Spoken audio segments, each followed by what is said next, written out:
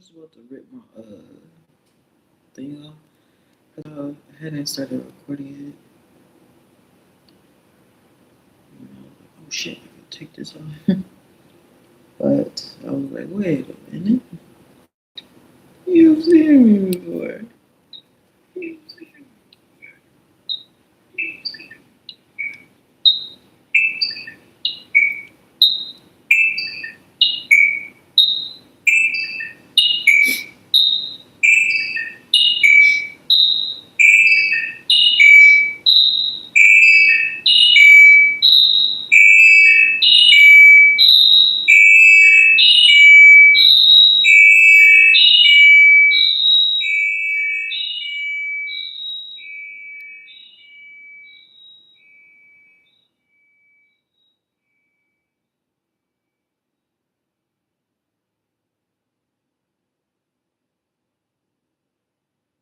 Hmm.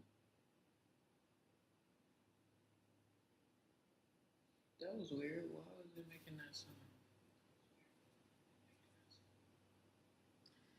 Okay, anyway, just checking the sound.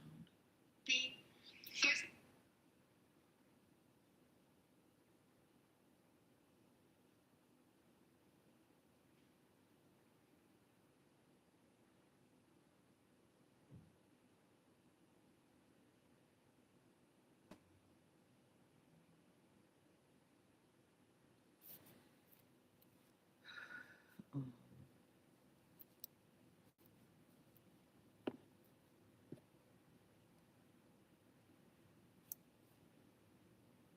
can you make me a screen? Like, don't make it look like an AI fake one. Like, just do something simple. Just simple black and just some like words, clear wording that you can see, and just kind of promote. The title it "Stop Suffering for Success,"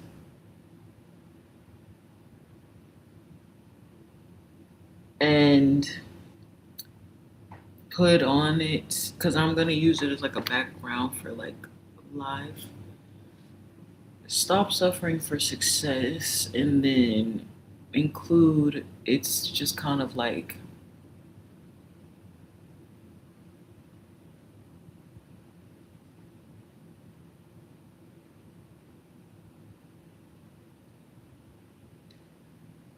and like label it as like a master class, like master label it mastering me class, master me class, like a master class, but mastering me class dot colon, and then have it stop suffering for success, and then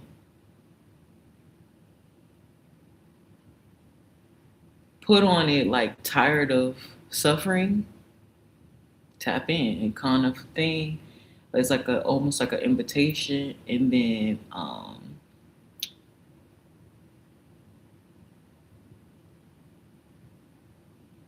don't know. Do you think it needs something else?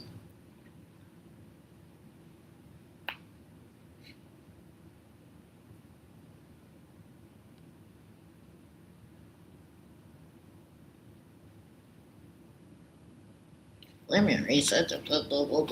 Shut up.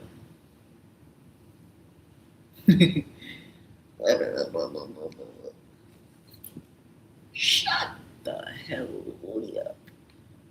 Shut the hell up. Do you see my chin? The hair is a little worn down today.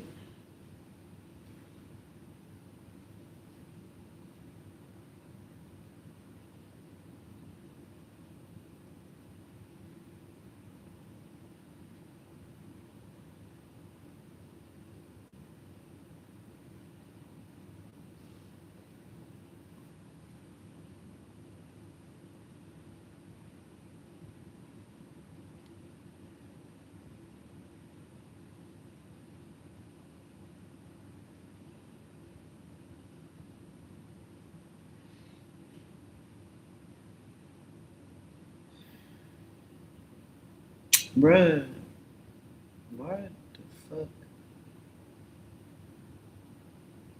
Man, this shit irritating as fuck.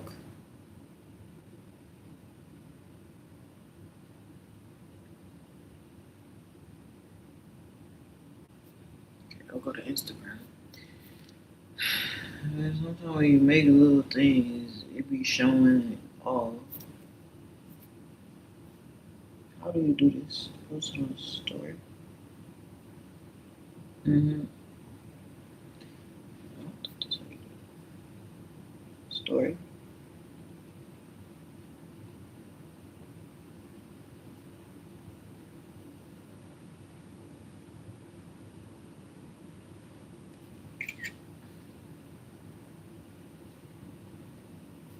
I don't know why she wrote that in cursive though. You can't see it. I don't think everybody listen. If folks can't read cursive, they got bigger issues. Stop my backpack with me.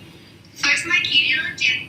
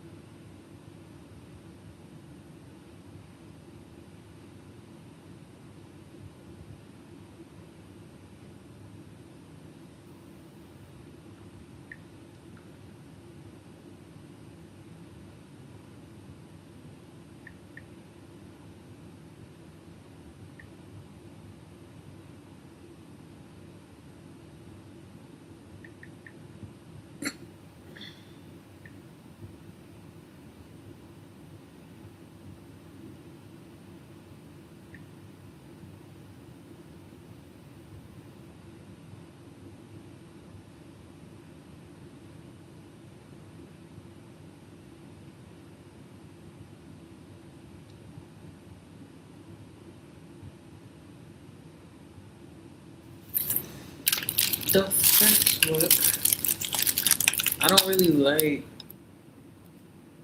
Ooh, ooh, that's fine. I'm just not cute.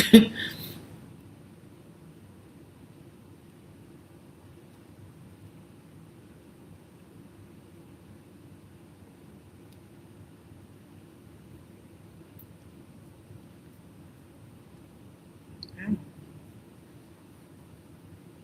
feel this may be a bit too tight.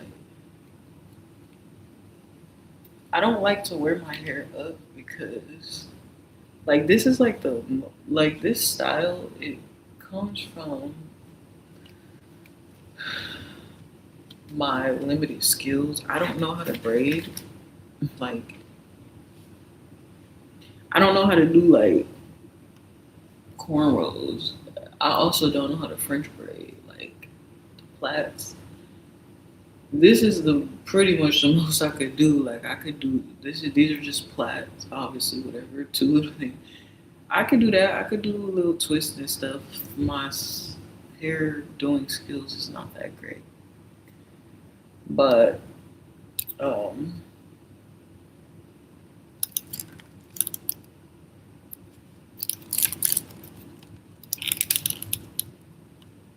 yeah.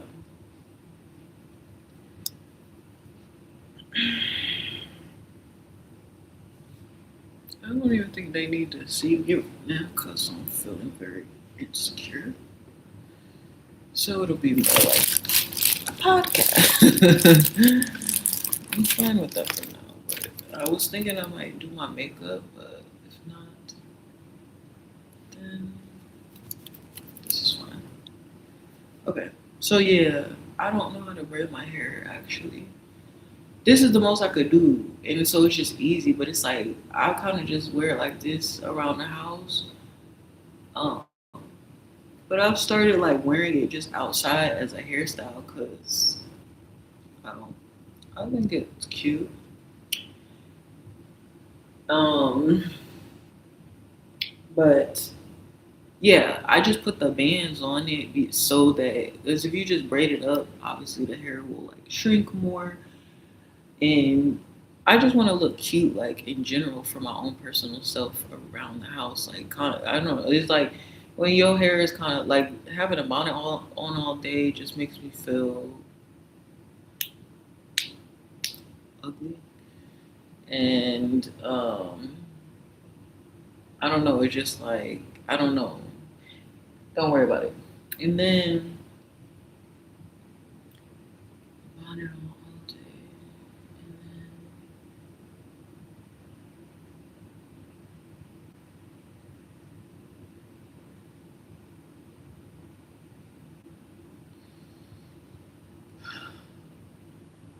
if I have my hair out and like down, it gets tangled, it gets matted, especially if I'm not going anywhere for like extended periods of time.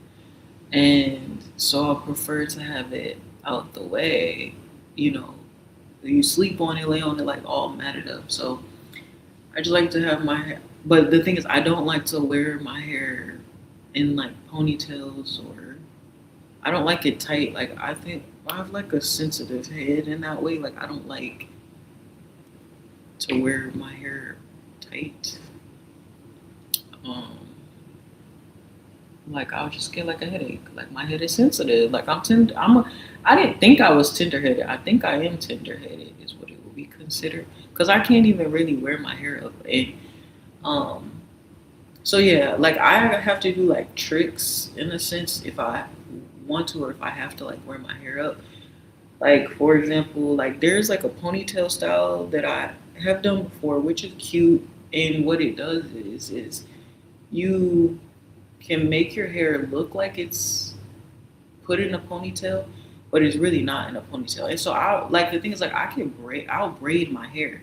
I don't like to wear like hair ties, and so you as you can see like this part is like there's nothing there because I don't like for my hair to be like tight, like you know, for something tight to be on my head or whatever. So you see, I like start them kind of like lower, so there's no like pulling or anything, but it's plaited, like it's braided under here, and then I just put the rubber bands on as like it's like a banding to like keep the hair stretched. And if I really, really, really, really wanted to go out and really, really, really wanted to take my hair out, and I wasn't gonna wear like a wig or something, ideally I could also take the bands off and then just fluff my hair out, and it'll be perfect to just wear out. And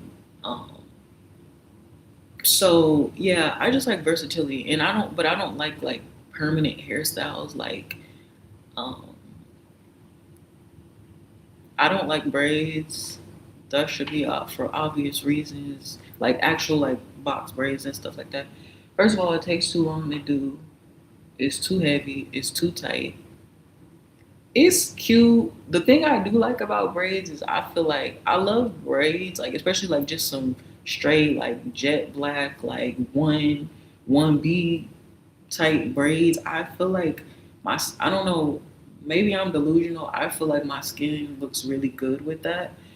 I don't know what it is, but I feel like with like really black hair, I feel a lot more confident to just wear braids and like no makeup. I feel like it's a cute look, but I love doing braids. Like maybe you could wear like little ponytails or like put it up in a bun, like half up, half down. You could do little like curls and so like I do like them. It's just like the commitment of it I don't like because then it's like I might want to do because braids is like that's something you gotta leave in for months because ain't nobody doing all of that for some hours just to uh take it down. Like no, I haven't had braids in years. I think genuinely the last time I had braids, and I actually did it myself. It was the first and last time I did motherfucking braids in my own head, like actual box braids. But I actually did like I think I did like 27 type, like honey blonde type of braids. It was fun. It was fun. It was a look. I have pictures, yes, videos.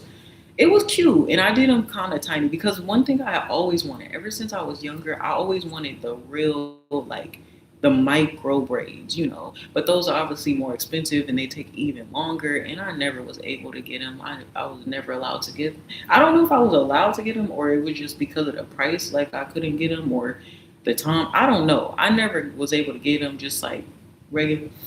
And maybe also that's the thing because it's three girls, me, and then I have two sisters, and I also had a brother. Well, he wouldn't be getting braids, but I did have a brother who he had long hair, as well. Well, he just had long hair, okay. And I had another brother, but he had like the fade cut, okay. But so what I'm explaining is that my mom was responsible for doing four kids' heads. So obviously my brother would not have been getting braids in his head, but in terms of the braids, like when three girls are all get, it wasn't just me, so three girls getting their hair all done on the same day. It was not just about the micro braids, the mini braids. You want them, but my mom, in her mind, she's knowing she's gonna have to be help take those down, or we're the ones that's gonna have to take those down. And we already, well, for me, it's already a struggle just to take down the regular box braids. So it's like, you really think you're gonna sit there and take down all the millions of braids? Like, no. But it was because it was like then at the time too. This was before like I ever like really was able to wear wigs or anything like that. So obviously the braids, they're so small, it can give the effect of almost looking like your hair is down. So of course I wanted that or whatever. Anyway, was never able to get them. Still have never technically had them. I tried to do something similar on myself, but even the braids I did, they weren't really super, super, super micro. But they were the smallest braids that I ever had. But yeah, it took a long time to do, and I never did it again. But that was in like I think 2018 or something like that. So it was a while ago.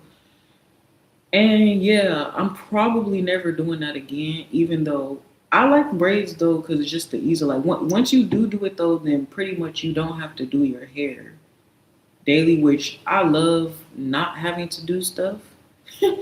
So it's like that's pretty nice. Um, Low maintenance, but it's the commitment. Like I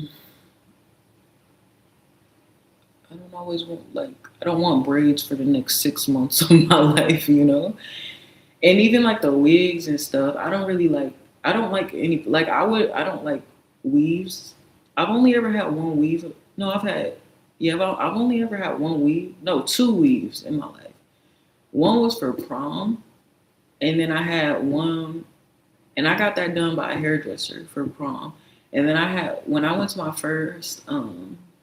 I told y'all the other day I went to a bar mitzvah. I believe that's the one for girls, like for Jewish people. And I haven't gone live yet. Yeah, my mom tried to do a weave on me then, and we'll leave it at that. Bless her heart. But I wouldn't have been able to do any better. She did better than I could ever do because I don't know how to cornrow. But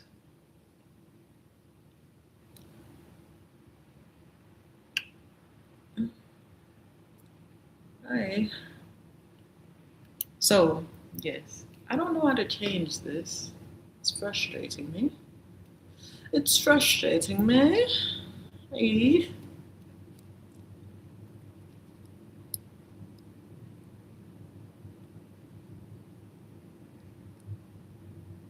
Ay.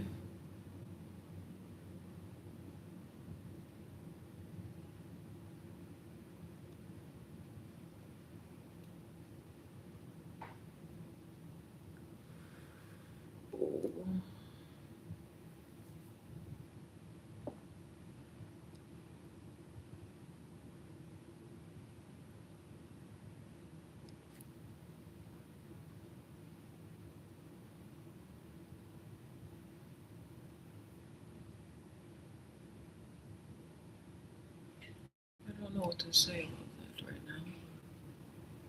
So I will leave it as it is. Okay, so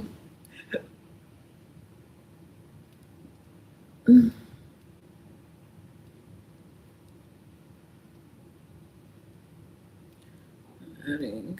Oh, I don't even have enough room. Oh, huh.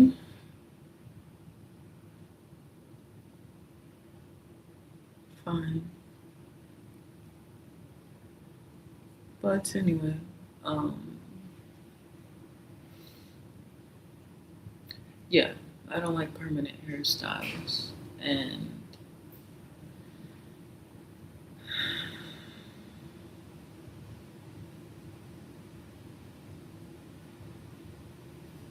so this is the best that I can do. And like I said, the banding is just for stretching purposes, but I like that. I don't like to glue down my wig or nothing. I just like to be able to take it off. And yeah, so this helps me be versatile because I could throw my wig on over this if I just really wanted to go out, but also I could just go out just like this. But also, I can take these bands off and then I could just wear my hair out. So it gives me like more versatility, which I like. We have some serious discussions to have today. Hello, everyone. Thank you for joining. Today, we will be having our first Mastering Me class. It's a master class for restoring power and connection to yourself and therefore for humanity. We will be discussing a variety of different topics, and I will be utilizing personal experiences, sharing stories from my life. There will be interludes of singing, possibly, maybe.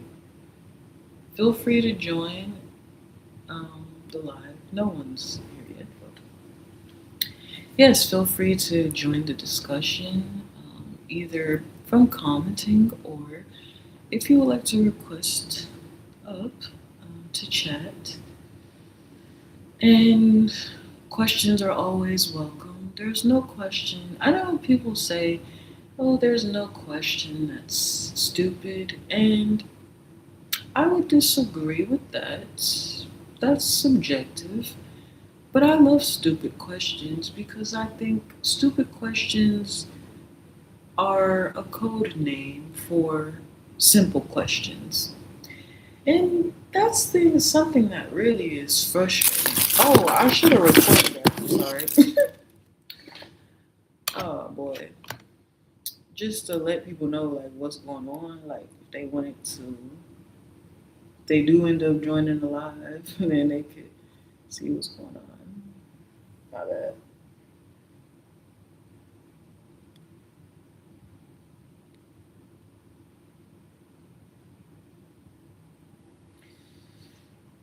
Hey, technical.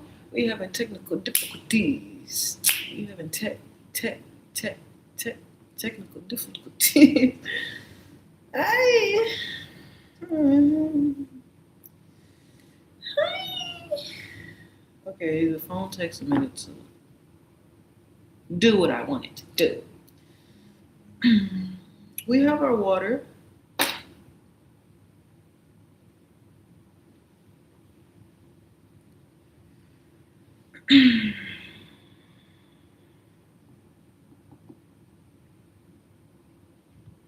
I foresee a water sponsorship in my future because it's my favorite drink. Like, what? That's what I foresee. Um,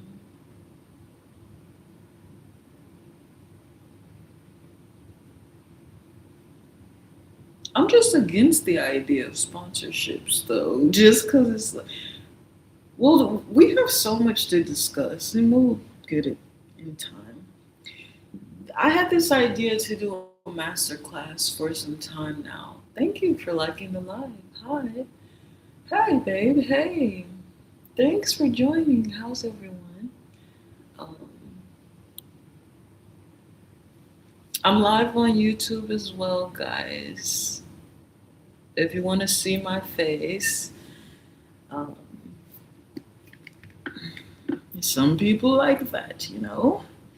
But anyway, yeah, I've had this idea for a while, for a little bit to do it, but I was planning on actually, writing things out and scheduling it and like coming up with, like really planning everything out just because that would happen. Yeah, you can't see my face right now. But I was saying, I'm live on YouTube and my face is on YouTube. Not saying that you have to go to YouTube, but just this TikTok is more of a podcast style at the moment. Um, we're still getting started. Technical difficulties. But anyway, I've had this idea for a little bit, but I was planning on like planning things out and writing things, and I had ideas even for, you know, basically everything that I said now, and I'm going to repeat it again so I can make this video, but also I was going to be doing like writing exercises, like creating my own like healing exercises that would consist of like journaling and like different kind of self-reflections and stuff. So I was going to really like prepare those out so that people could also follow along. But we will still do that anyway. And instead of planning, because I've been reflecting, and I just feel like I've spent too much of my life planning, so much overthinking, so much what's the right thing to do, so much in the thinking. I'm a chronic overthinker. It's the thinking that has really harmed me in a way because it often leads to inaction and you start to fall into perfection and you start to consider, is am I even good enough? Like, is it am I ever going to be ready? Is this even good enough to show? And it's like, when you really care about the things that you do, you never will feel, to me, you will never feel ready, because it's like, I could always be better. I could always do more. If my goal is to put myself out there and to provide something to the world, to help the world, and to for not just, it's not just for me, but it's for other people, that it may help people. I only want to put out the best. And it's like, if I judge myself by that standard, I will never put anything out, because there's always room for improvement. There's always things that can be better. There's always things that can, you know, work better. But it's just like, the more time you spend planning, the less time you spend actually doing. And I've been living in the illusion for so long that planning was actually doing something. Well, all it was doing was hindering me from doing anything at all. So I'm trying something different, of just living intuitively and just working from what I know already, and even showing in real time that sometimes you don't always have the answers. Sometimes you don't really always know the next step. Sometimes everything isn't always planned out. But you make more progress when you try something and then you fail and then you learn from the experience. Because I'm starting to take note of the fact that I've been planning my life and I've been understanding myself and trying to understand the world all in my head. And I haven't done much real world practice. I haven't put a lot of the things that I've been, you know, thinking about and like refining. I haven't put a lot of it into real world practice. And I believe it's time to do so. So, oops. I really hate when that happens. There's a stupid button on this phone that if you hit it, it's literally going to trigger the camera. Like, I don't get that. Anyway, um, yes, it's time to stop planning and it's time to start doing. So we'll give it a try and see what happens. And so it's like a class, but um, to me, I really envision like a seminar.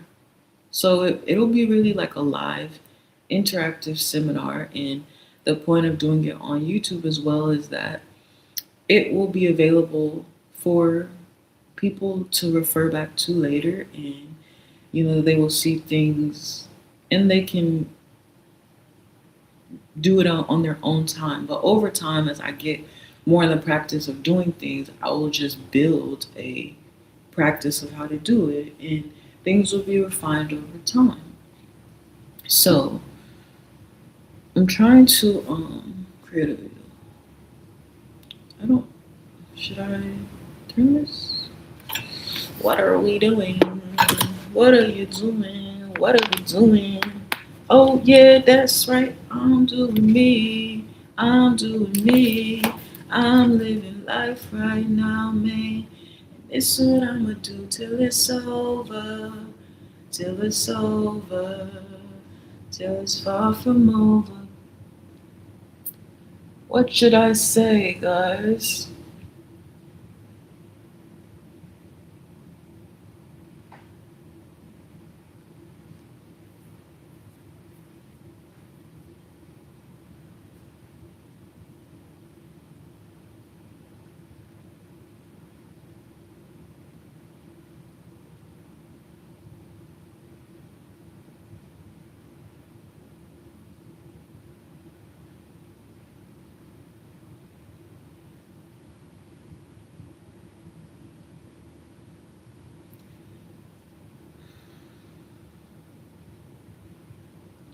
I'm tired of suffering for success. Let me look at the camera. I'm sorry. I'm tired of suffering for success. I am ready to move into a world, into a life where I succeed by rejecting suffering.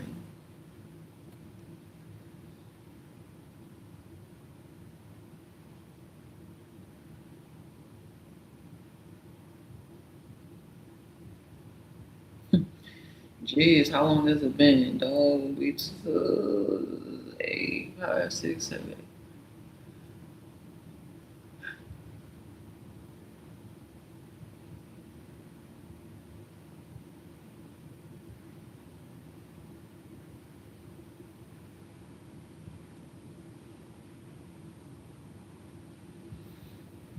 I'm even more tired of confusing pain and pleasure.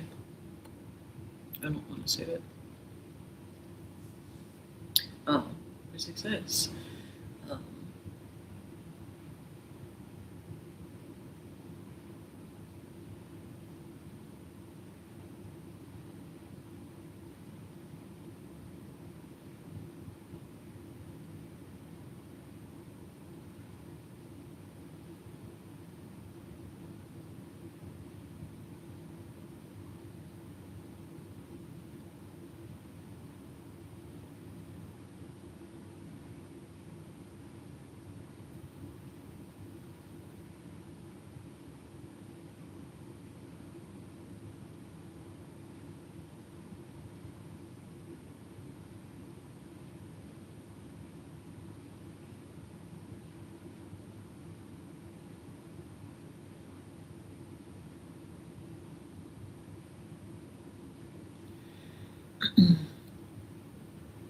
I've spent the majority of my life believing that if I suffered enough, then it would pay off. That if I sacrificed enough of my happiness and my comfort, that it would lead to some kind of reward, that it would all make sense. And truthfully, that hasn't been the case. The more that I've given of myself, the more that I've compromised on my desires, the more that I've sacrificed my own health, my own life, my own well being, just for pennies on the dollar or for, approval or for validation. I've only been left with nothing and the remnants and the aching feeling of nothing but pure shame and guilt.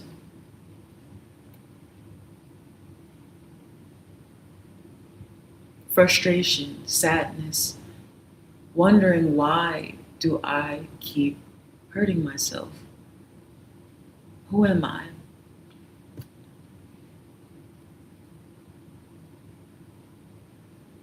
A question I'm sure many, a question I'm sure that many of you are no stranger to. But it's a question that, because of the lives, a question that I'm sure many of you, sorry, a question that I'm sure many of you are no stranger to asking yourselves. But it's also a question that we don't often have the time to answer. And it's ironic because it's the most important one. It's not optional. But because of the hustle and bustle of life, and because of a system that requires us, that forces us to consistently bypass who we are, what we want, for what we have to do, who we are told to be, we never get the chance to answer it. So we spend our lives lost and confused, waiting for it all to make sense. And instead, we just get comfortable with the fact that none of it makes sense.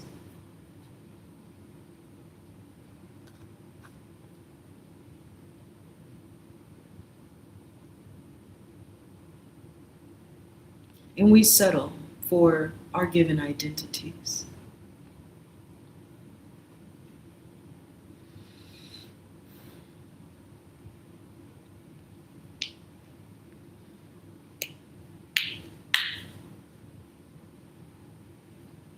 But that question, who am I? It's one that I've never been able to stop pondering. And it's one that I can't afford to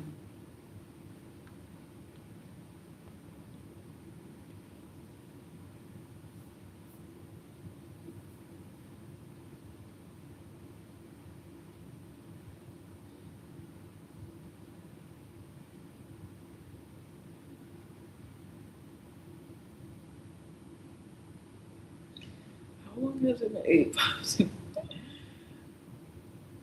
I would say that's fairly accurate.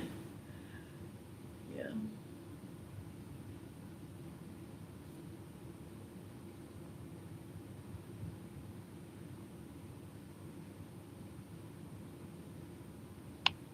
Who am I?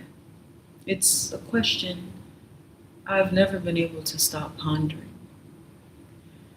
I have spent about 15 years in meditation, doing journaling, hopping from religion to religion, over 100 jobs, 6 different colleges, several different relationships,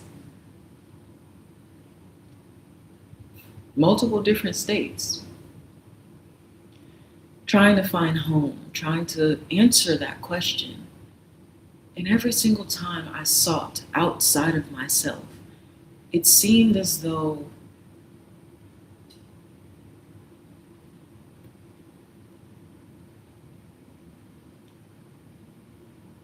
I grew further away from answering that question. But those experiences that I had, they were not in vain. They were refinement.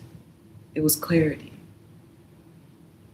Showing me my limitations and showing me my, what's the opposite of limitations? Limitations. Um, Showing me what I was actually capable of. I used to confuse my trauma even with who I am, thinking that it made me who I am. And it was a few years ago that I came to the realization that my trauma is not who I am. It didn't make me who I am. Who I am is the reason that I survived my trauma, the reason why I was able to transform the pain that I've endured into power, into pleasure.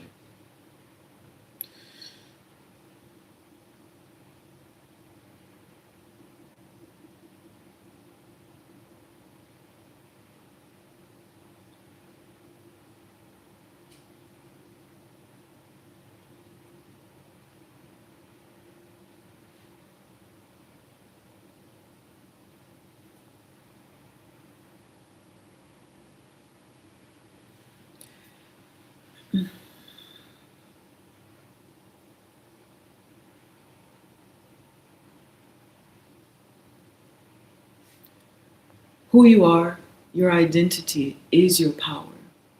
When you know who you are, you know what to do. You don't have to consult anyone else. You don't have to delegate outside of yourself. You don't have to wait for validation. You don't have to wait for approval. You just act and you live in alignment with who you are. So I believe I can help others do this.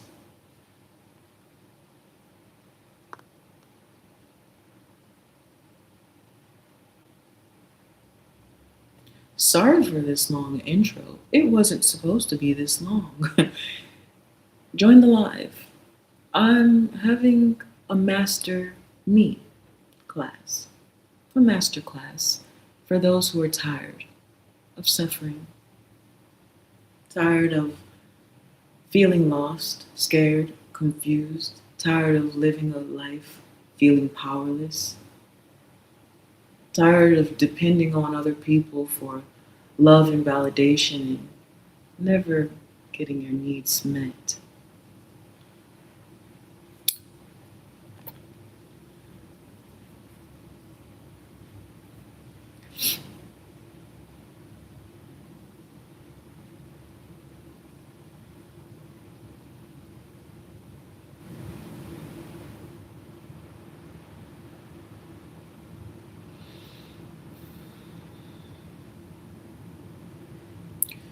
Okay,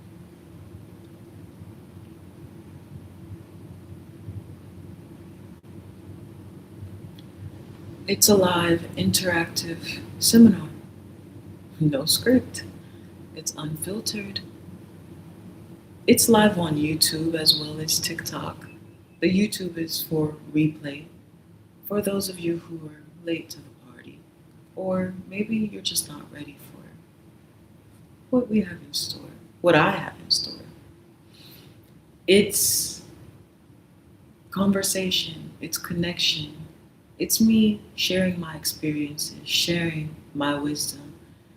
It's providing you with the tools for you to be able to harness your own power, to know who you are.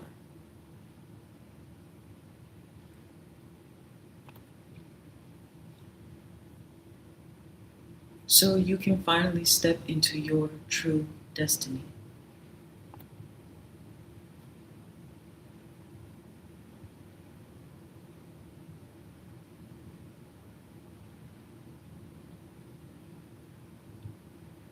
It's fun. In addition to storytelling, there may be some singing, some critiques of our life as we know it. Feel free to join up. Feel free to comment if you want to chat. Feel free to ask any question. There's no question. I always do that to myself. Yes, there are stupid questions, but I love stupid questions because stupid questions usually are the simplest questions. People consider a question stupid usually if they believe it's something that you already should know. One of the foundational aspects to my healing journey has been not knowing. is the removal of my ego and simply just admitting when I don't know the answer, or even more, deciding that I don't know anything at all.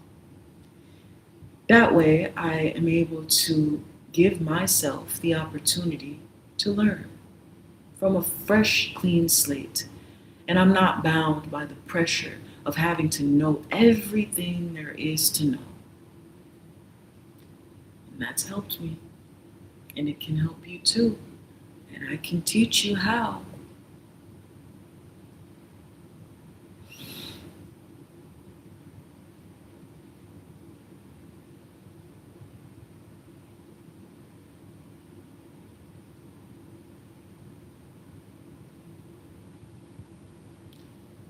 Everyone is welcome. Everyone. That's it. Everyone's welcome. Um,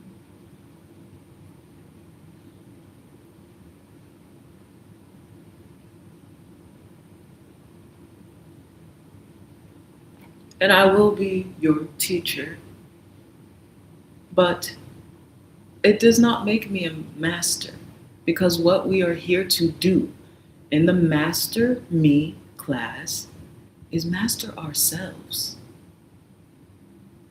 I am a master of me, and I can provide you with the tools to become a master of you.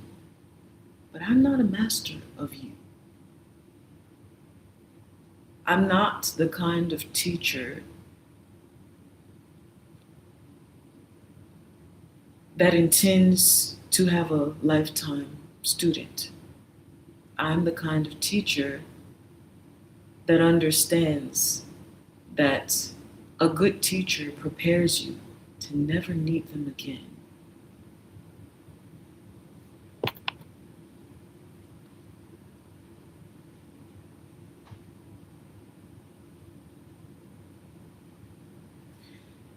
I may have also missed, I also forgot to mention, maybe, there will also be healing. We'll be journaling, possibly. There may be healing exercise that I have crafted, that I have created for my own personal healing journey that I will also be sharing throughout the different master classes for individuals to do at their own time, at their own pace. Whenever you're ready, join the line.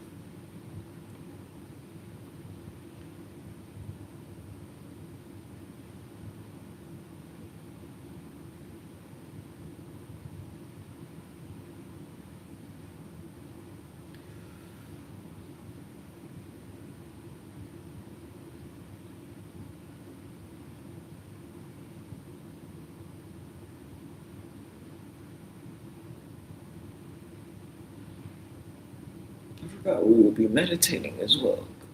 That's necessary.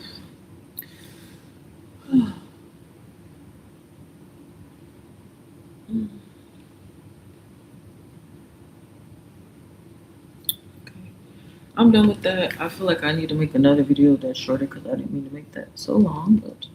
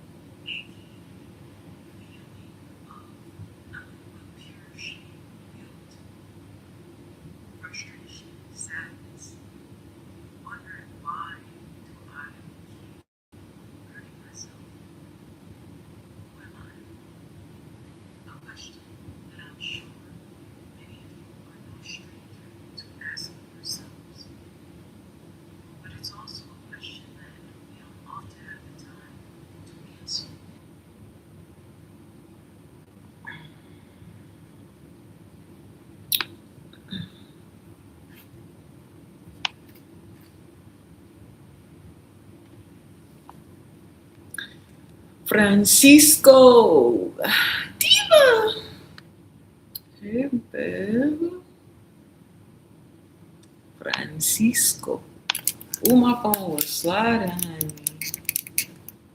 I'm sorry, did I miss that? Oh, sorry. I was just about to accept. Where'd it go? Yeah. Sorry, I wasn't paying attention. Boy, come back. Hi, babe. Oh, please turn it up. Oh, sorry. Is it? Can you hear me? 6. Is that what it is? Are you tired of suffering? Join the live. I'm holding a live, interactive seminar, a masterclass called the Mastering Me class. Today's topic: stop suffering for success.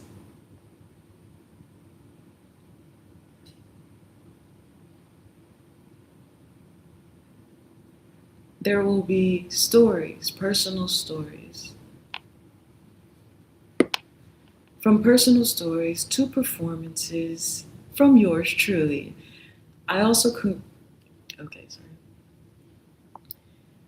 There will be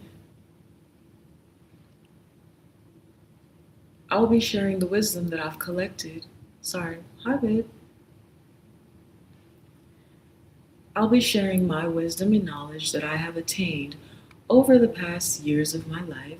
There are healing exercises that I have personally created to help and assist and guide me through my own healing journey that I will also be sharing with everyone. There will be personal stories from me, performances just for fun and connection. And it's about freedom of expression. It's about feeling comfortable in your own skin, learning and understanding your purpose in this world, answering the question of who you are, and honoring your difference. What makes you special? Because your difference is your divinity. And I want to help you figure that out. It is unscripted, so there will be errors. I don't know what I'm going to say from one moment to the next,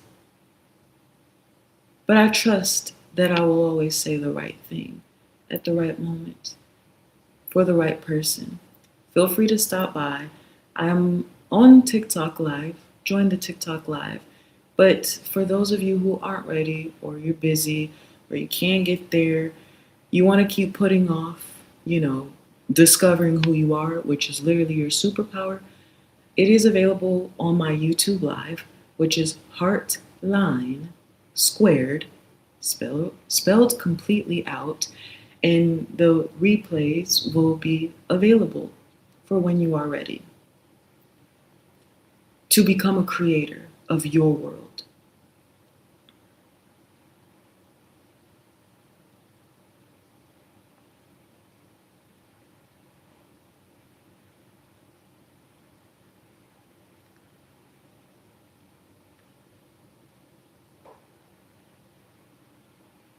Thank you for liking the live, honey.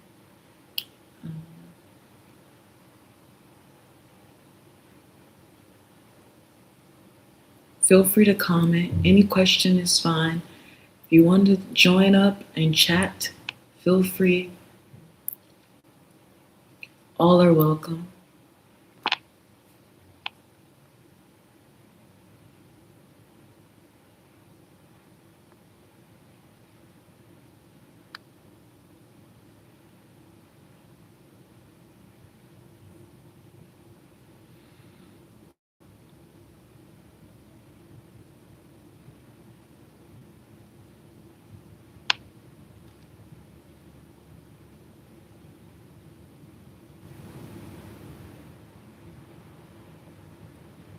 All are welcome.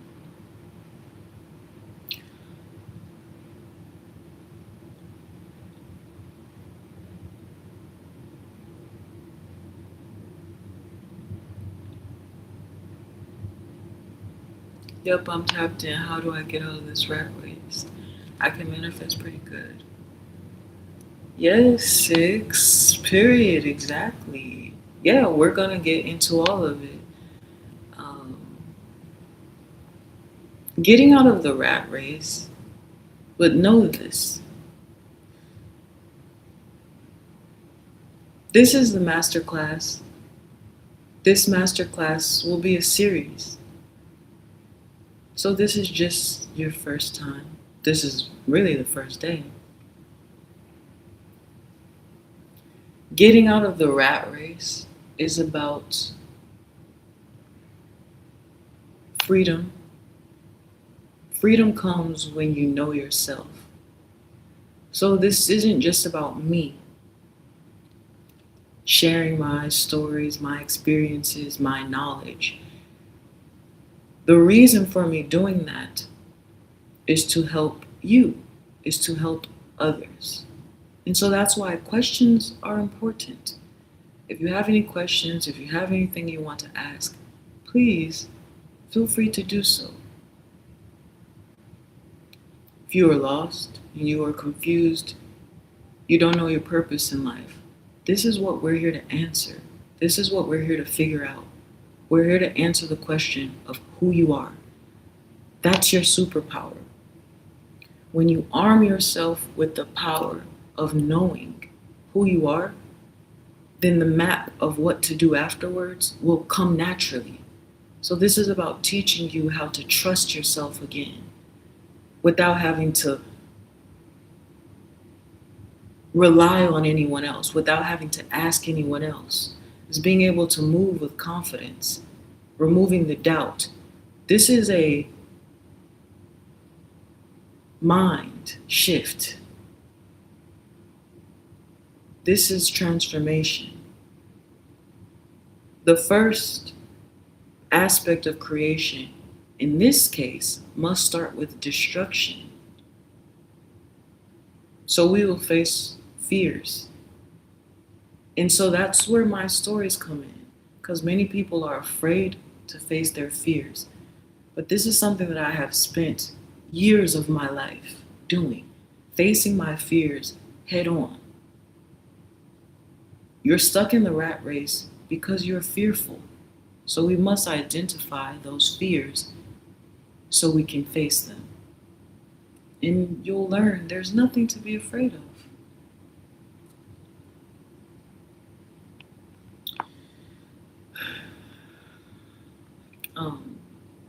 There was something else I was supposed to say. Yes, and also, at the same time, I am YouTube Live and I'm recording videos as well. So there's a few things going on, but let's do this.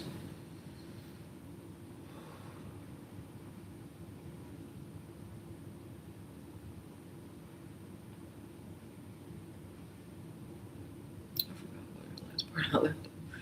Um, so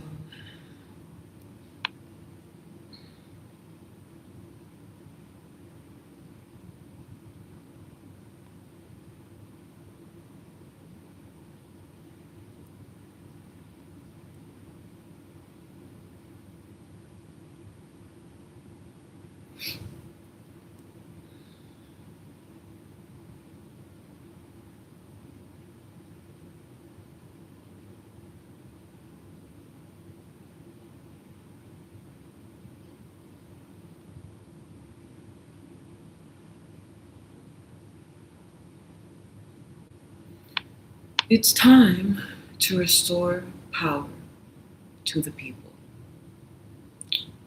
Are you tired of suffering? Join the Live. I'm holding a live, interactive seminar, a masterclass called the Mastering Me Class. Today's topic: stop suffering for success. I'll be sharing my wisdom and knowledge that I have attained over the past years of my life. There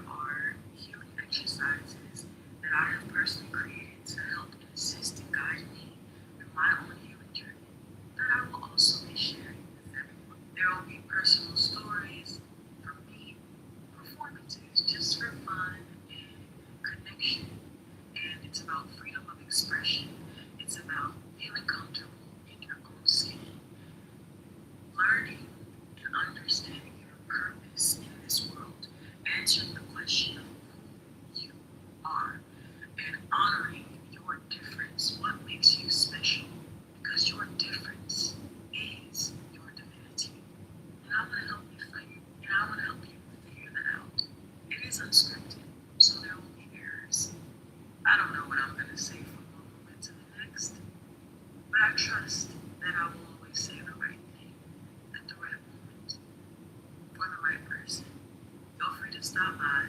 I'm on TikTok Live. Join the TikTok Live. But for those of you,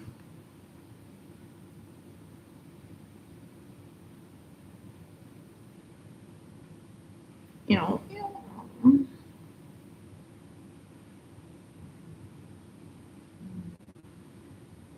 good enough. Right.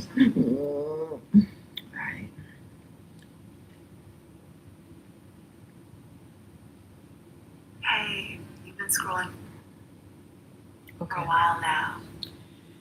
All right. So, what I wanted to initially share, I was thinking of a story, and oh, okay, we got that out the way. Okay, that's good.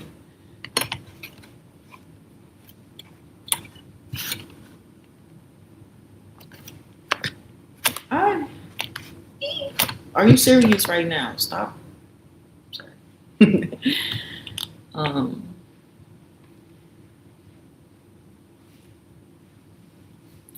So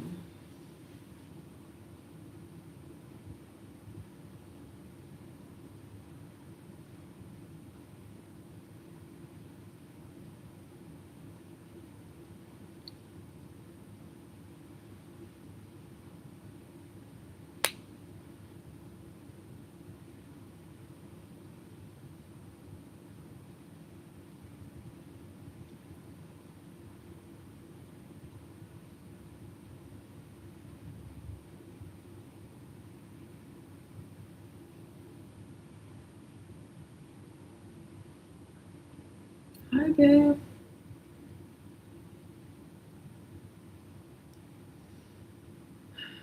Sorry, I was having a meditative moment there. Um,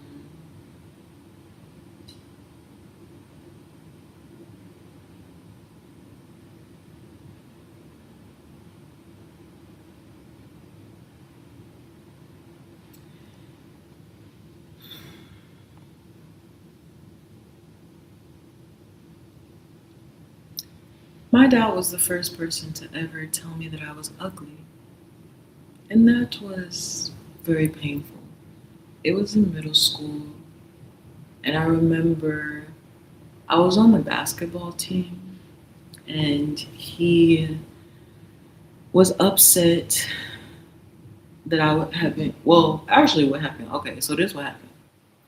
So I was on the basketball team, and I think I was in eighth grade, and I wasn't really good. Like, I went to a small, fairly small school, and so and it was predominantly white. So there weren't. It's. I mean, that's not like a factor, but there weren't like a lot of girls like rushing to join the basketball team.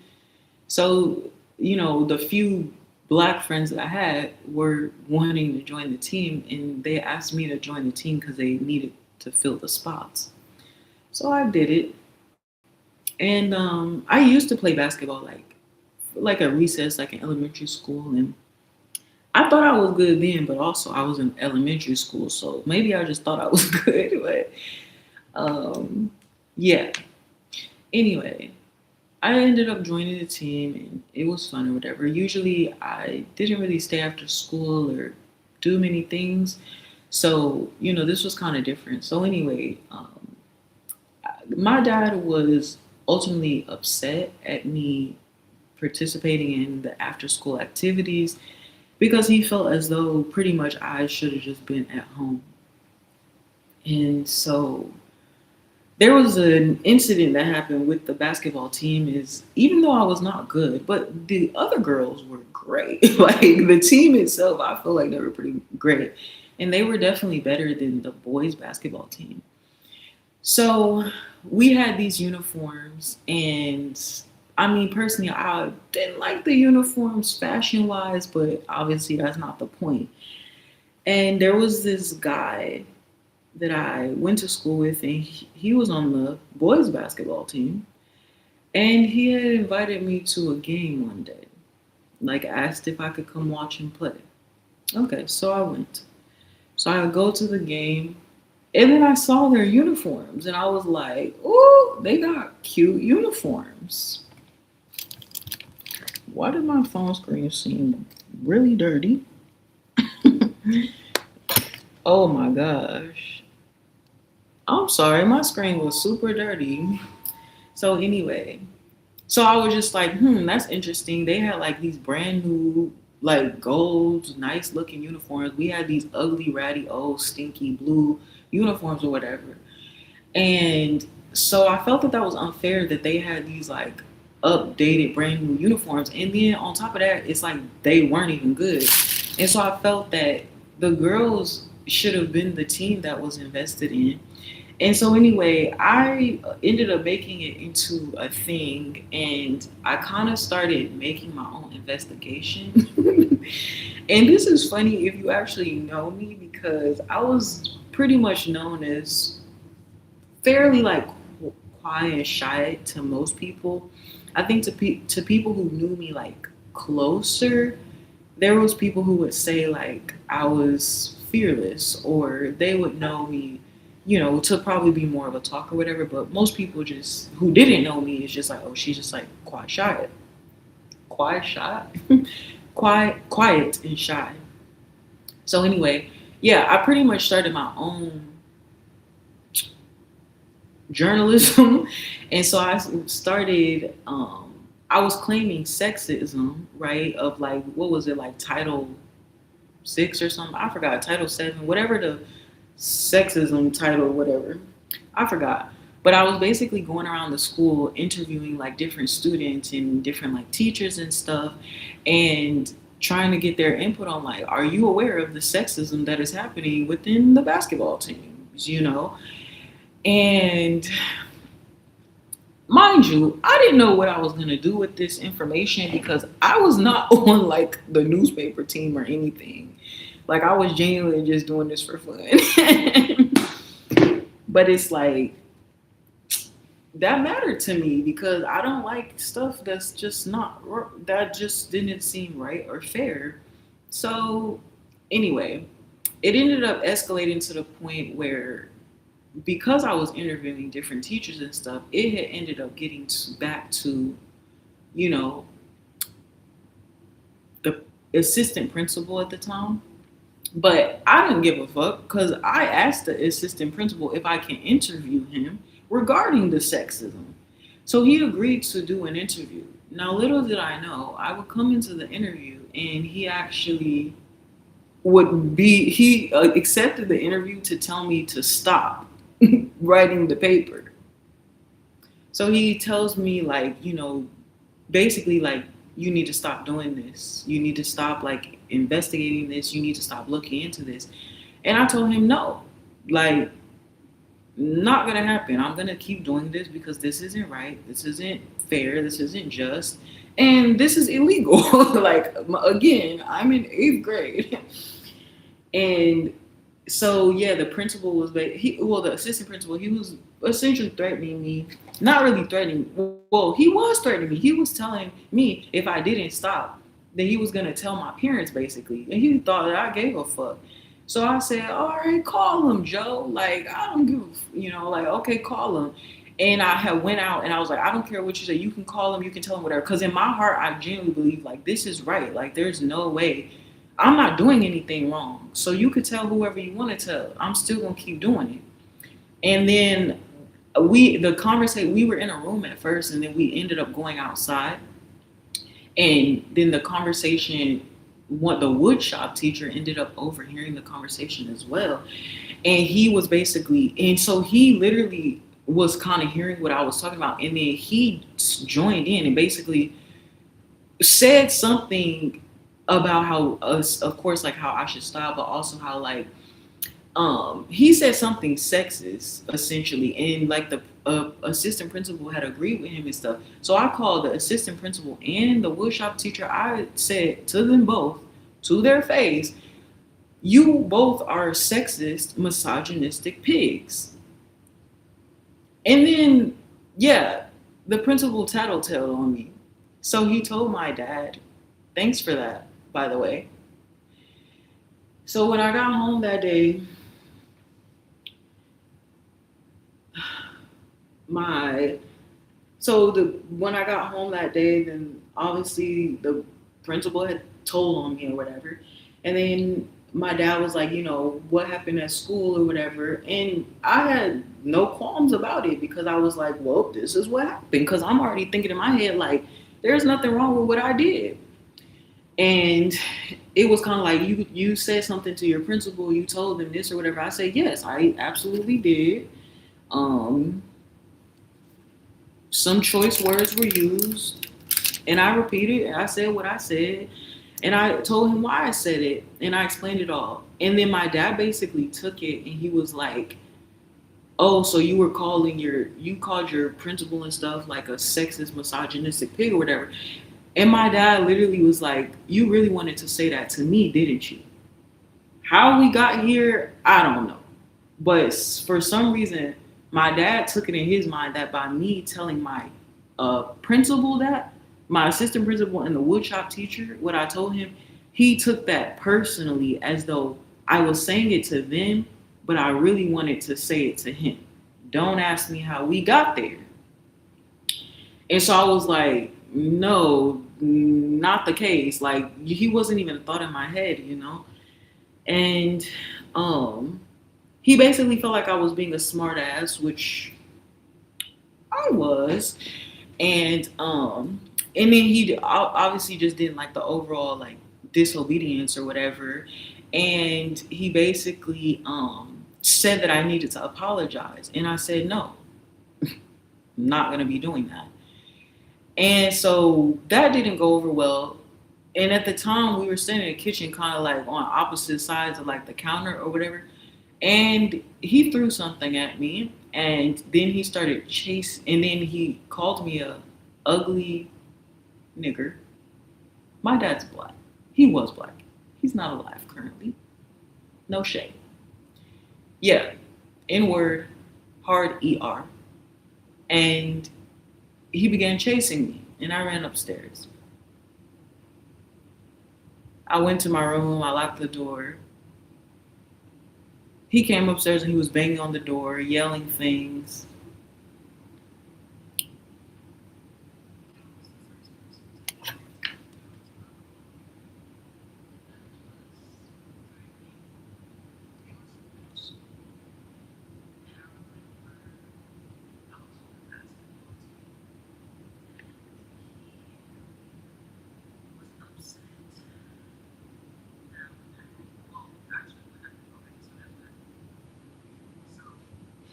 And now I think about it, he wasn't only the first person to call me ugly. And the fact that I went to like a majority white school, but my dad was also the first person to call me a nigger.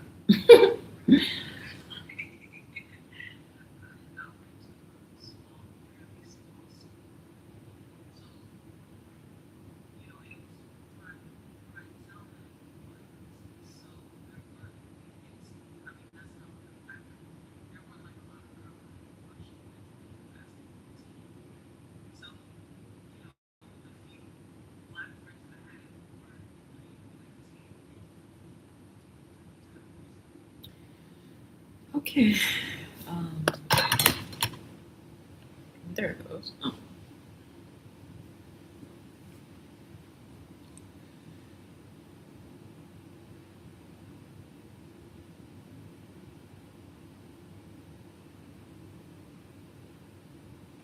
My dad threw me. Um,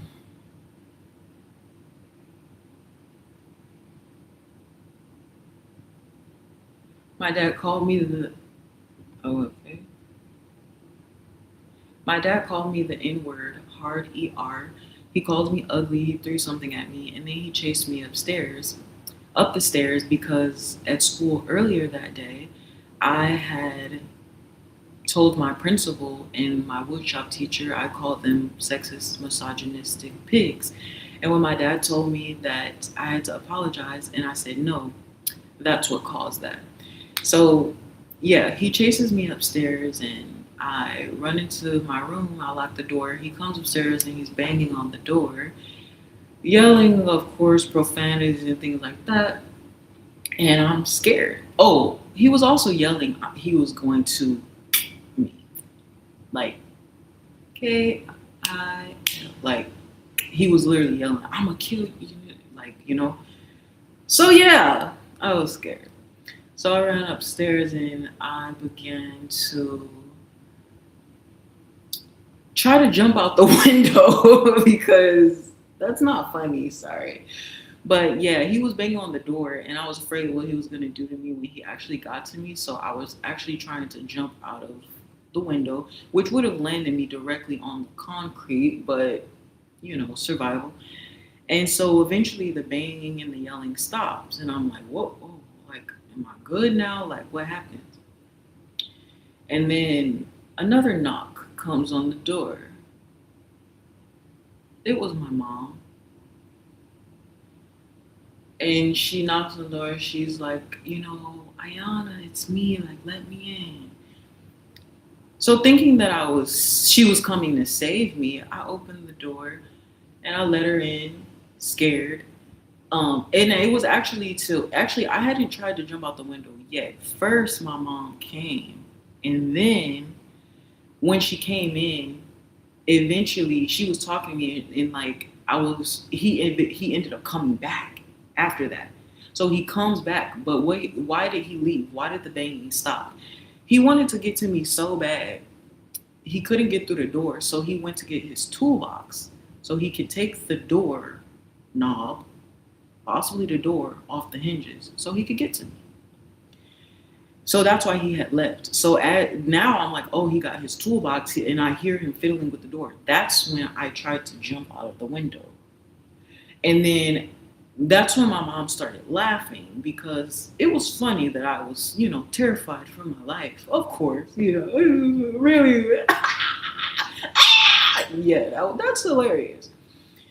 So she's like laughing that I'm trying to jump out the window, and she just like, just apologize to him, to my dad.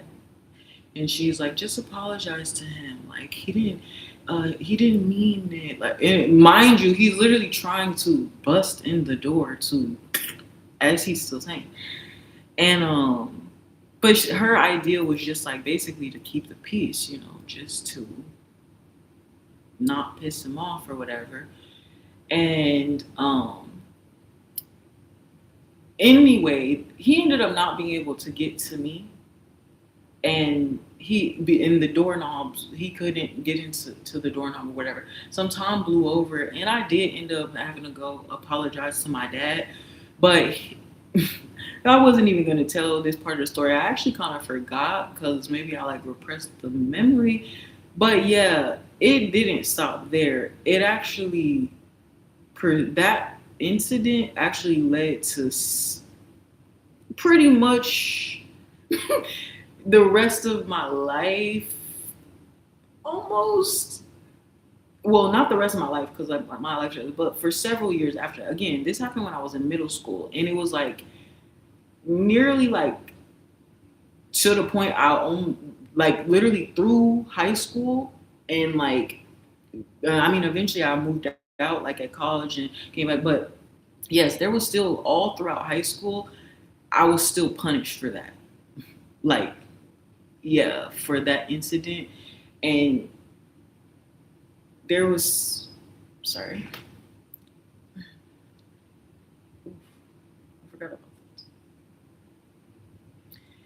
It became a big thing of like me being like called me being called like a feminist, and I would be made fun of by my family members to be a feminist. My dad pretty much weaponized all of my other siblings, or like most of my other siblings stuff, against me. Yeah, so they would do things like have like family time or whatever, like the rest of my family, which I had 4 other siblings. They would like, for example, like get together, go into my parents' room or something and like watch movies or something. And I wasn't allowed to close the door. And so I would have to listen to them like talking about me and basically just like making fun of me and stuff and just like enjoying time without me. or enjoy, like they were allowed to like be together, and I just kind of had to be alone in my room, and I would just read or write. And yeah, so yeah, that would continue for a long time, and it really just never got back on track after that. And yeah, he was kind of always upset about that after. So it was a big thing. And then it was like that whole like being a feminist thing. Yeah, I was severely punished for that throughout the rest of my. Okay, severe. I mean, I feel like that's a fair term. Like,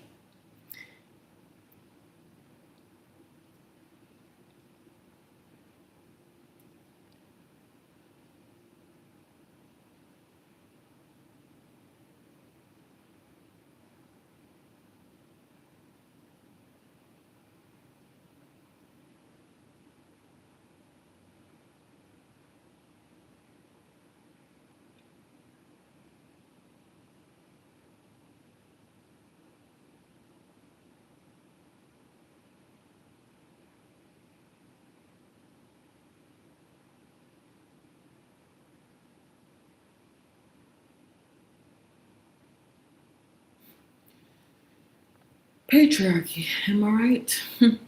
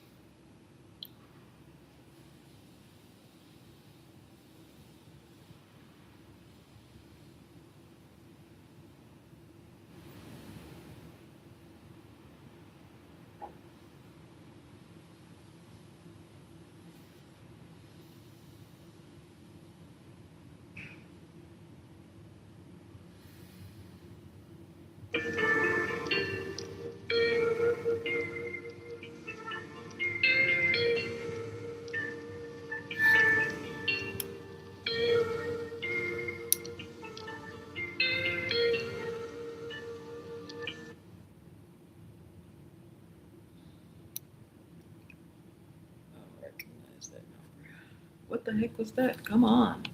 Aye, aye, aye. Okay, good. Lucky that wasn't recording. Um,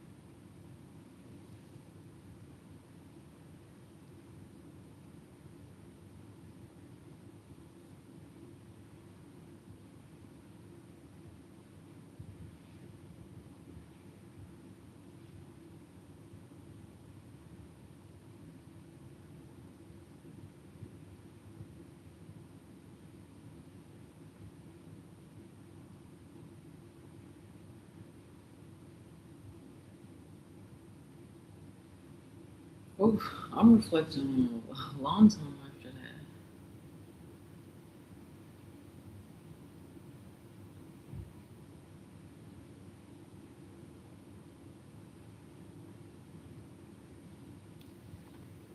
That's a very painful memory, I'm realizing. And I've shared this before, but then I kind of like took it down. But then I felt like I should share it again. But I don't know, for some reason, it's hitting me very hard today. But that was it was definitely a difficult situation, and it impacted a lot of areas of my life. It was very hard for me to feel pretty after that. It was hard for me as if it wasn't already. But my expression had already been tainted in a sense, which would explain like the so called me being quiet and shy. Just like the constant fear of, am I saying the wrong thing? Am I feeling the wrong emotion? Am I, you know, acting the wrong way? Like it kind of turned into constant self policing and self correction just to try to avoid judgment or punishment.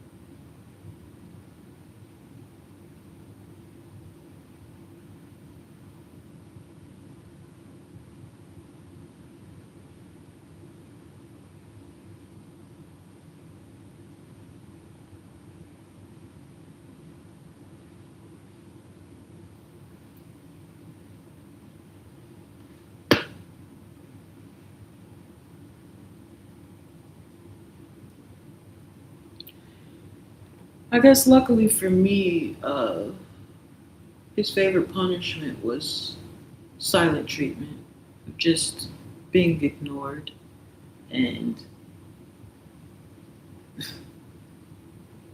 him just pretending like I didn't exist, like I was invisible.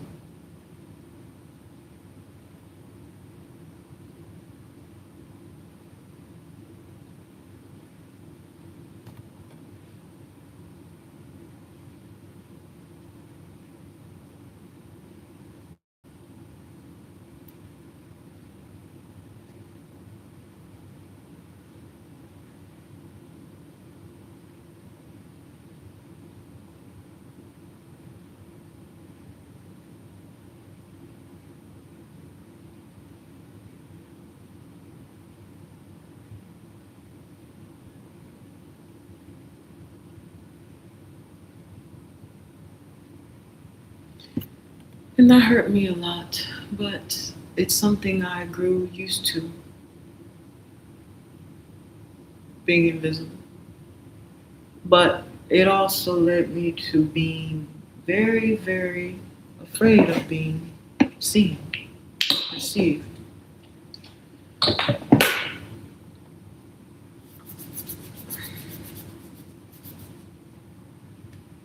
Because it just wasn't something that I was, or it's not really something that I'm used to existing, mattering.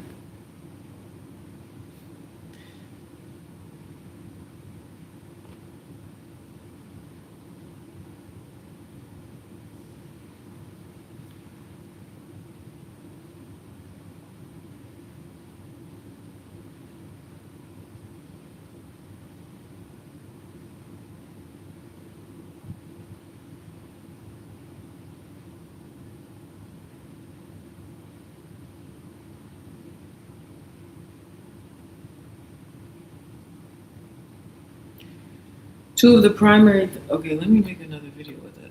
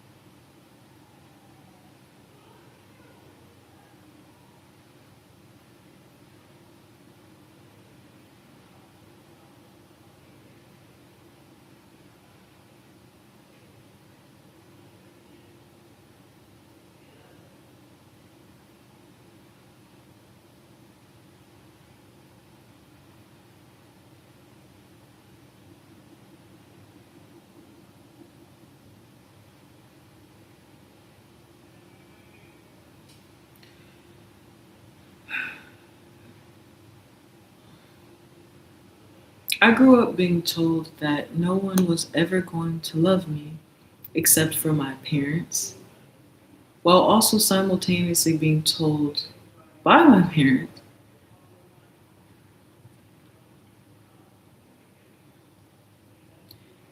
I grew up being told by my parents that no one else. Okay. I grew up being told by my parents that no one was ever going to love me, while simultaneously being told by my dad that there were things that I could do to make him stop loving me. So this was a conflicting message, and it really skewed my whole idea on what love is, and it really made me believe them. I believed it.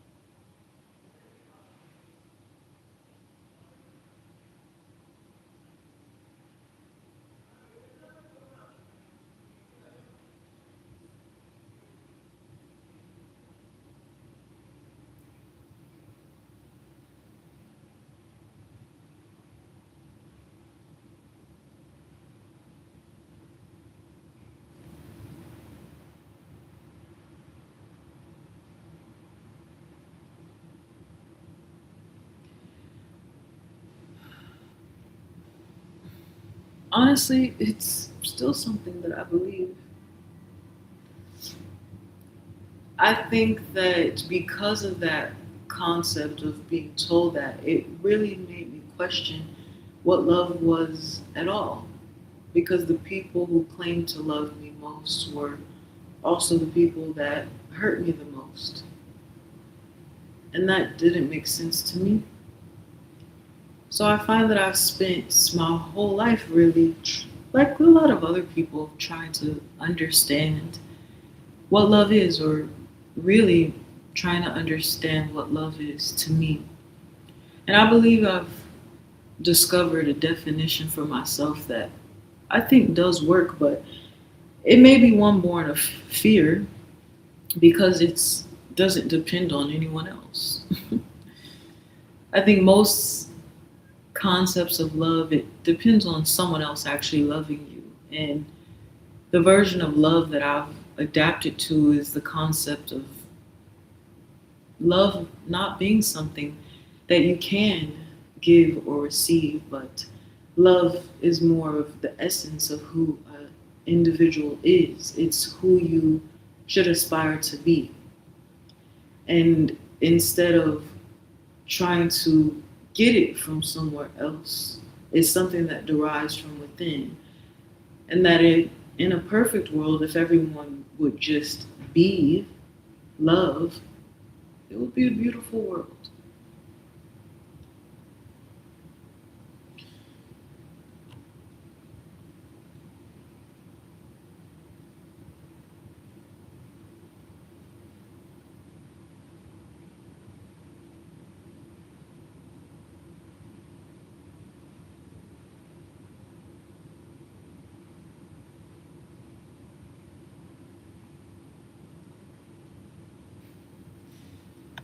I believe that love, the opposite of love, let me redo that.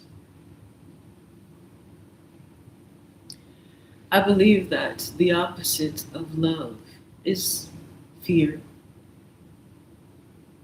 because that oftentimes seems to be what stands in the way. Fear is something that I've had to face in many different ways, head on. And I find that the more that I've faced my fears head on, it has allowed for what I believe to be love to exist more within my own life. it just helped me be able to recognize it more within myself.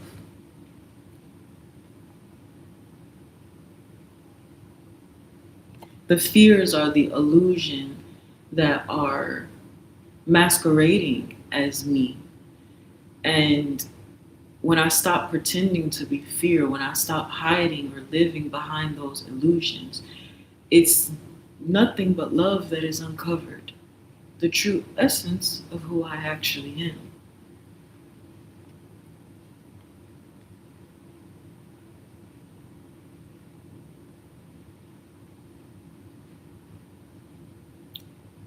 So to me, love is the antithesis of fear. Antithesis is my favorite word. So I use it a lot. You should look it up if you don't know what it means. That's a word of the day.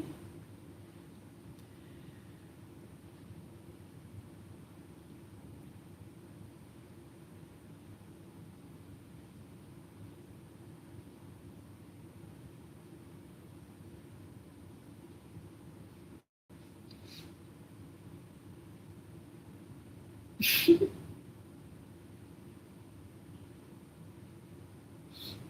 think I'm gonna.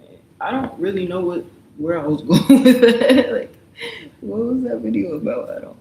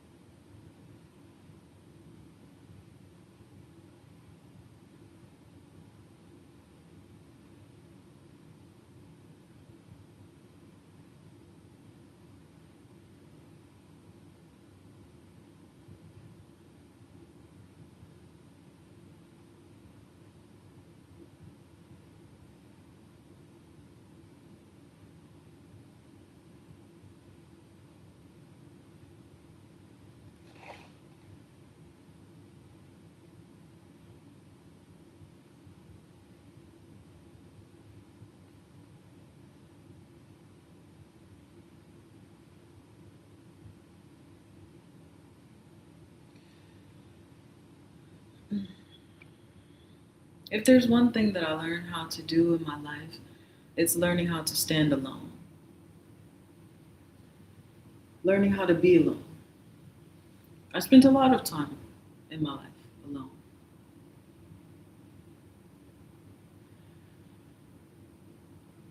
I remember this one time when I was in high school and I was riding the after school bus, which was severely packed.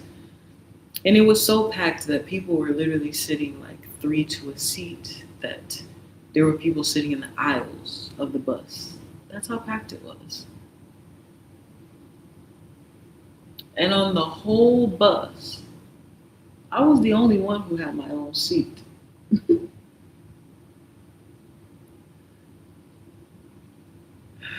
I don't know why this story is on my mind right now. I really don't care to share it, but something tells me that I need to, so I'm trusting that.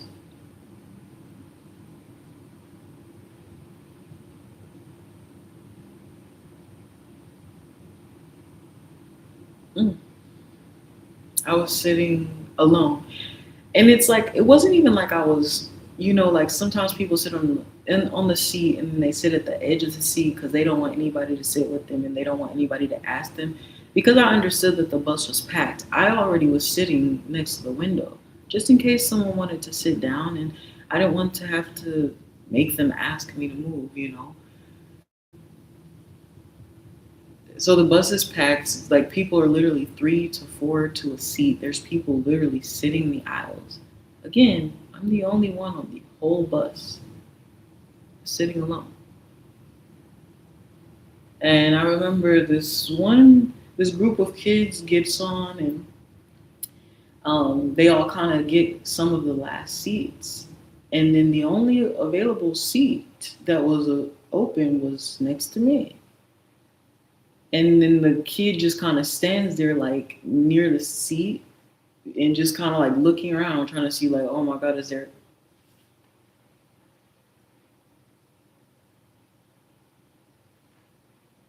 TikTok is being updated. Try again later. Are they serious? Okay. They just logged me off.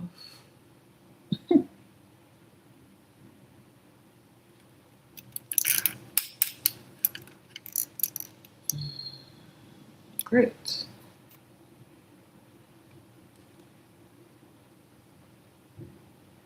TikTok is being updated. Is this for real? Bruh.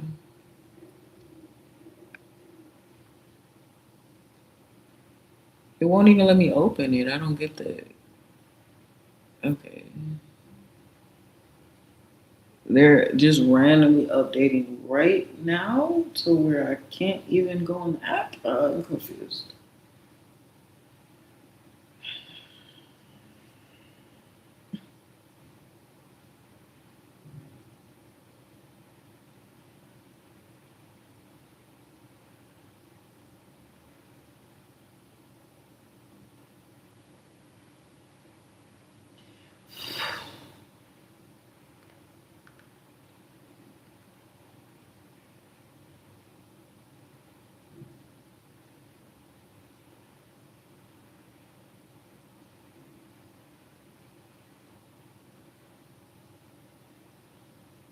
Is there like, is this actively showing? I'm confused. I'm confusion. I'm confusion.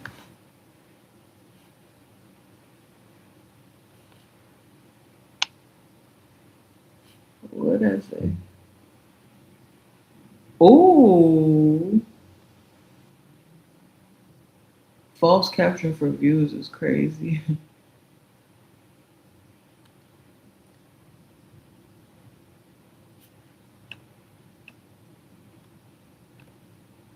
Yes, I did a clickbait title. Bite me. Only princess that touches platform. Listen, These hoes I are wouldn't my have to make question I is, wouldn't have to make a clickbait title if you guys had attention spans and you could recognize greatness before your eyes. Do we understand that? Wait, uh, did they? Uh, okay, they erased that whole video. So, if there's one thing that I know how to do, it is stand alone, and it is my life experiences that have taught me how to do this. So my family was one example of teaching me how to stand alone, as my parents were actively unwilling to guide me in most parental ways. I found that more of my life I was literally begging to be raised. I was begging for guidance from my parents. Most times when children are children, especially when they hit like their teenage or like kind of even into like the college years, like young adult years, most people are kind of like, oh, but parents don't know anything. Like, what do they know? And whatever the case is, just kind of questioning, feeling, oh, my parents don't know anything, and kind of like they end up like eventually alienating from their parents. And I feel like I was backwards, where I was like, no, like, oh, I should have started this differently. Hold up, sorry, I got you.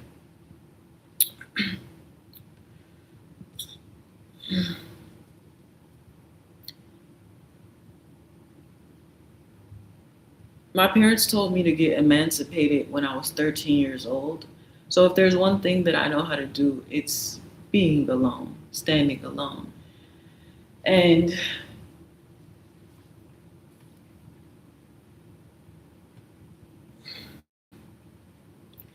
my parents suggested to me at the age of 13, wait, my parents told me I should get emancipated at the age of 13. They told me that I literally did not need them anymore. And so if there's one thing that I know how to do, it's stand alone and it's be alone and it's not needing someone, not allowing myself to need anyone.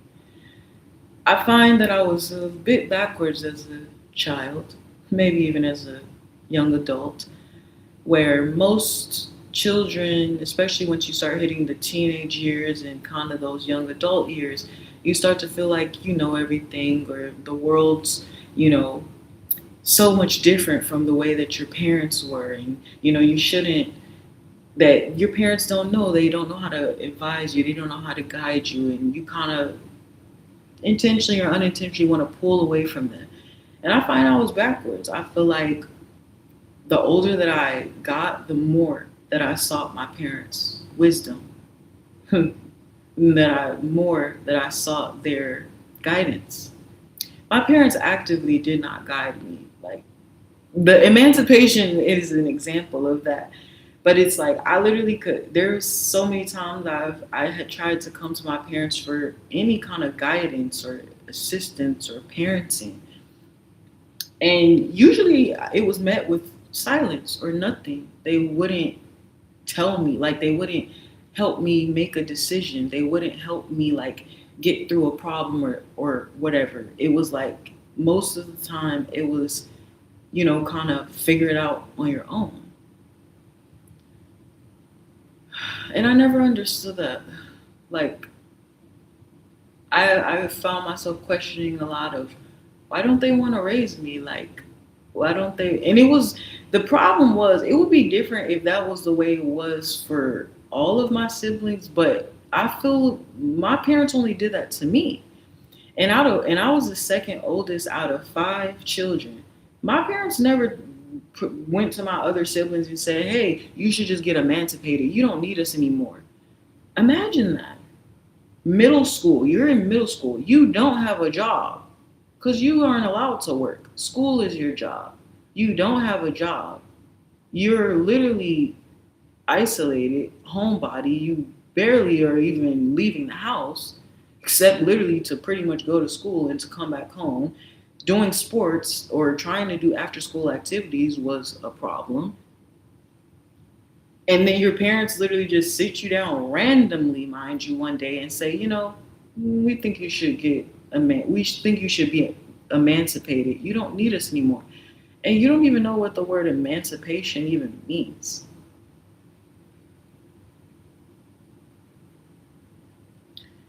And um so yeah,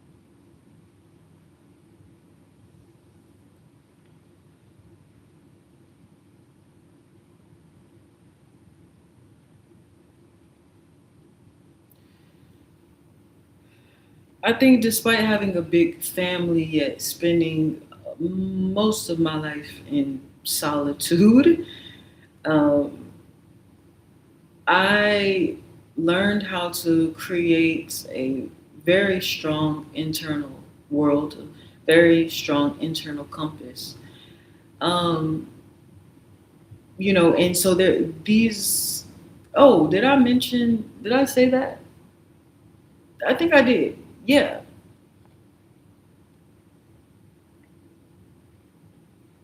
Sorry, I got a bit kerfuffled there. Wait, I don't know. That's how you had a bit of a kerfuffle there. So yes, there were things that would present. Wait, I sorry, I had a bit of a kerfuffle there. I don't remember where I left off, but did I erase something I wasn't supposed to erase? I think. Shit, I don't know where I left off.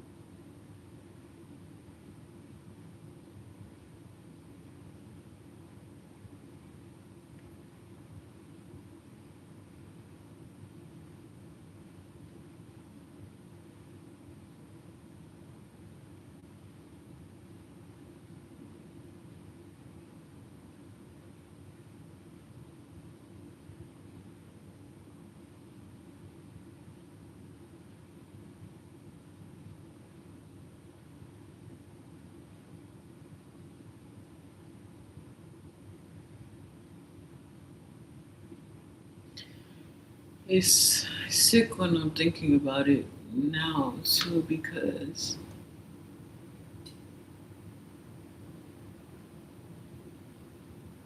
it's almost like two, kind of like three of my siblings damn near ran away. Two to three of like out of my five siblings. Well, there's five siblings altogether, but there's four, not including me. And literally like two to three ran away. But it's 2/3 because like two for sure ran away, but the third one you could kind of consider it running away, but it was also more just like eventual like just kind of leaving the nest like to do something different. But the thing was there was like kind of a what I noticed about that is that the three of them that kind of left slash like ran away, I remember my parents really like fighting and like trying to get them back. And I find that strange because it's like it's almost like they wanted to leave, and then my parents were like, "No, like come back, come back, come back." But I never ran away. But I was the only one asked to leave. Like,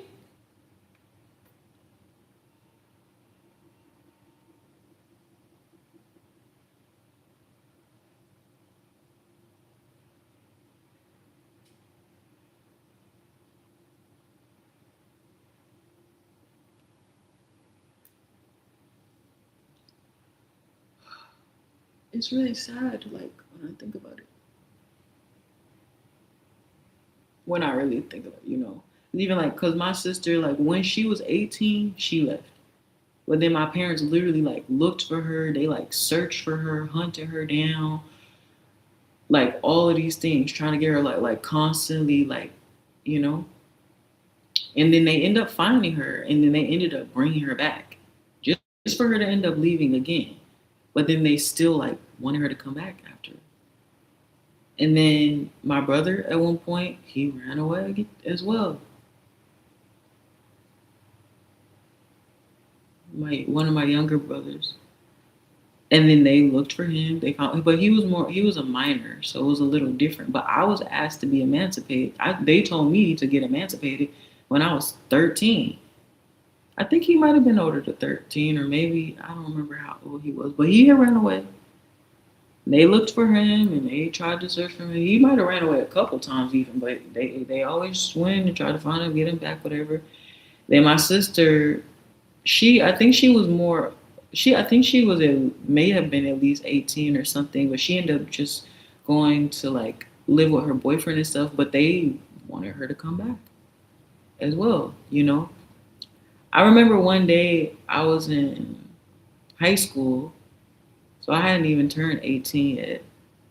But I was my senior year, and I remember I was literally downstairs painting my nails. It's something that I used to like to do. I like to used to do like different nail designs. If y'all remember like the water nail art where you like use the water and then like let the nail polish kind of like spread, and then you use like a toothpick to kind of create a design, and then like dip your fingernail in and stuff. Yeah, I used to do all types of nail designs and stuff. And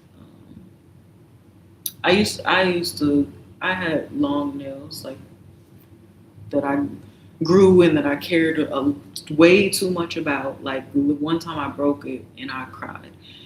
Anyway, yeah, my dad just randomly came downstairs. I was just randomly painting my nails, and yeah, he kind of just like snatched me up off the couch, and he's like, "I can't wait till you get the fuck out of my house. Can't wait till you turn 18." Like just literally randomly, like did literally watching TV, doing my nails. That's it. He was just bothered by my presence overall.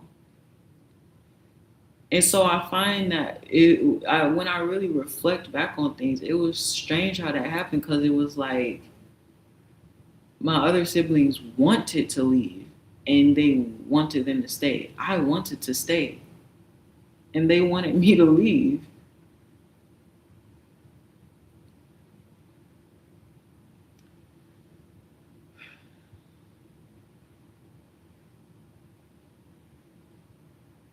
And even when I eventually did leave, I was much older. I was like already grown for real. Um, but eventually, like I had just cut communication or whatever the case is, and then it's just like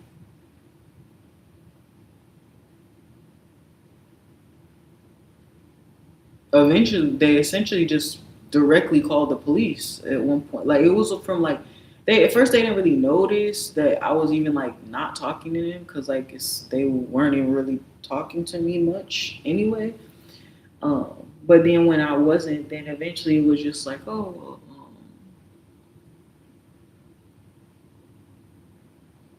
you know, basically direct just ended up calling the police on me, and that's a different story. We'll talk about it a different time, but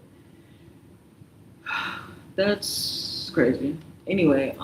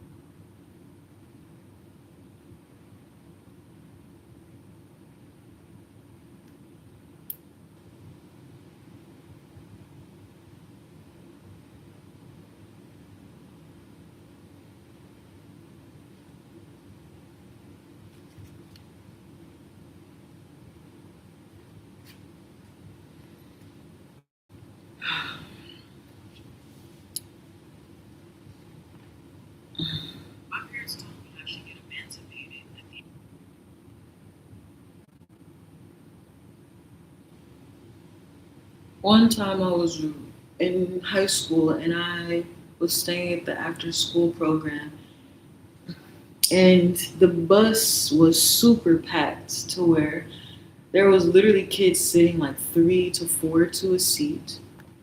Hold up. I stayed after school one day, school, and I ended up riding the after school bus home, and it was so packed. There were people literally sitting like 3 to 4 feet, and there was even people sitting in the aisles of the bus. Like that's how packed it was. And on the I was the only one sitting alone. And I wasn't even like doing nothing petty. Like I wasn't sitting at the edge of the seat, so to not let anybody in or anything. I was literally sitting next to the window so that if anybody wanted to sit down, they could sit down because I understood the bus was packed. And I remember this group of kids got on, obviously, and a group of guys to be specific, and they get on and they kind of like fill in where they can fill in, like literally taking like some of the last seats, and then one of them, the last one they get on, he's like looking around like, where can he sit? Where can he sit? Mind you, he's essentially standing right in front of like where I'm sitting, where there's clearly an open seat. And I'm just sitting there, I'm just listening to my music, whatever. And the other kids were like looking at him and like looking at me and looking at him, looking at me, looking like there's C. And so one of the kids was like, well, why don't you just sit with her? And then the guy was like, he gave like this face, like this look like, and he's like, she looks scary. And everybody started laughing. I was not laughing. And really, that was a hurtful moment because it was like, what the heck, And to me, I think my initial thought was like, because I'm black, because the guy who said it, he wasn't black. Um, and a lot of the kids that were there, like, they weren't black. It was more predominantly like Latino people. Yeah. So anyway, that was like hurtful, and it was just like, to hear somebody say like that you look scary, and it was just like that isolated feeling of like, and it wasn't just the fact that he said that. It was the fact that nobody on the whole bus wanted to sit next to me. So it was like, it wasn't just the fact that he said that, but it was also like everybody else of like, they, to me, I just framed it as they must feel the same way too. Because that would be one of the things, like you would think I like stunk or something, but it wasn't even that I stunk. You know what I'm saying? I guess I looked scary or something, but it's just weird, and it was crazy too because it wasn't like I was like basically looking out the window. I wasn't even looking at anybody. I was looking out the window. I wasn't even looking at nobody's faces for real. I like kind of seen out of my peripheral, but for the most part, I was minding my business looking out the window. So that had an impact.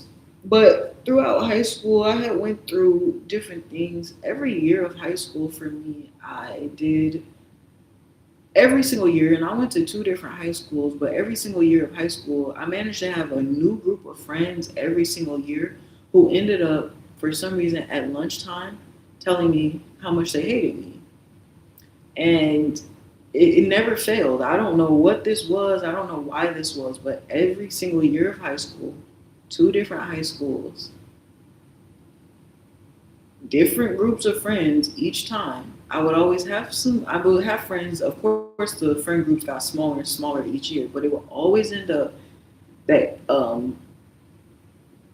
some of the friends, or majority of the friends, they would come to me and for some reason they would choose lunchtime to just tell me how much they hated me.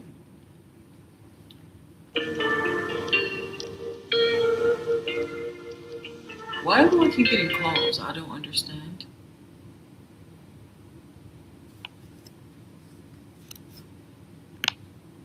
Like, what is all these calls for? I'm confused. What's going on?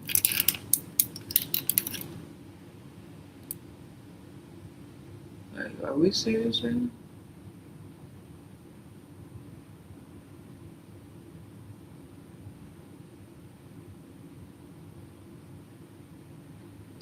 Um, so the first time that it happened in freshman year of high school, it was a group of maybe like 8 to 10 girls. I can't exactly remember. They were all supposed to be friends, and it was actually really strange because we all had kind of like walked. We were in homeroom, and we walked to lunch together. We got our food or whatever. We went outside to eat. Um, and then kind of like we ended up finishing up, and then we all kind of just were like standing around in a circle. I don't even know how it happened, but I ended up in the center of the. I was standing in the center of the circle, and the girls they kind of made a circle around me, and then they just started randomly one by one going around, just telling me everything that they hated about me. And so they literally went one by one, and they're like, "We hate the way that you chew your gum. We hate the way that you do your hair. We hate the way that you use big words. We hate the way that you dress. We hate the way that you think you're better than everybody." These are verbatim things that I still remember to this day that they said. But anyway, they went around saying whatever they were saying. And then I just like, okay, are y'all done? And then they were like, yep, we said everything. And I was like, okay, great.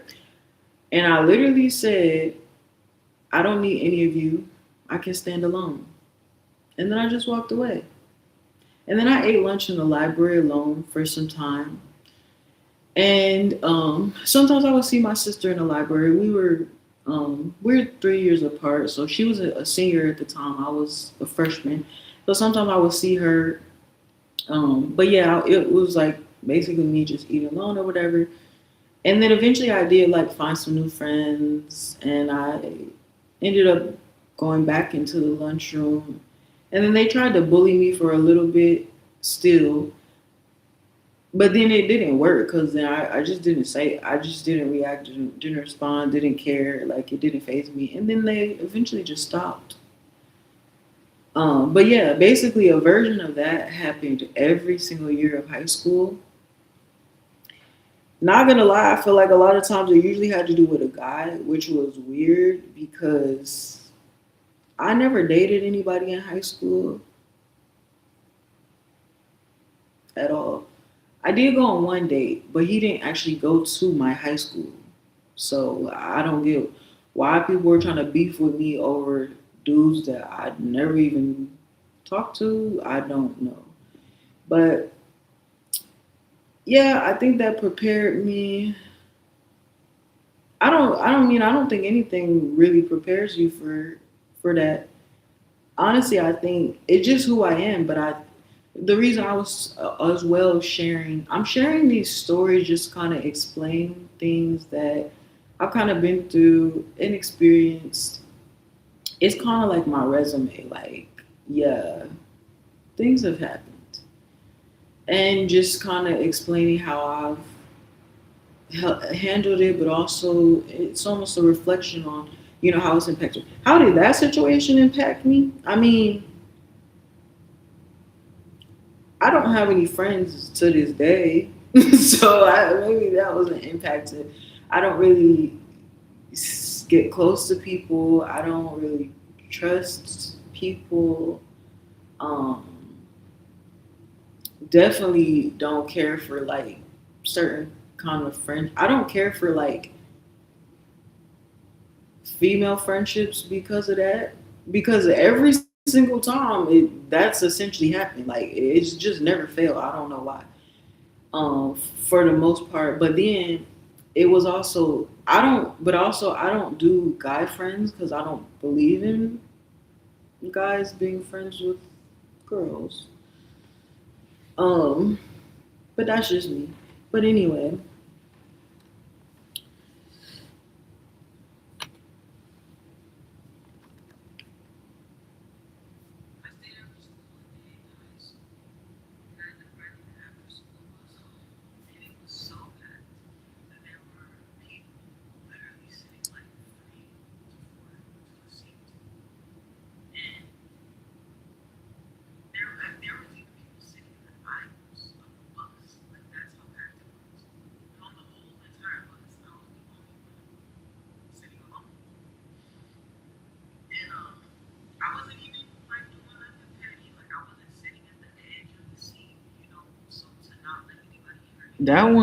that really hurt though.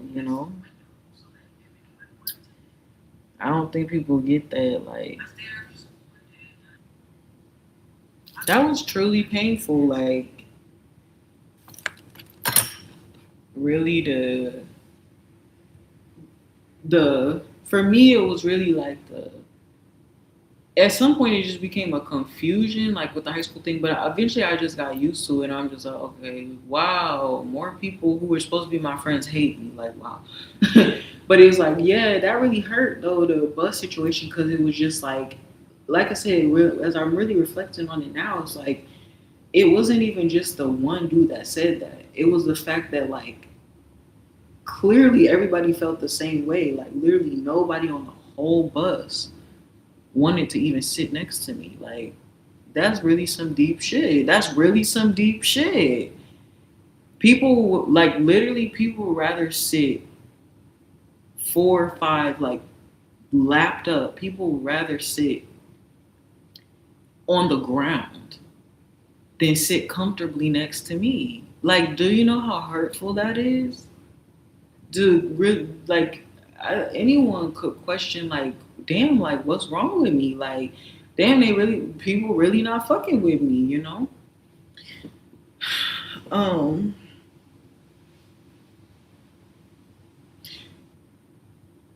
but that's why then people don't understand why I'm shocked when people like me because I've spent my whole life literally not being liked. Like whether it's from family and it's like I feel like there was a once upon a time I would as far as like my siblings once upon a time I would say I was everybody's favorite sibling literally at one point. Not sure that that's true today at all. It's a bit probably more sinister than that, but I won't discuss it at the moment. But whether it was like family, whether it was like friends, whether it was like some other authority figure, like whether it was work, like people don't understand how much people literally have just not liked me like my whole life. I don't think that's weird, you know, but I'm trying like literally it's a shock to me if people like me.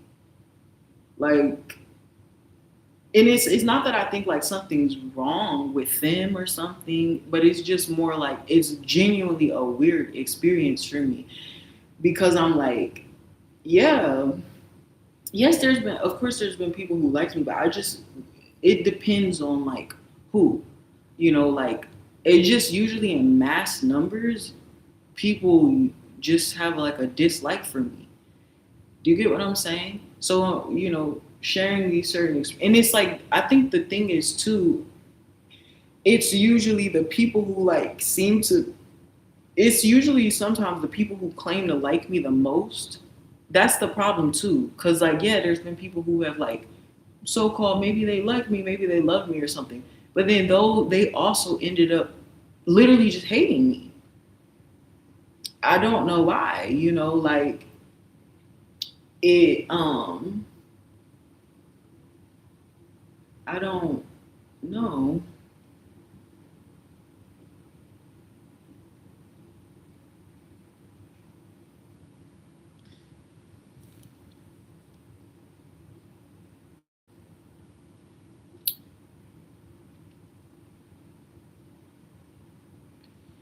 So yes, on a certain level, I'm shocked at people liking me, like just in general as a person, like not even on a romantic level. But then it's also like there's a hesitation with that like because at some point the like eventually turns into hate. You know, a lot. It's that also still happens. Um, I'm still trying to work that out, especially like in terms of social media. I find sometimes I do have certain people who are drawn to me or something, and um, sometimes people get really obsessive or like possessive, and then I don't know what happens, but I also think I've experienced people getting jealous as well, just like not jealous like of me. It's not about being jealous of me, but jealous of like me interacting with other people sometimes, which then causes them to be mad at me of being like, oh, why are you like showing them the same like attention that you showed me, kind of thing. I don't know. It's kind of strange. I'm still trying to understand it. I'm not sure if I can understand it, but yeah.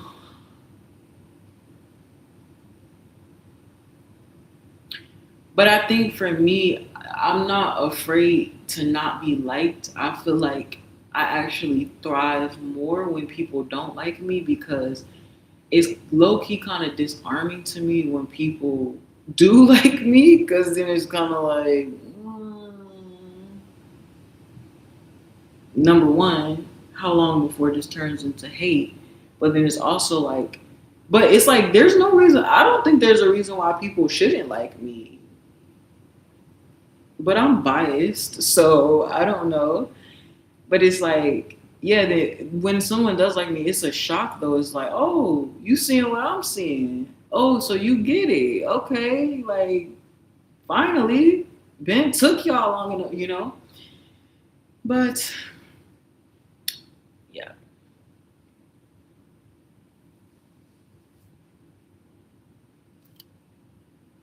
that's why I think people don't understand why I'm shocked when people like me because I've spent my whole life literally not being liked. Like, whether it's from family, and it's like I feel like there was once upon a time as far as like myself, once upon a time I was everybody's favorite sibling. Literally,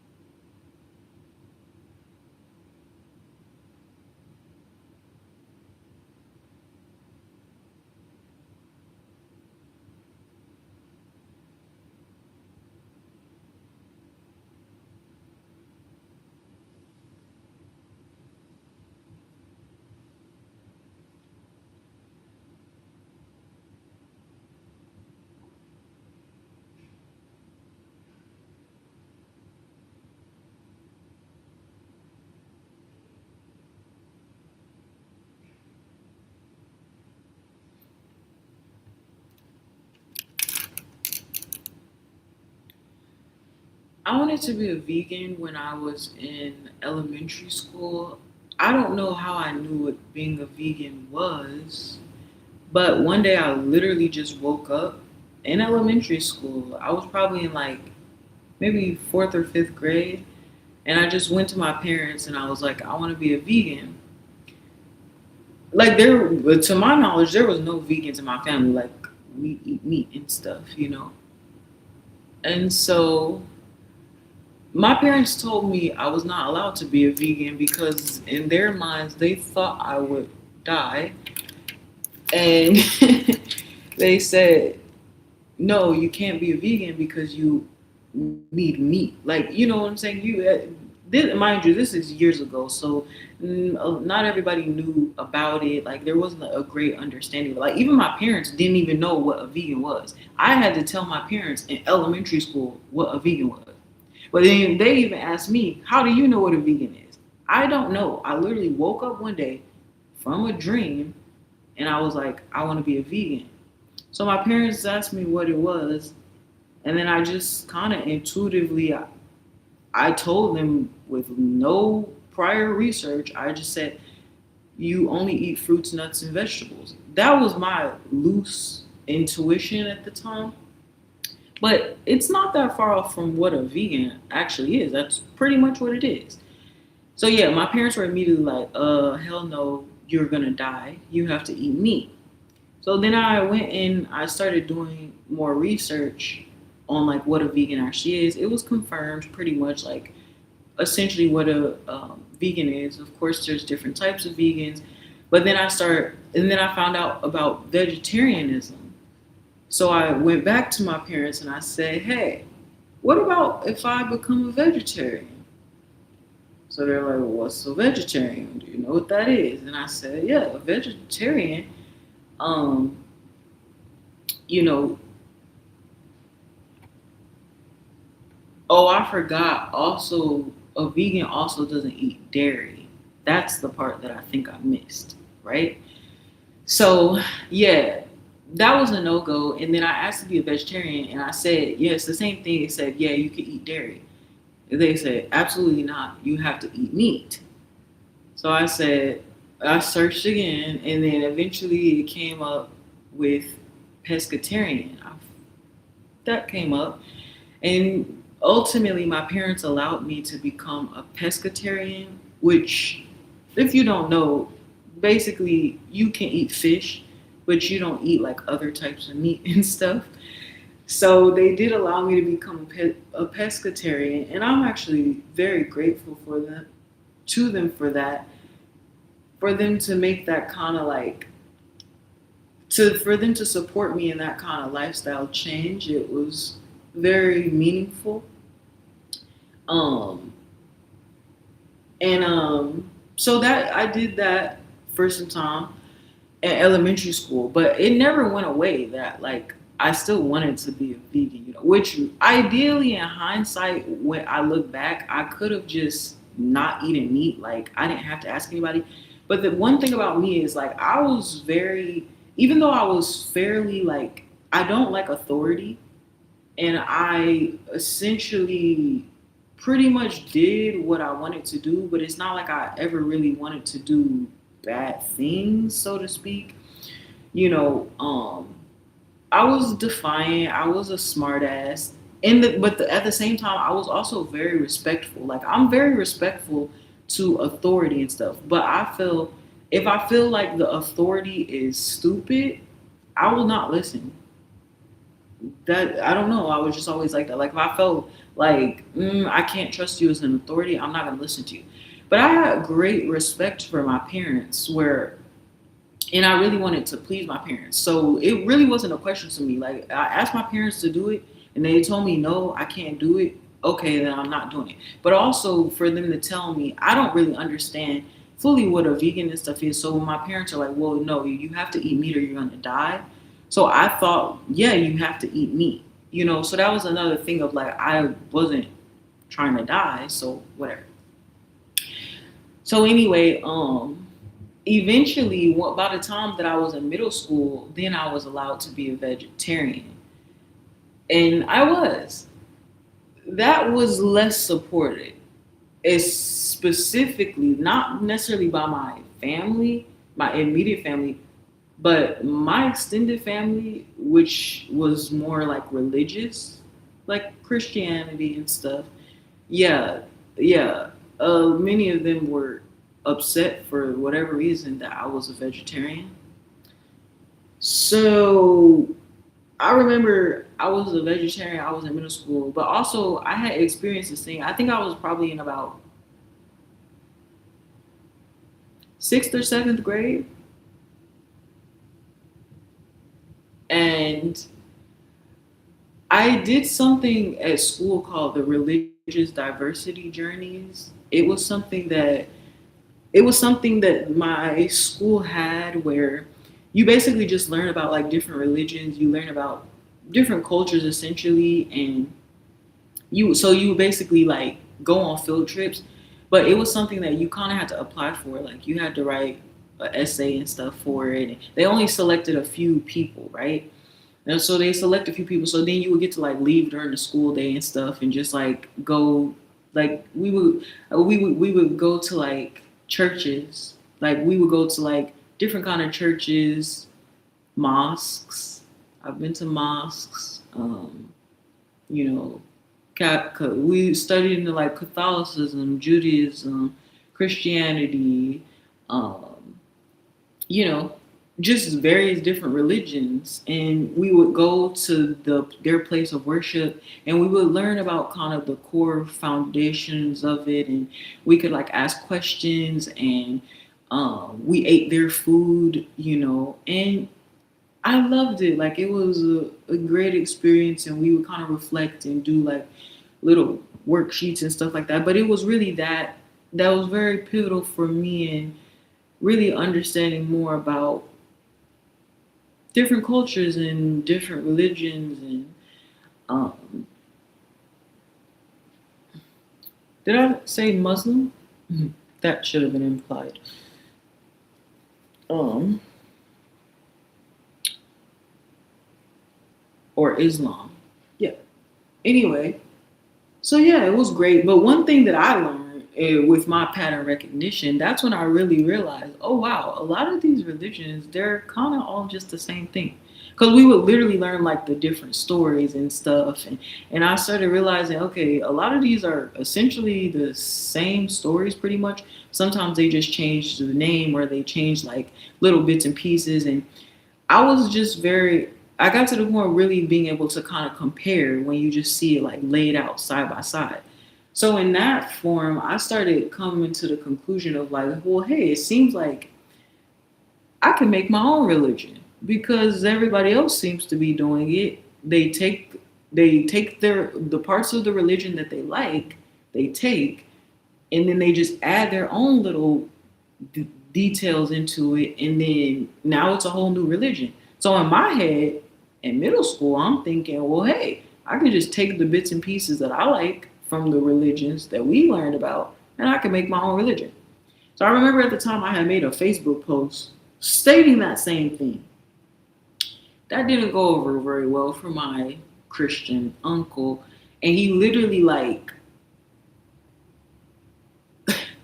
approached me about it. Like it was so strange. Like he literally like pulled me aside. Like I literally got in trouble for posting that on Facebook of saying like he was like threatening to hurt me over that. Dead ass. Like I was gonna get a whooping or something. Like boy, no.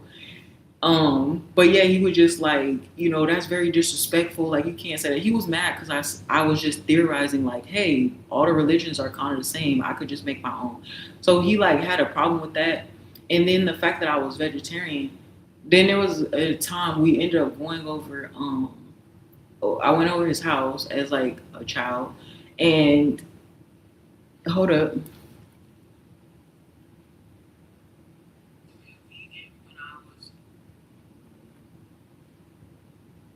My question is,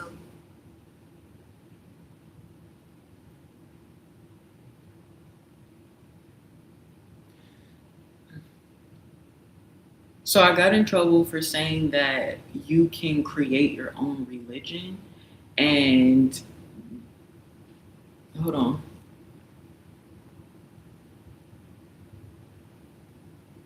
So I got in trouble for saying, oh, wait, let me say that again. So I got in trouble by my religious uncle for saying that you can create your own religion, probably, since all the religions are kind of the same, from a Facebook post that I posted when I was in middle school, right? And so eventually, like I said, he approached me about it in person and was literally like angry with me or whatever. But in my head, I'm just like, yeah, like you can't tell me what to do, so I'm gonna stick beside that. And then it was an issue, I guess, because he was Christian. that I was a vegetarian in middle school. So I ended up going over his house, like me, like my family, whatever, mom, siblings. They took me to. We went to over to my uncle's house for like a get together or whatever, and they're like outside, and I ended up coming. Basically, they had an intervention with me, and they literally sat me down in middle school, and my other family members, like other like uncles, aunts, like grandparent, whatever, they literally sat me down in middle school. They sat around the table to condemn me for being a vegetarian, and they literally like spent hours telling me that it was a sin, that like it was wrong, and basically telling me that it was evil and it was against the Bible to do that. Um, that was strange to me, like what? Because I don't want to eat meat. I don't get that, and I didn't care. I still was a vegetarian after, like, long story shorter, I was still a vegetarian, and eventually, but that's what, like I said, my parents wouldn't allow me to become a vegan because they believed I needed meat to eat.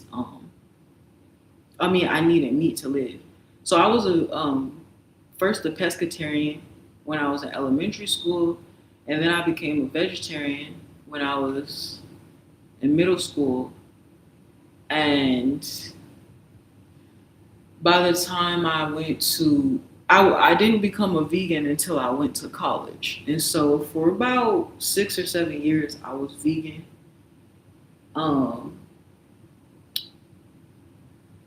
and then I ended up stopping that because I didn't like the restriction of it, where I felt it was I used to like go out and like do go out to eat and stuff, or I just found like shopping to be a task. Mind you, this was years ago. So years ago, what veganism now, it wasn't really what it was then. Especially, I live in a small town at the time where literally like there was only one high school. There was one Walmart in the whole town. It was a small town. There's one entry and one exit at the time, right? One way in, one way out at one time. So it was a very small place, and there was only like one other grocery store. But the options for veganism, it wasn't a lot. Now they have a lot of vegan sections. There's a lot more versatility, like especially like depending on where you live and stuff. But at the time, I didn't have that accessibility like that. So I was kind of limiting what I could do, and it just became when you learn about veganism, there's like so much that you just can't do.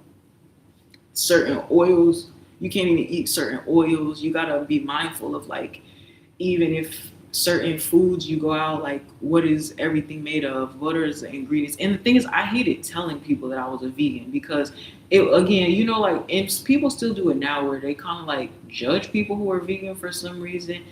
And it's like, so I think some people take it as like, oh, like you think you're better or something, or some people feel like you doing that is supposed to be like a request, or like it's trying to make you do the same thing. And it's like, I'm not trying to make anybody do the same thing. And I wasn't judging anybody for doing it. I was just trying to do what I felt I wanted to do.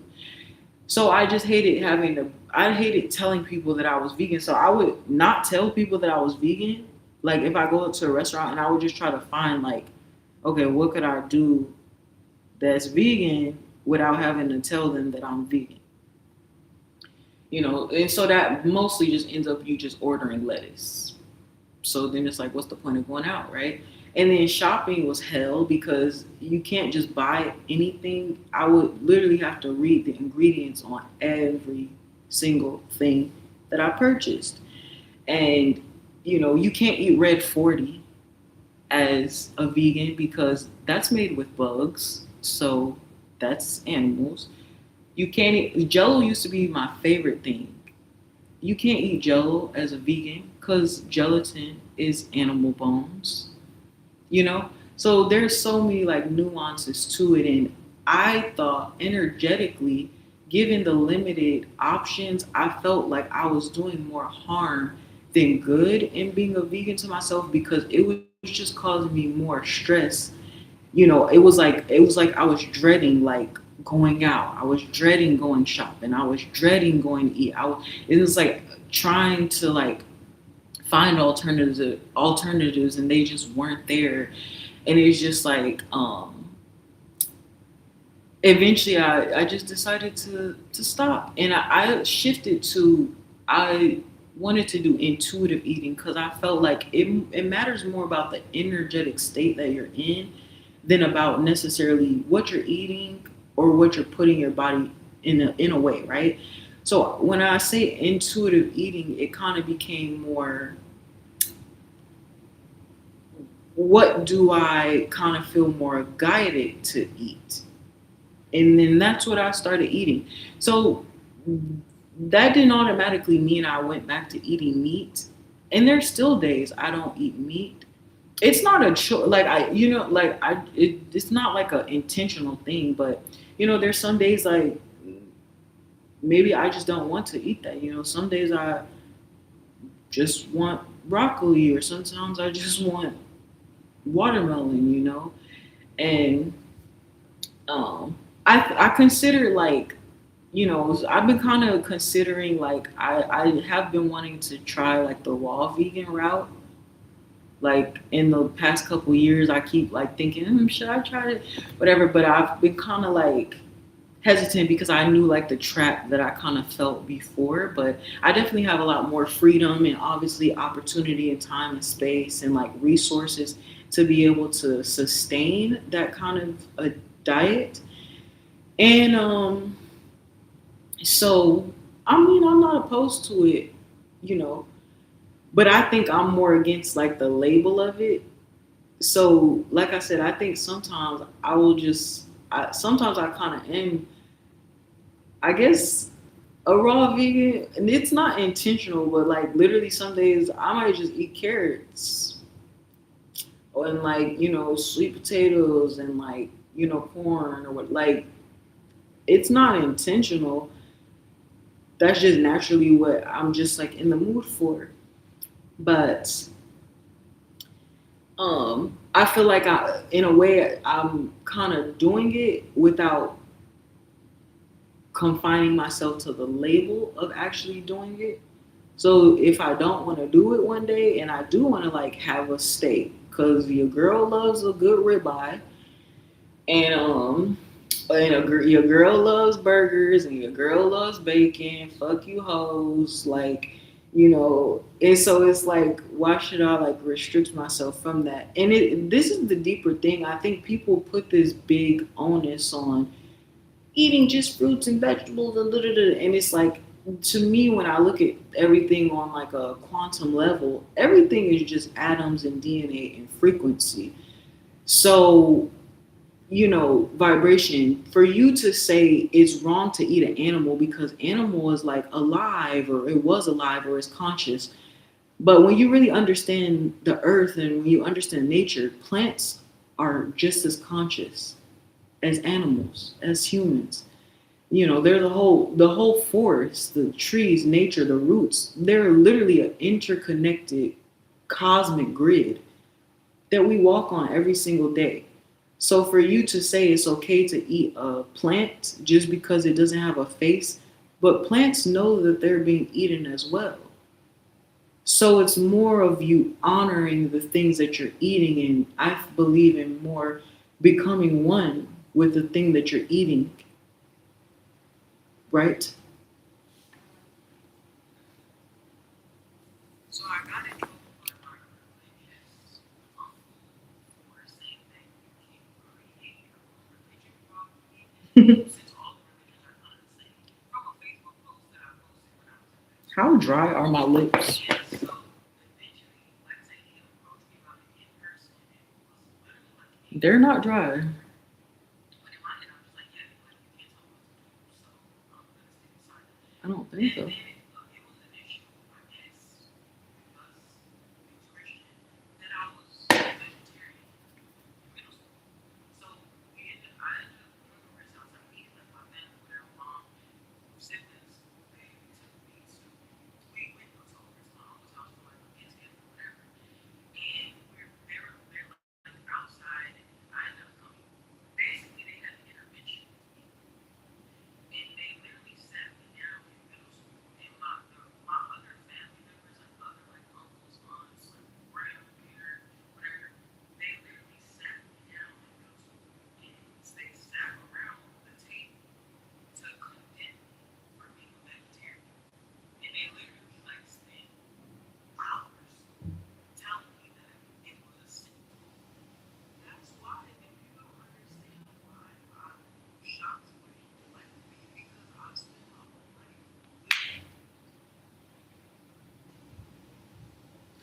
You look so dumb right now. Standing outside my house. Trying to. I think we need a song break, guys.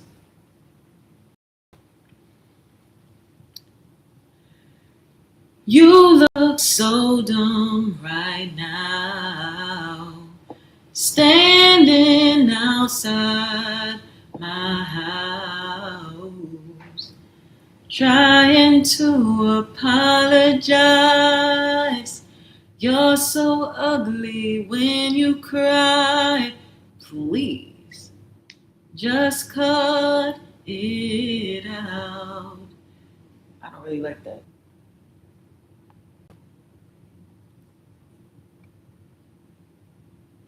You look so dumb right now.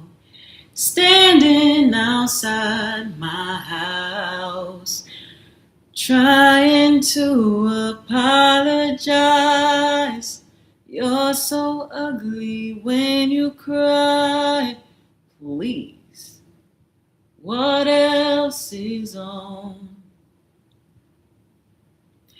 And don't tell me you're sorry, 'cause you're not. 'Cause baby, when I know you're only sorry you got caught.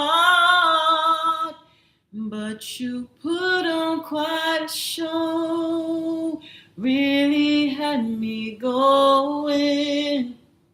Now it's time to go, curtains finally closing.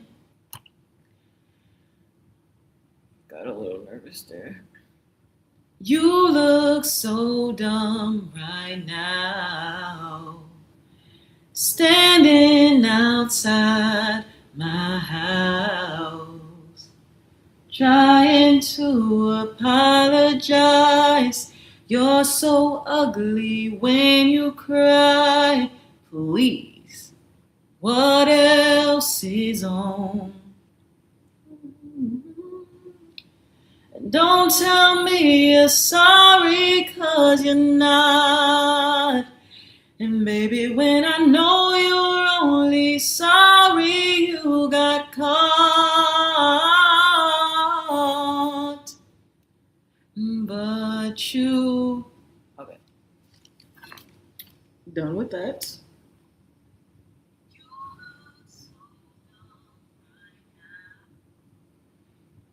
Mm.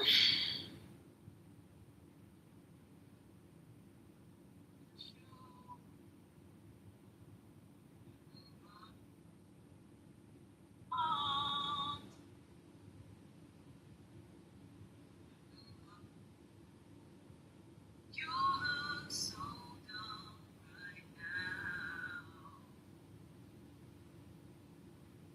You look so dumb right now.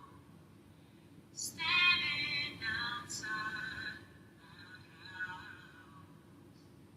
Trying to apologize. You're so ugly when you cry.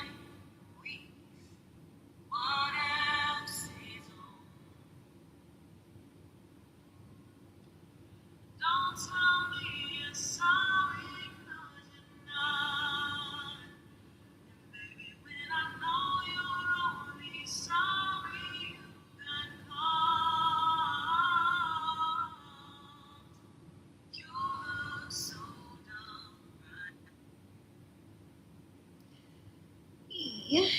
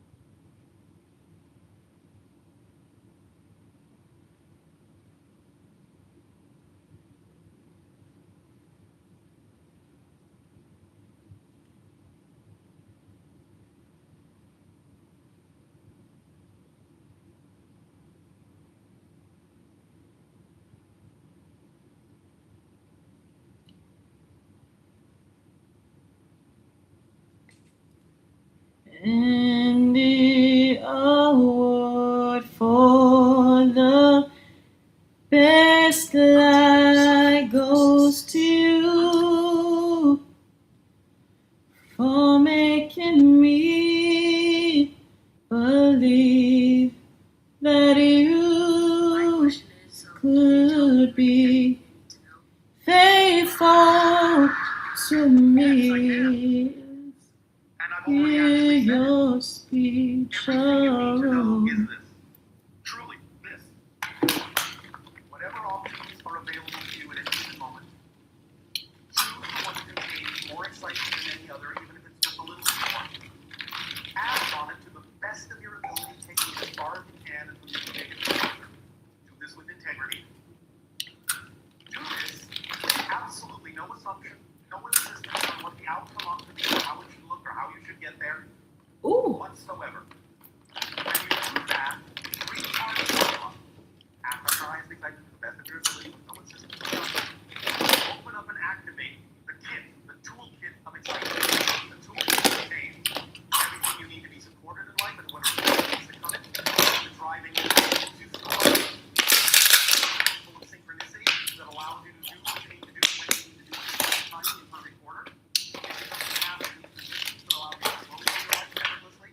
It becomes the path that connects you to all the expressions of your excitement. They don't look like they're connected on the surface. It's the excitement Almost that tells you who you are. And it becomes the reflective mirror that reveals to you anything within your consciousness that might be out of alignment with that excitement. Un So that you can momento. identify those definitions that don't work for you and let them go and add their energy to your excitement and continue to expand. And then any circumstance whatsoever, any situation whatsoever.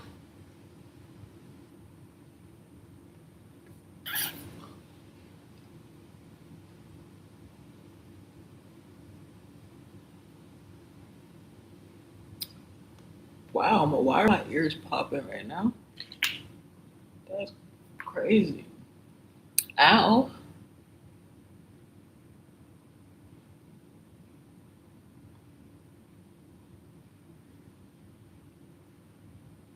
Oh shit.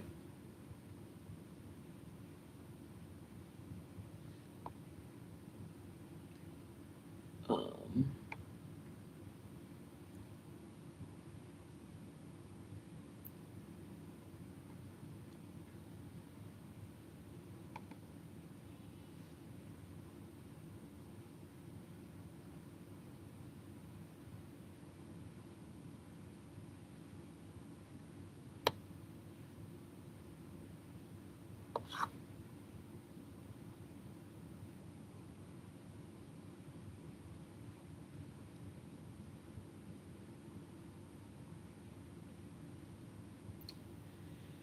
And the award for.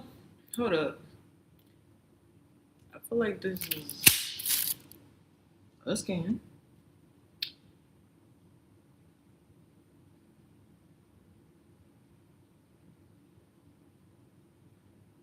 I don't know if this is a job.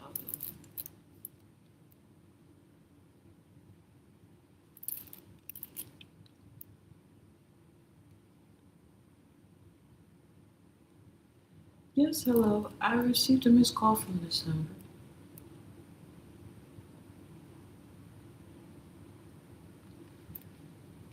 This is Ayana. Correct.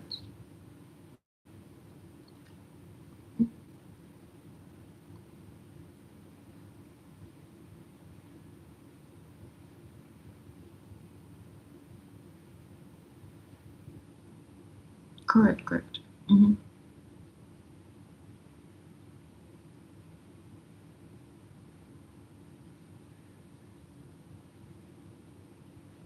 611. Okay.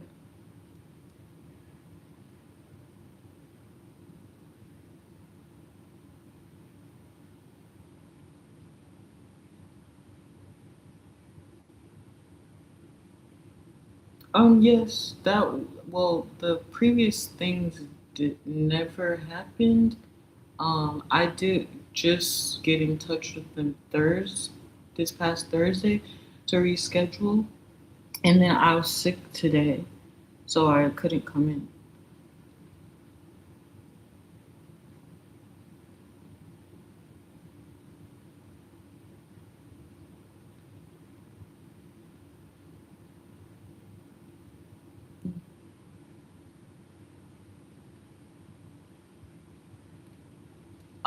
So the initial appointment was scheduled for July 16th.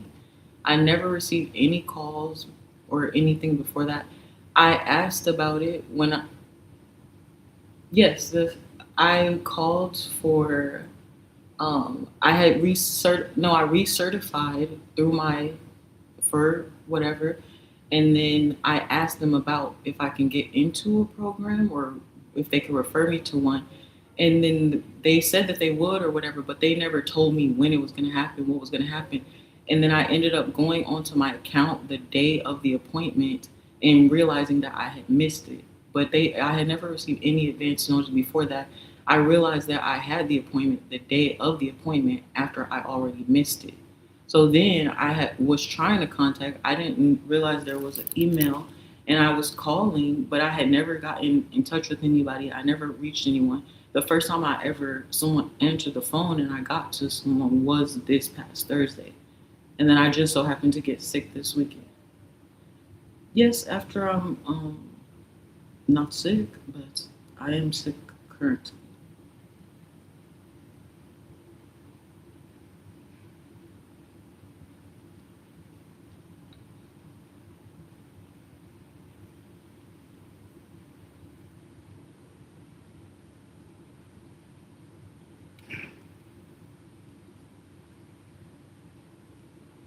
Okay. She is a bitch. She was literally getting mad, like, what the fuck is she talking about? There was an appointment that I had, and she talking about she in her notes, she's like, she's such a fucking life. She's like, we called you on July 11th. She literally said, we spoke to you on July 11th and we spoke to you on July 12th. When you received text messages and stuff. I'm like, no, I didn't. That never happened. She's like, so why are you saying you didn't know about it? And I'm like, I literally never received this communication that you're talking about. And then she was like, so then how did you know you had an appointment? How did you know? I'm like, yeah, I learned about the appointment the day that I missed the appointment because I happened to log into my account and see I was scheduled for an appointment without my knowledge. So then I missed it. And then so now, and then have been trying to call them, trying to contact them. Nobody's answering the phone. So then I finally was able to get in contact with them this past Thursday. So I rescheduled. So, and I asked them, reschedule, whatever. So then I rescheduled for this Monday or whatever. And then clearly I did not show up this Monday. And then I was going to call them or whatever and like let them know to cancel or whatever the reason. But obviously then they called me. But the reason why I didn't call that early is because I've been trying to call them. These are the hours that I was calling them early, right? Because the only way I was able to get in contact with them, it was later in the day. But before I had keep thinking I have to call early, I have to call early, I have to call early, and they never answered. So that's why I was not in a rush to call them. But I was gonna call them when I thought that they would pick up, which would be later in the day. But apparently then, and it's crazy because it's like I've been calling in, they haven't answered, but now I missed the appointment this time, and now they want to call me and act like, oh, you're wrong, you're wrong, you're wrong. Like, okay. So now she's like trying to threaten me and stuff. Like, okay, well, we'll see what happens since you didn't come. And I'm like explaining, like when I'm saying I'm sick, yes, I am sick. It's not sick in the traditional way. To me, it's sick in the sense of I have my period. It's my first day of my period. So yeah, I'm not going out. I don't feel good. I do have cramps. I'm literally bleeding out of my vagina, And I know like most people do it. The problem is for me, usually when I'm on my period, I have low blood. I've had to have multiple transfusions, blood transfusions, and I've been in the hospital and because of being on my period. And so it's harder for me to travel on my period as I don't know if I'm going to pass out during the travel. So I figure it's really not a big deal to risk it. But yeah, I guess she want to take big actions or whatever, and whatever. Okay, do what you gotta do, sis. I don't care. Like, what the fuck? Like, people is really crazy, and it's the fact I'm literally telling her I'm sick, and then she doesn't care. That's why I'm sick of these people. I'm sick of these type of, you know, job situations and stuff. Because then it's like they don't even care if you're sick. They don't care if something's going on, whatever the case is. And it's just like I'm not saying that everybody has to care, but it's just like I don't understand. And that's what I was talking about. That's actually the point of why I was even talking about. I was talking about earlier, like the concept of uh the concept of like suffering for success. And it's like people be wanting you to drag yourself through hell to like kill yourself to live and like kill yourself to survive. And it's like then when you die, they don't care. They're not gonna do nothing but replace you. They're not gonna do nothing but move on. Like you get what I'm saying? So it's like, girl, get off of my phone.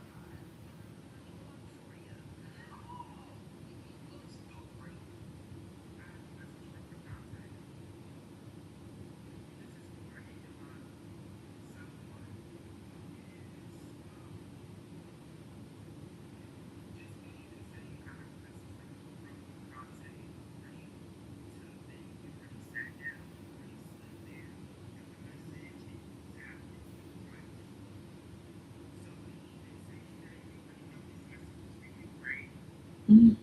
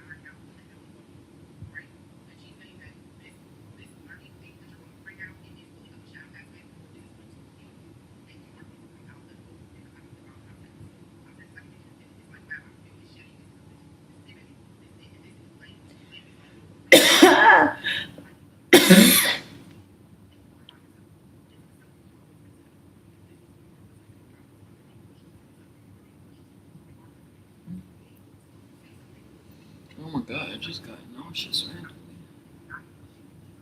Oh my gosh. Mm, mm,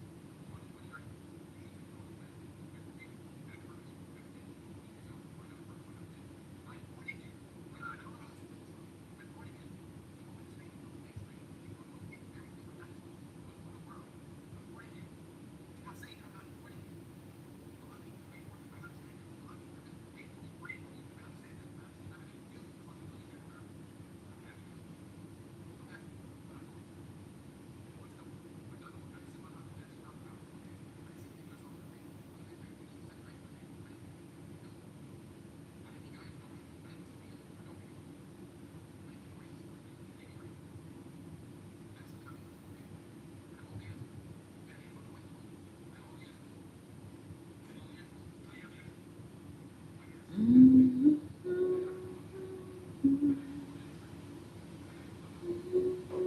mm,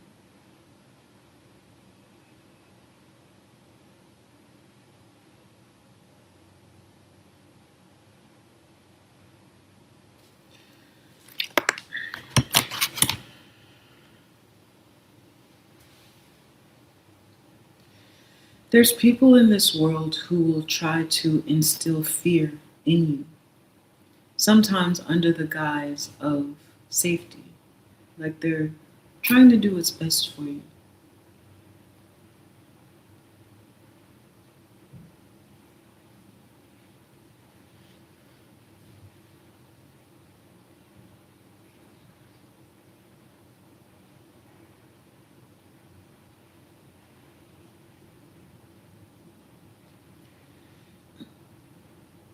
And most people, when they do this, present these fears, even in the guise of, under the guise of safety.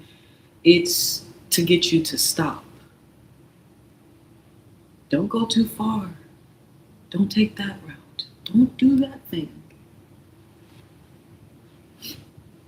But fear is not a stop when it comes to success, when it comes to freedom. Fear is not a stop.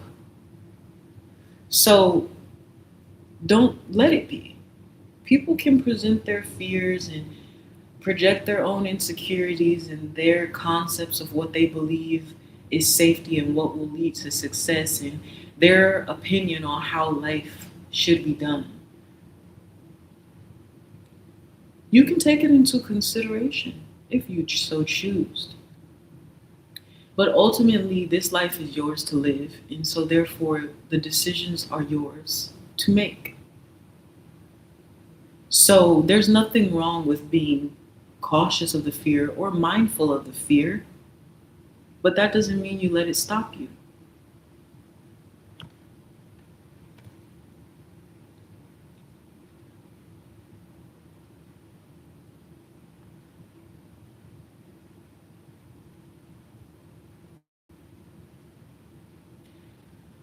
Fear is never a red light.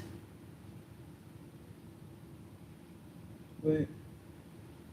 Sometimes fear is a red light. Most times, fear is just a yellow light. And when you're really locked in, fear is a green light.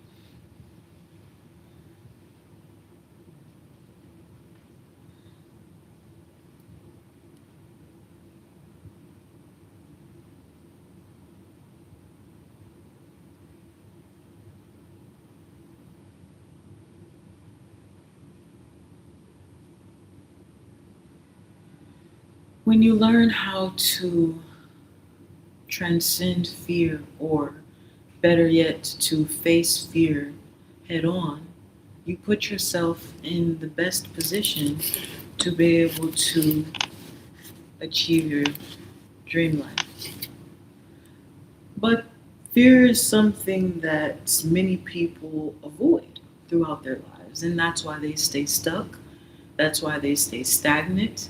That's why they never find their purpose. That's why they never are able to act or think or do without consulting someone or something else because they don't know what to do,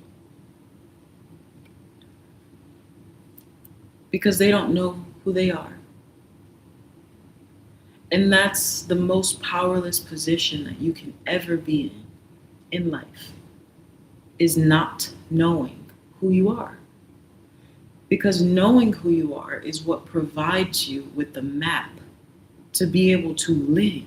It is literally your guide. It is your internal compass. Most people are playing out characters based on who they were told to be.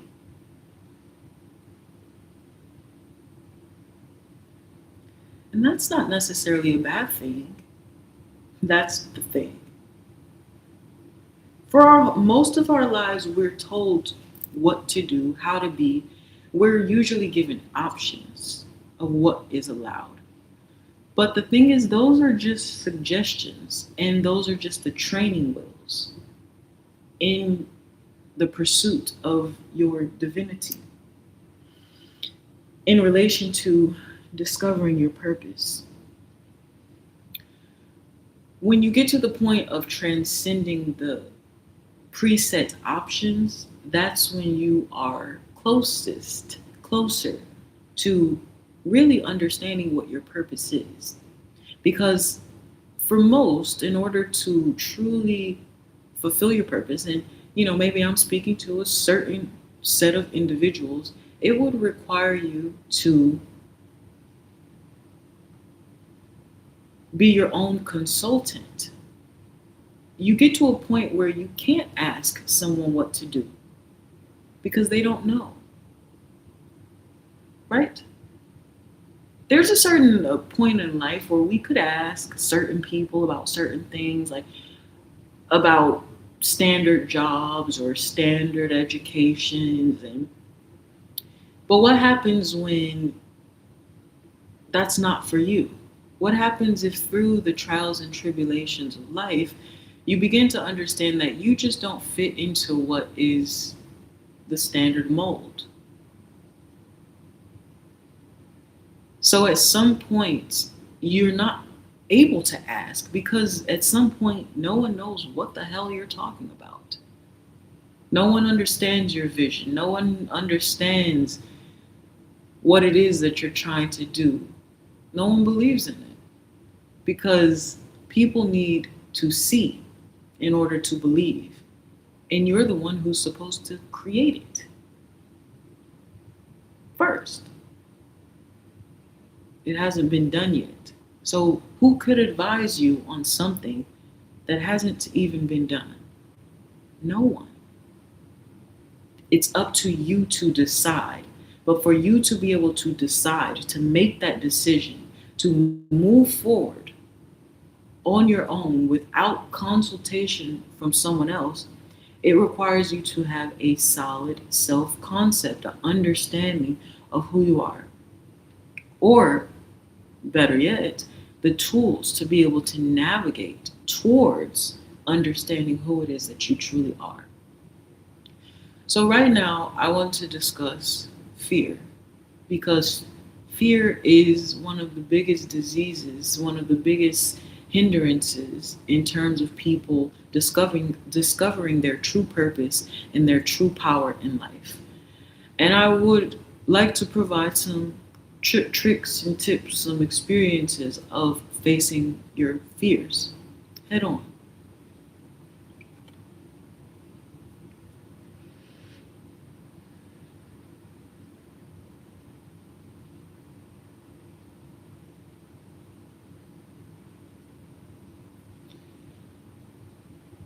And off the top of my head, I will do this in two ways to start out. There's one story in mind that I will kind of summarize. I won't say the whole story, but I'll kind of jump to the facing the fear part. It's actually really funny um, how long I've actually been doing this. I've been doing this for years, facing my fears head on. And and then I would also like to then discuss in real time a current fear that I'm facing. And hopefully, I don't know if it'll be today, but eventually you'll be able to see me face that head on as I intend to do so. So I'll explain to you something I've already completed, giving you tools, skills, things like that, and then I'll explain to you something that I am currently facing and struggling with in terms of fear, and then you will see me eventually work through it in real time.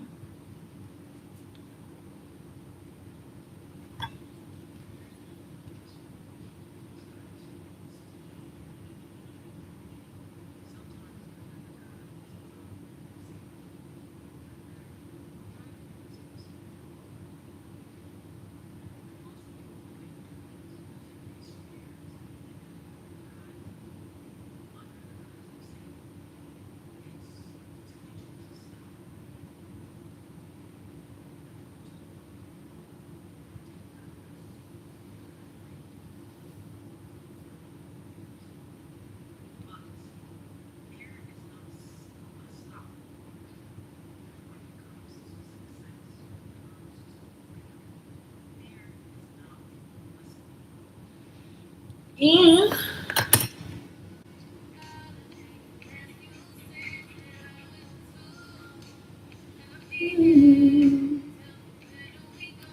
from here can my cause. I'm on it as long as you. I forget I'm on it long as you burning blue.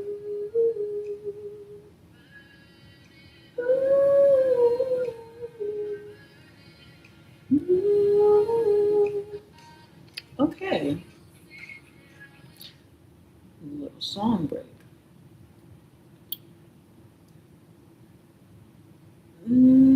Two.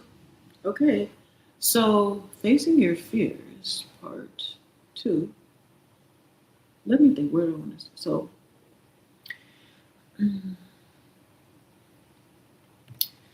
my apartment was set on fire a few years ago on Christmas Day, and someone tried to kill me. They doused my door in gasoline, and it caused me to have a miscarriage ultimately. And um, I was essentially diagnosed with PTSD afterwards. Um, I don't think that diagnosis still stands. I don't know if that just goes away, but um, the point is, I've discussed this story before, but it's not about that. We're talking about the overcoming of that. So that situation, of course, impacted me. Where after that, I was first of all, I never ever to this day, I don't know who did it for sure. No one was ever like jailed or anything for it. So whoever did it is still on the loose out there. um, thank you. But also,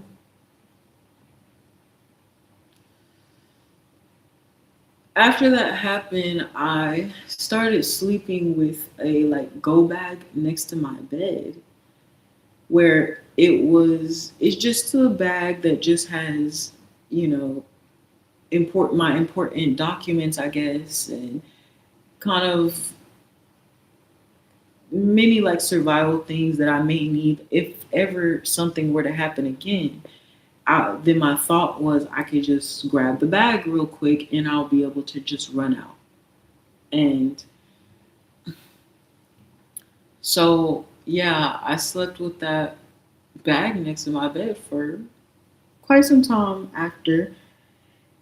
And the effects did affect my life afterwards, where I was afraid of fire after that. I was afraid of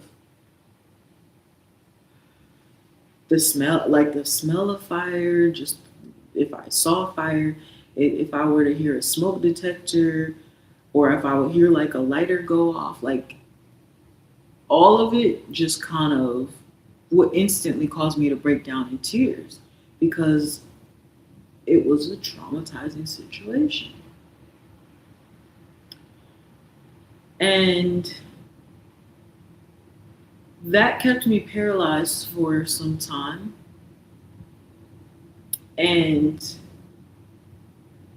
it got to the point where I eventually just said, this isn't working. I have to face the fear essentially head on. And what I ended up doing was I started watching fire shows. Like I started watching like fire movies about fire. I started watching like Station 19, which is like a TV show on Hulu that was pivotal. So in a way, I kind of started doing exposure therapy on myself. Um, and yeah, long story short, I'm not afraid of fire anymore because instead of running away from it, instead of being scared, Instead of avoiding it, I just face it head on. And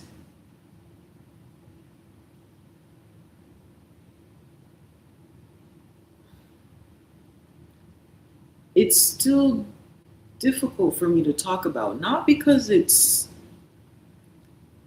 when I just really think back to the place that I was at, like the place I was in, the fear that I had, the fear that I felt in relation to that, even like, especially not knowing like when it was going to happen, it was like also just that fear of like when it was ever going to happen, it when or if it was going to happen again. Um, but yeah, I essentially overcame that, and so that's important in terms of facing your fears. Avoidance is never going to be the point, and that's a very that should be. Thank you, honey. Someone comes. I'm so glad that you face your fears so that you can rise to a higher time. Like, all right now, thank you. Yes, absolutely. Um. So yeah, just when I think back to that place and where I was and how I felt and how scary everything was, then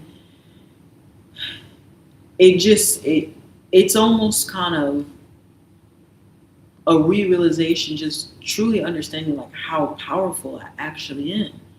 So then it's like, wow, like I really, woo, and that's just like one of many different things that I've done. So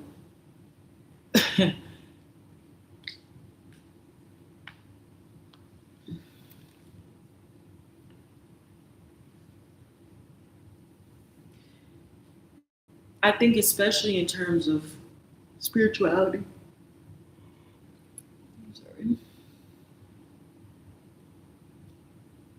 I think, especially in terms of, say, like spirituality, a lot of people put light and love on a pedestal where they say, oh, like light and love is so great. And it's like anything that's like negative or dark, then they want to avoid it, or they say, oh, this is wrong, or you should leave this alone, or, you know, get that away from me. And so what it really does is it turns into an avoidance where it's like we become so averse to the darkness and to like so-called negative experiences that we then unintentionally really just build up an even deeper fear from it, and then that ends up stunting our growth.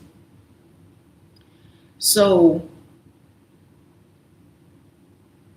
sometimes in life we can't always control so-called negative things happening to us. Fear, right? Like sometimes these things are always that we control, and so to create a world where you're trying to pretend that those things don't exist, it doesn't make sense, you know. Um,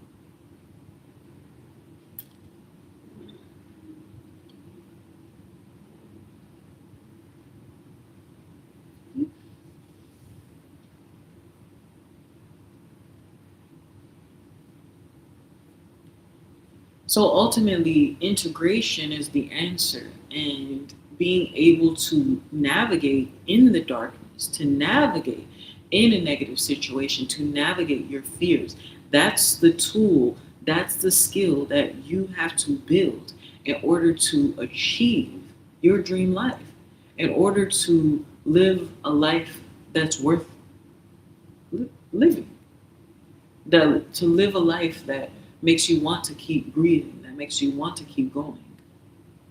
So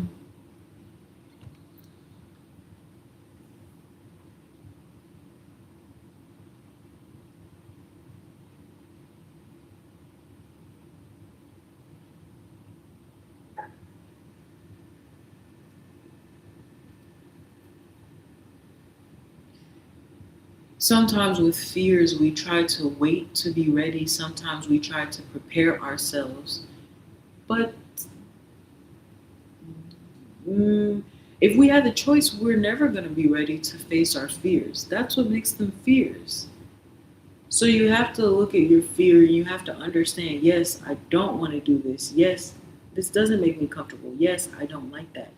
And then you have to do it anyway if that's the result. You have to, you know, or sometimes it comes to you, the negative situation, the bad situation, and then you have to figure out, what does this mean to you? What does this mean in your life? And so attached with this, the mind is very powerful. So now we really then must learn, how do we shift our minds? How do we start to rewrite our minds so that we start to be able to navigate darkness better? And I don't know what y'all were expecting me to say, but at some point, become fascinated with darkness. That's already going to provide an energetic shift for you.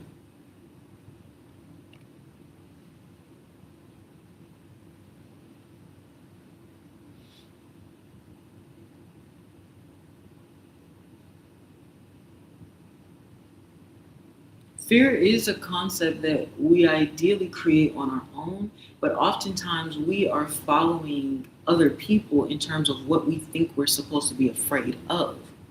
So, where you lose your power in terms of identity in this life, in this existence, it's harmful to let other people make meaning for you.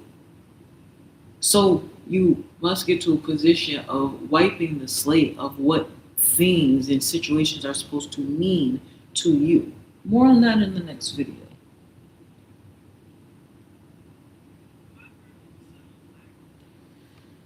Ooh, jeez.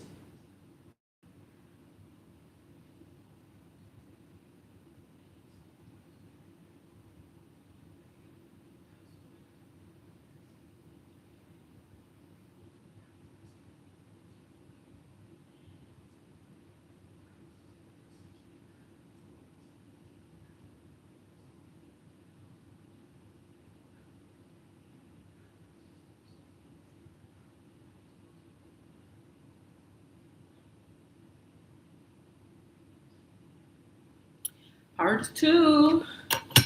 Face your fears and make sure you shift to a higher level of this 5D chess game. Sorry, I need to pay more attention to the comments. I'm yeah. If you guys don't know, I'm on YouTube Live and I'm also recording videos at the same time. But I'm also here with you guys. Um, I just need to do better at looking at the chat.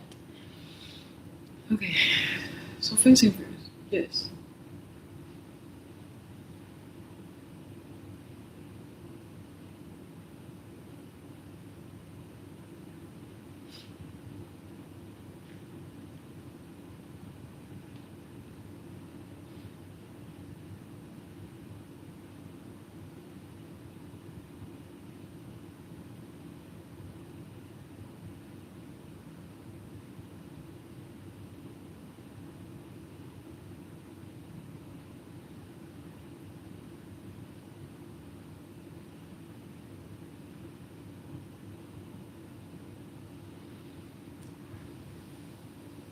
Meditation break, guys.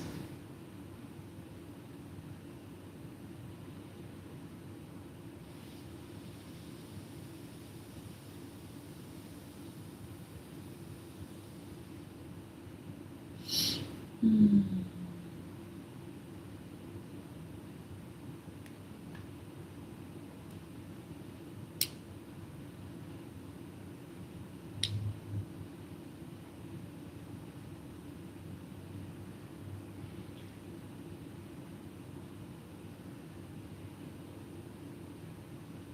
Are we starting too high? Is this like too much of a level? Facing fear makes you more powerful.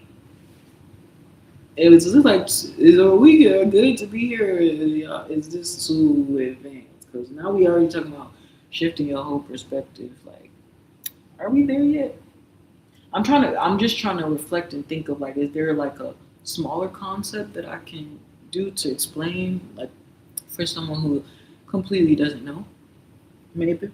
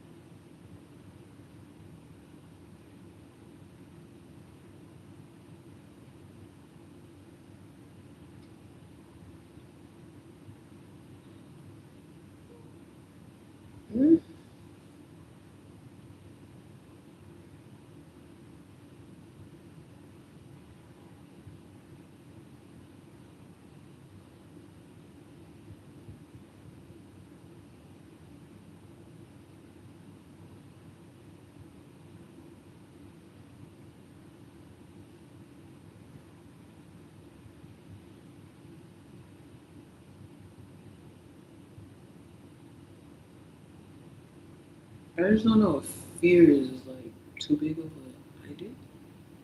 What are we not understanding of your message today? I mean, I'm. um, I don't know. Are you confused?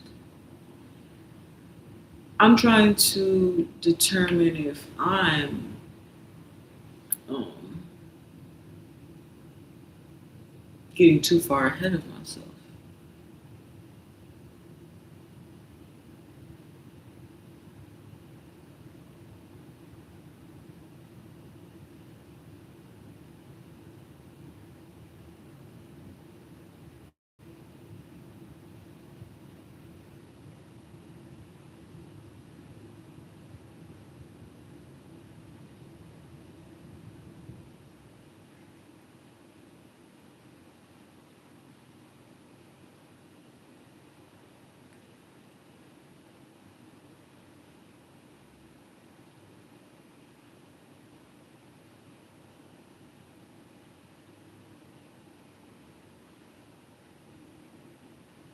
Okay, okay.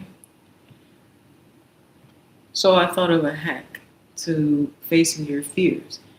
It does come down to knowing who you are, because then when you know who you are, like if say that it's a fear, and then that fear comes out to like something you don't think you can do or something that you're afraid to try, for example, you can eliminate that just by knowing who you are and therefore knowing your capabilities. So this turns back inward, of course, within yourself. So really, truly, if we want to eliminate our fears, it is more of a process of knowing who we are, which this will require a relearning. And it will be shedding the illusion in which we currently are existing in. So it becomes a refinement of trying to understand who you really are, as opposed to what you have been told to be, what you have been expected to be, what you think you're supposed to be. And this can allow for a reset.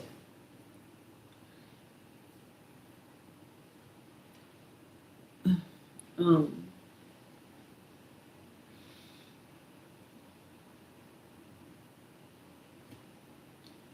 and a lot of times, with knowing who you are, people think that it's just about what you do.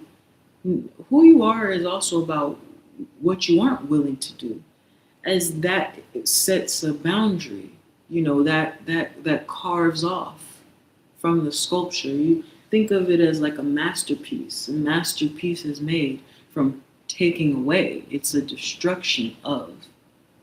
So we have to identify what aspects of ourselves are no longer serving us. And this is a part nobody talks about in terms of like the healing process and the ego. A lot of people, they start with the easiest parts first, which is understandable. There's no necessarily right or wrong way to do it. But this is the warning that not enough people talk about, if any at all. The last pieces of you, the most stubborn pieces of your ego, the most stubborn pieces of your old identity that are going to want to stay are the ones that are the most harmful.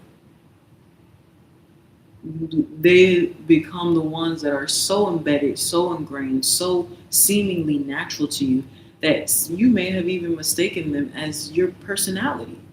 You genuinely may even think that it's you. And that's what makes it so sinister. Sing Burning Blue. I was just singing that earlier.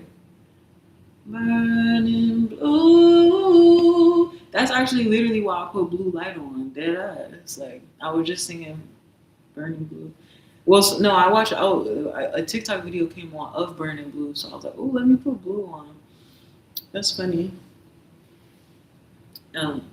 Oh, was responding to the comments. Back to the video. But yes, the last parts of your ego, your identity that are going to be stubborn, that are going to want to stay, are the parts that essentially are the worst.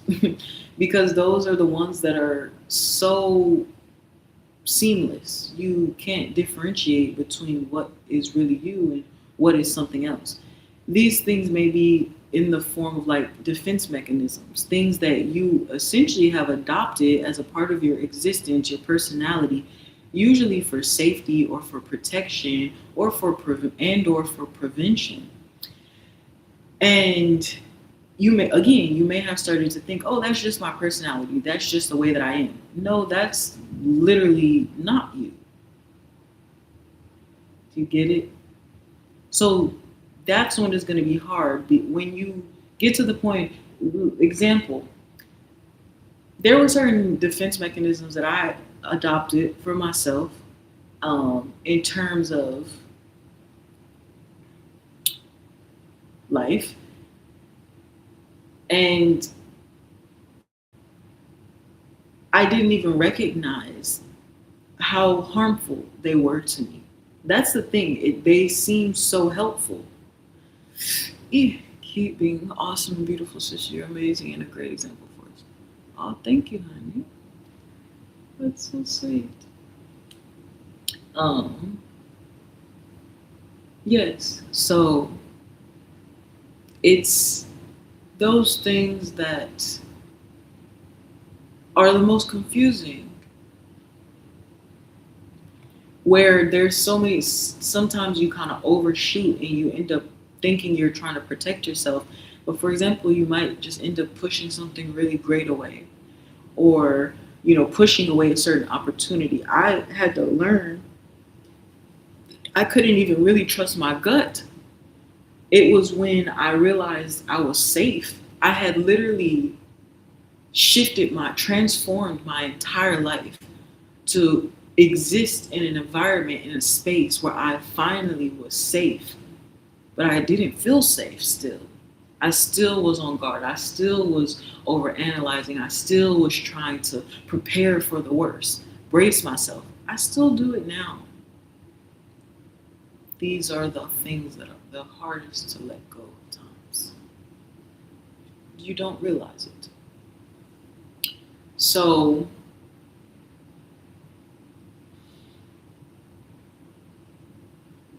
that's something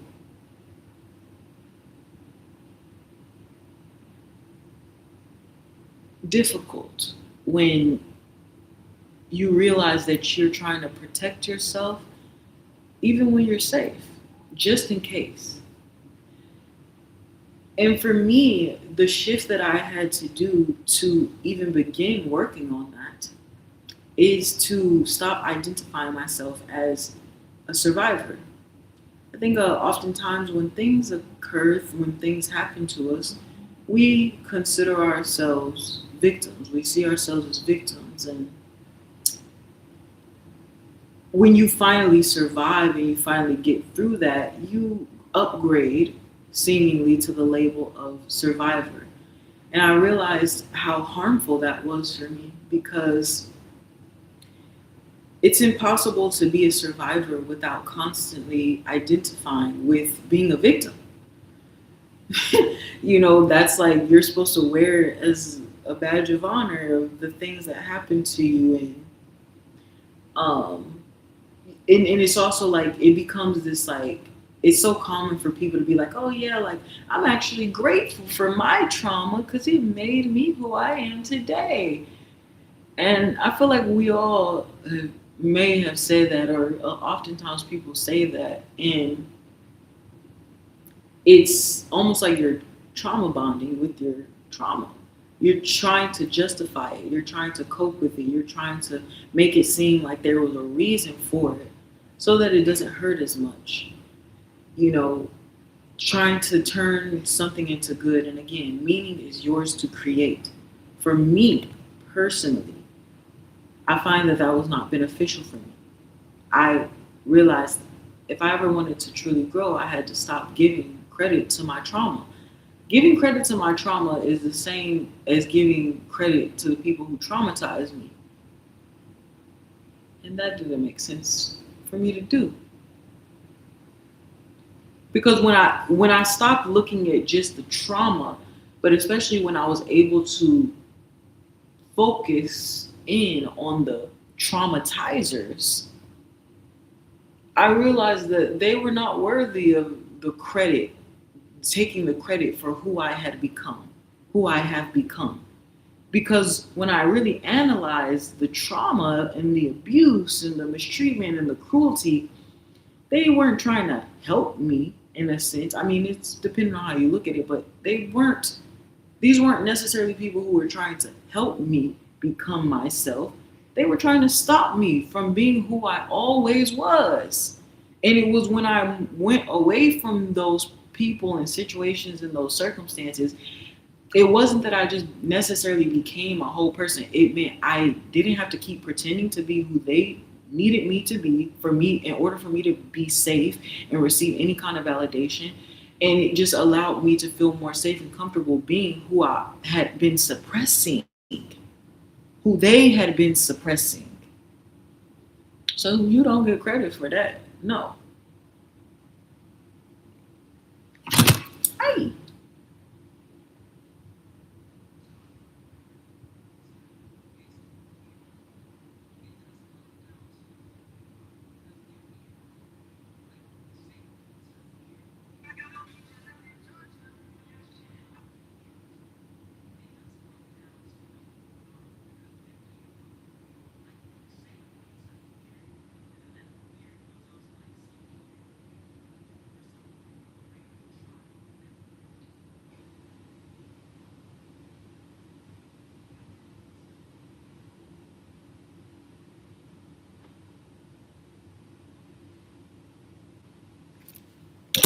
Yeah, that's it. I got my peaches out in Georgia. Yeah, that's it. Oh, sorry. Um,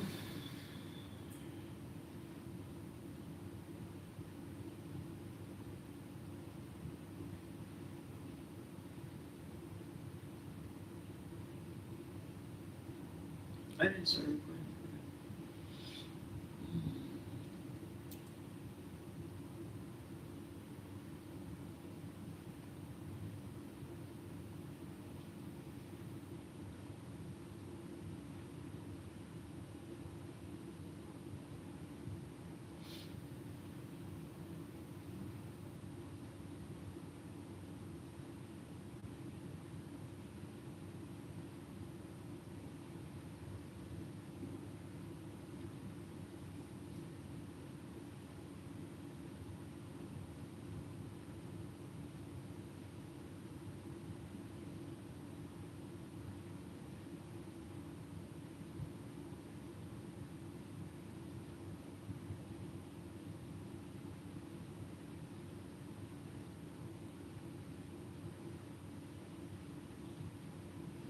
Know that you are bigger than the program.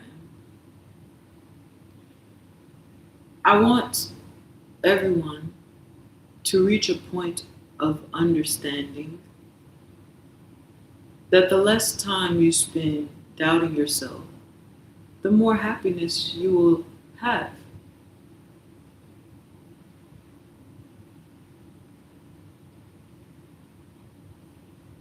We waste so much time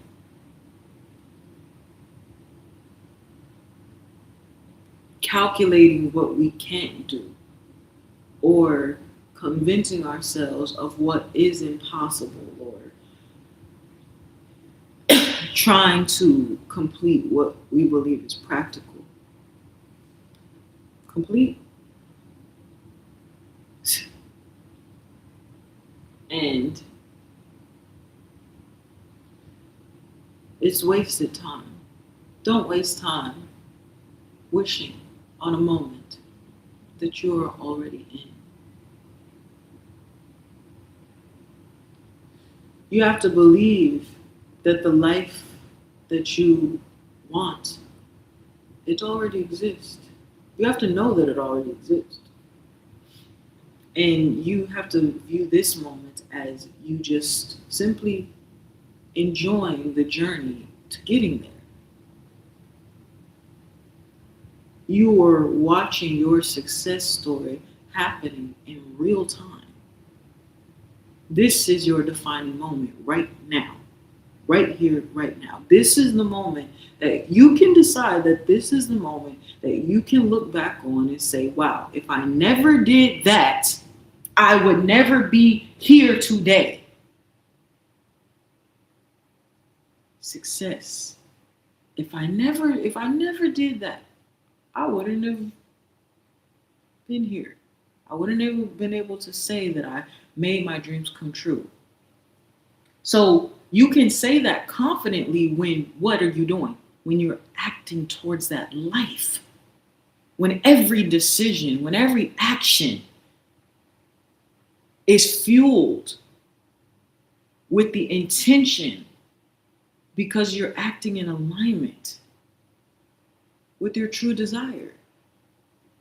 So when you know who you are, and then when you know who you are, you know what you need to do, and then you just follow that relentlessly. Fuck what somebody else says, fuck what somebody else tells you to do.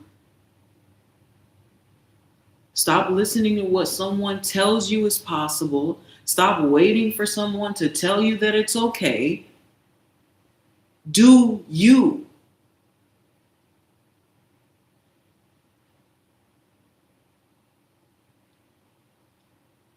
Every moment is your moment if you are always acting in your alignment.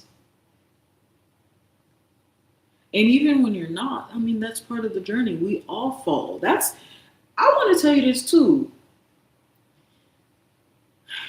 I feel this should be obvious at this point, though.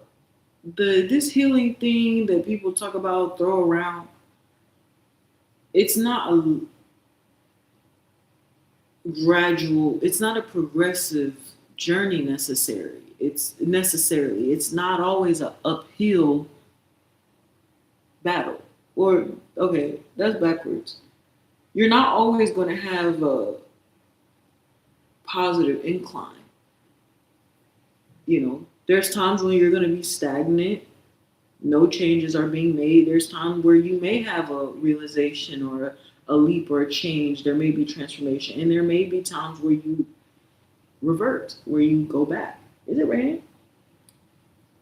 You understand. So it's not always gonna look perfect. But that's the key. That's where you build the muscles up. That's where you're building up the muscles to carry your own power, to carry your own divinity, to carry your own knowing. It's the setbacks that are going to help you win eventually, because what? You follow the trail upwards, and then say you get knocked back. Okay, cool. Now you get to practice going up again.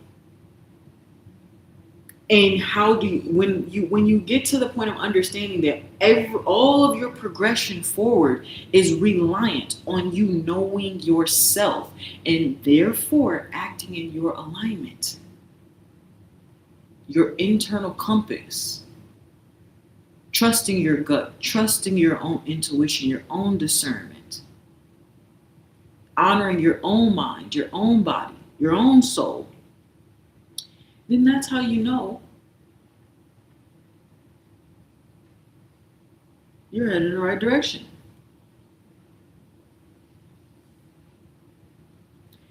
And so each time that we stumble, each time that we fall, each time we go back into forgetfulness, right? Because the point is remembering or knowing who you are.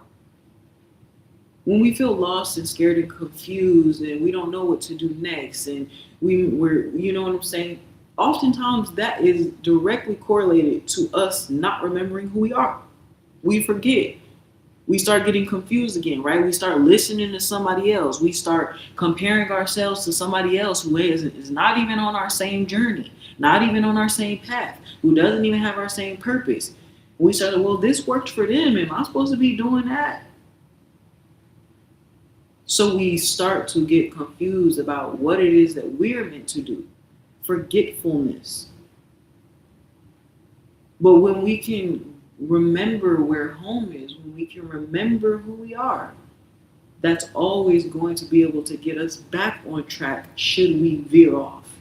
And inevitably, when we will. But the more time that you go and the more time you keep veering off, eventually that will become less and less.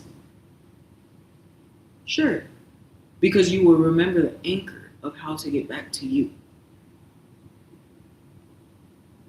It takes trial and error, the knowing of yourself. It takes trying things. Trying is, you know what I'm saying? It takes, in one hand, honoring your natural desires. What are you naturally drawn to? What are you naturally, what do you maybe even have like a natural affinity for? That's a seed. That's giving you an idea. You have to reflect on your life, and you have to say, every time you try to go this direction, you try to go that direction, this door keep closing, this door keeps slamming shut. But sometimes people keep ending back to the same thing, the same thing. It's for a reason. Stop fighting it. Stop resisting it and start listening to that. And notice how far you take off. When you just stop doubting, you stop questioning, and you stop being afraid to try because you're afraid to fail. You fail I want you to understand as well, you fail when you don't try at all. So if you think that not trying is going to save you from failure, you are wrong. Not trying is a first class ticket to failure. There's no progress being made. But when you try and see, hey, do I like this? Is this what I'm supposed to do? Let me give this a whirl. And then you try it and then it doesn't work. You didn't lose. You gained information. Now you have more clarity. Okay, I tried that. That doesn't work. And I'm feeling, okay, maybe that's not it. So let me try something a little different. And so you just do this until you refine it.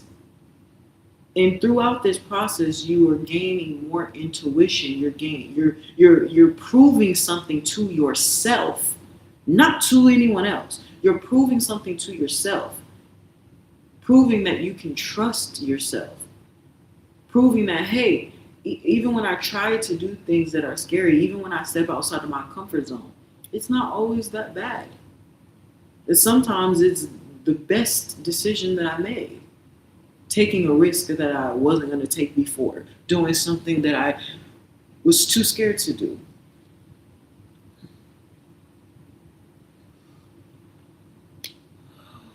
Oh my gosh, guys, I'm on my period, so I just got really bad cramps right now. I'm very nauseous today.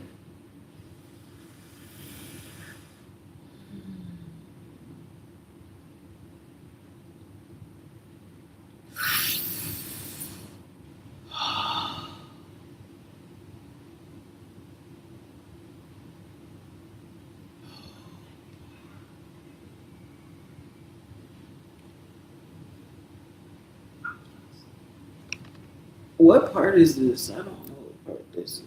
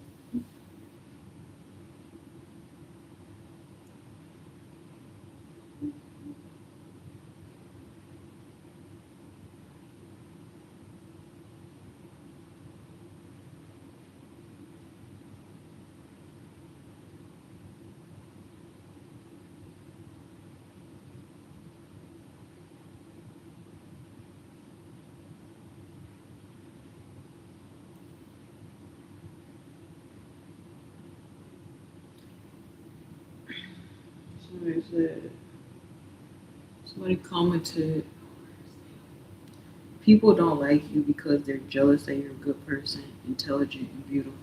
Keep going, sister. You are clearly rising, and they are eating your stardust with envy.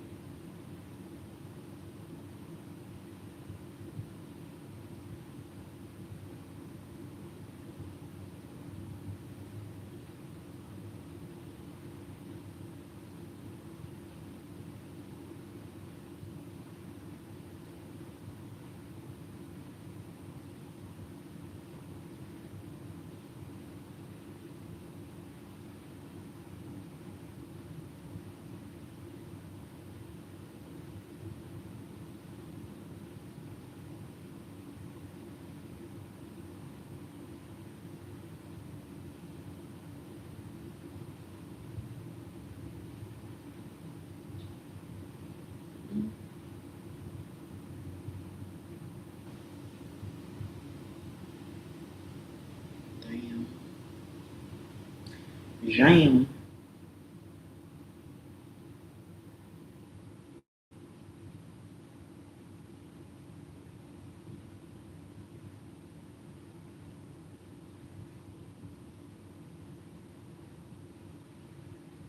Why what?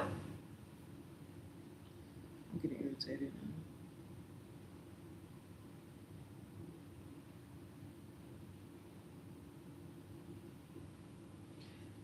Autocorrect be killing me, bro.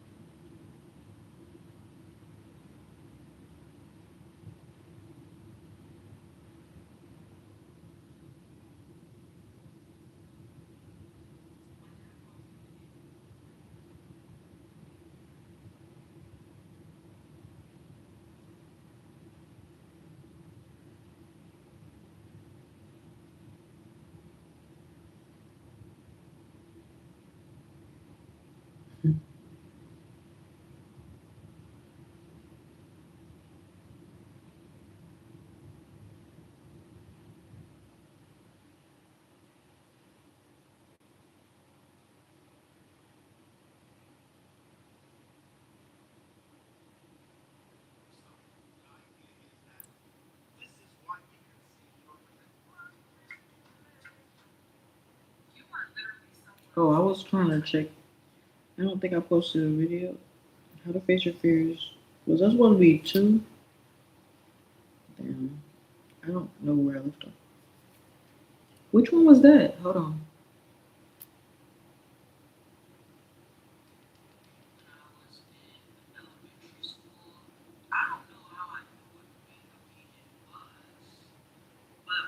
Oh dang, I forgot to post So I that. thought of a hack. My bad, dog. Facing your fears.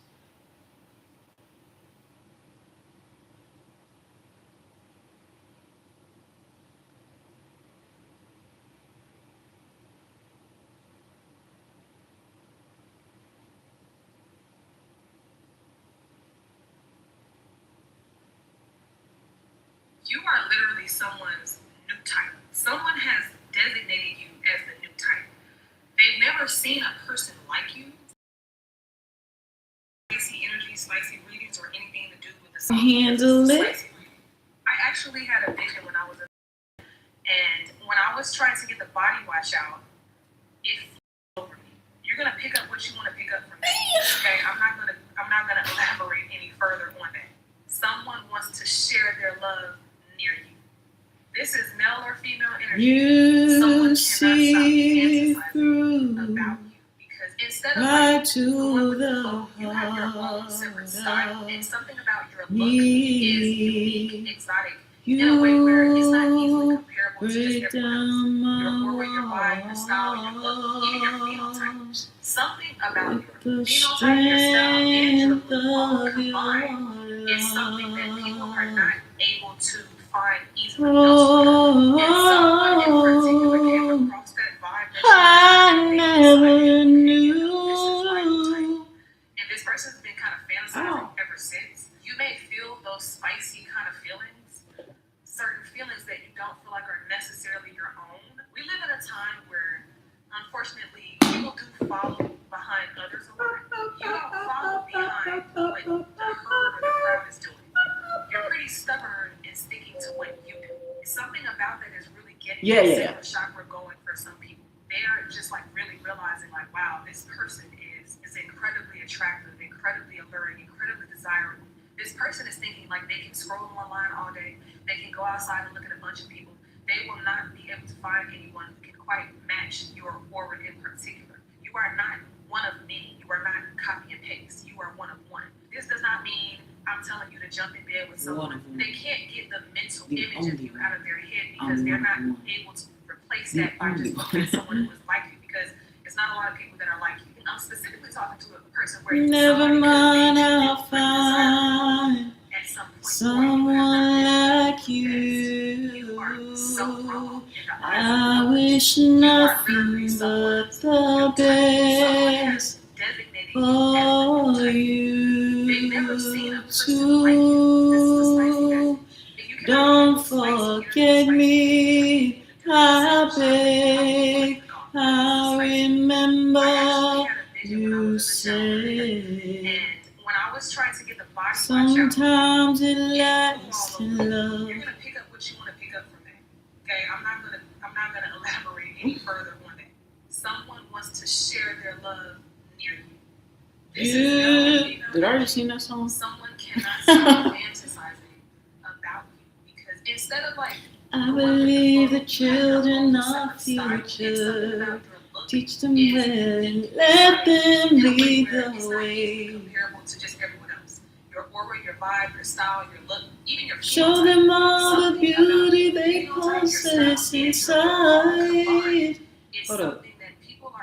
Show them all the beauty they possess inside. Give them sense of pride to make it easier. Let the children laughter remind us how we used to be. The herd or the crowd is doing. You're pretty stubborn in sticking to what you do. Something about that is really getting that circular shot. Everybody search for a hero. Oh. You don't know.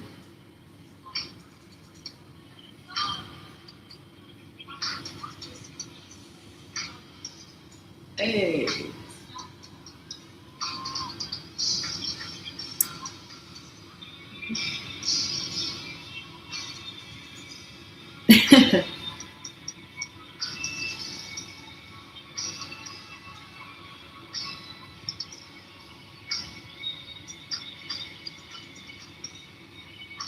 It's for real, like, I mean, it's kind of interesting.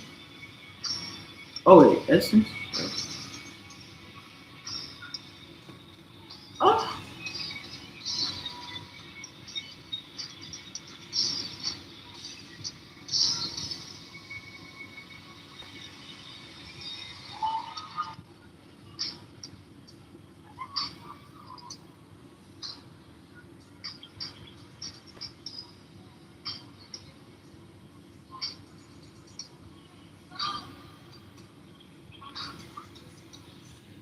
Maybe you don't know what you do to me.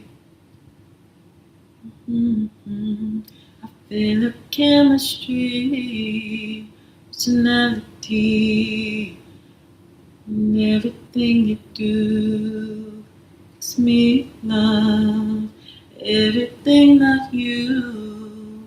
Your style, your smile, so fly, I can't deny. Got a crush on you, that is true indeed.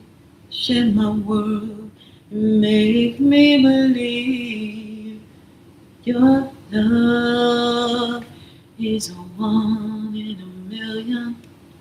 It goes on and on and on.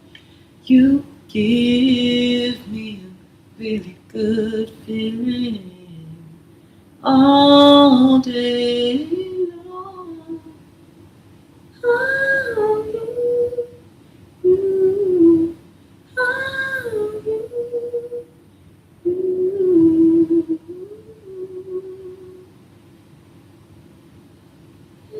you, oh, They can't stand you. You will bully the bullies. They can't stand you. How can you read it here? Yeah.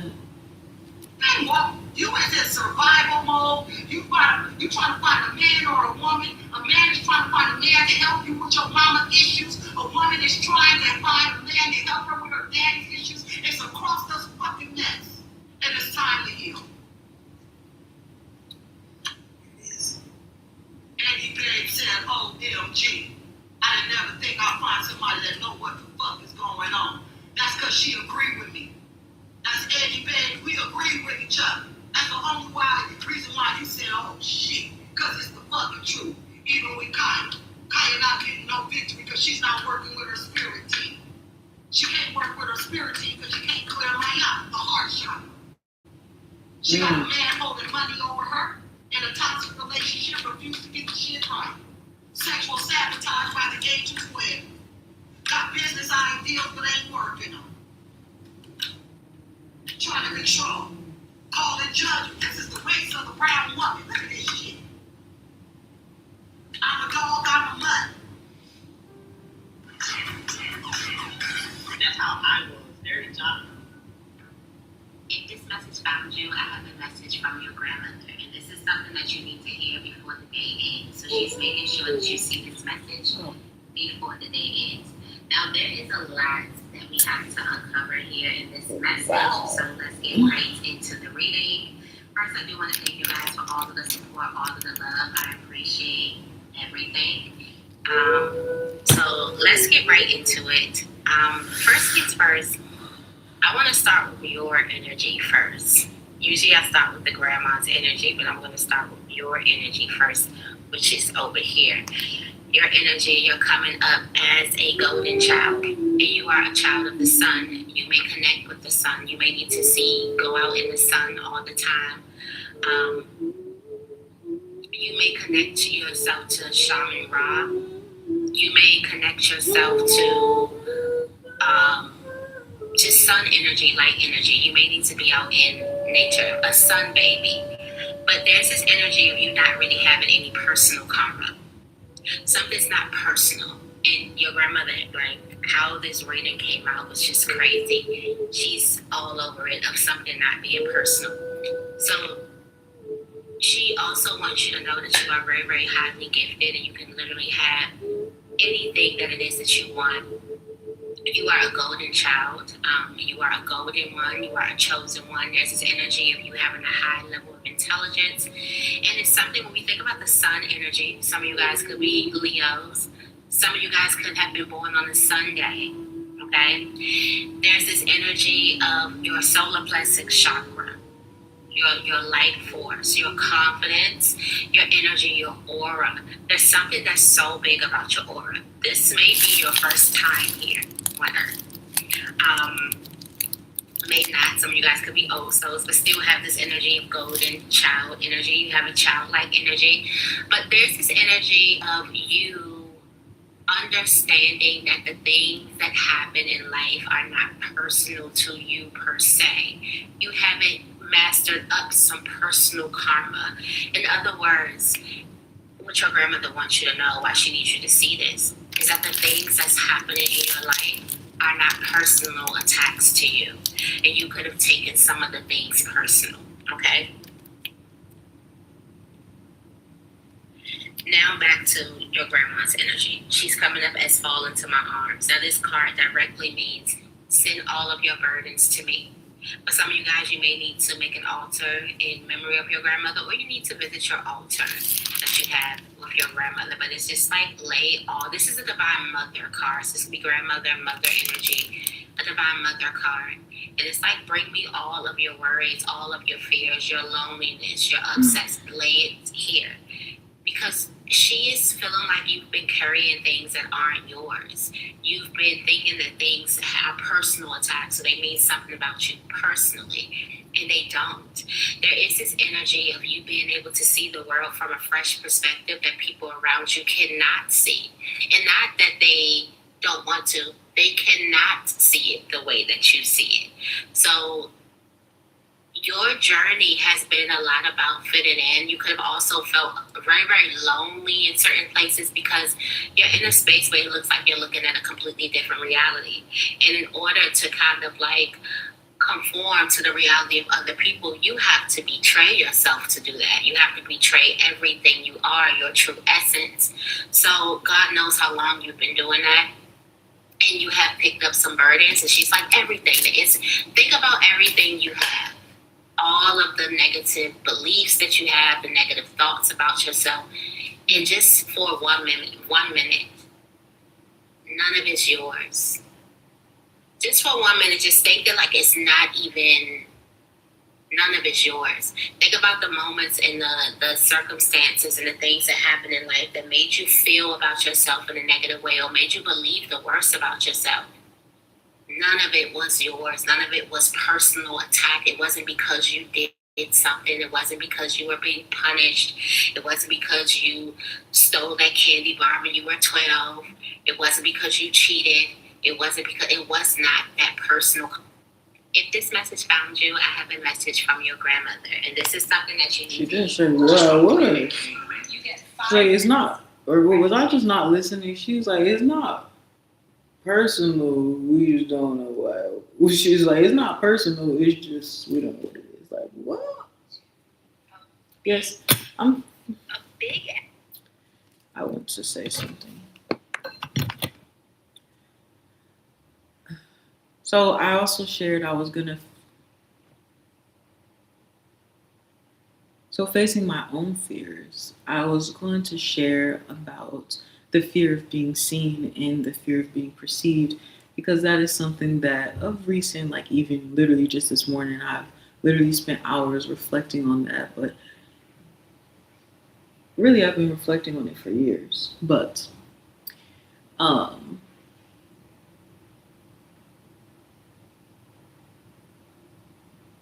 I think it goes along with that, the fear of being perceived. And I was gonna say I'm feeling pretty insecure right now, um, but I'm trying to push through it anyway. Like I'm not using filters or makeup. I'm on three different. I'm on TikTok Live, on YouTube Live, and I'm recording this video right now.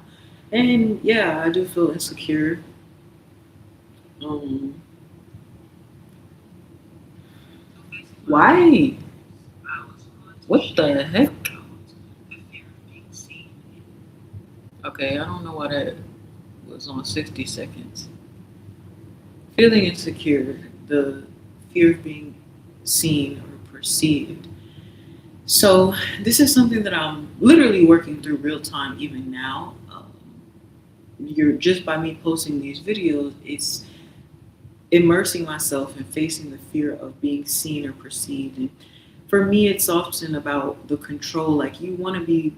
For me, it's been about trying to control how I am perceived. So whether that's like altering my appearance or, being really overthinking before I even speak because I'm, scared. Like, what if I say the wrong thing or um, things like that. But even like, it's very hard for me to even go outside in public.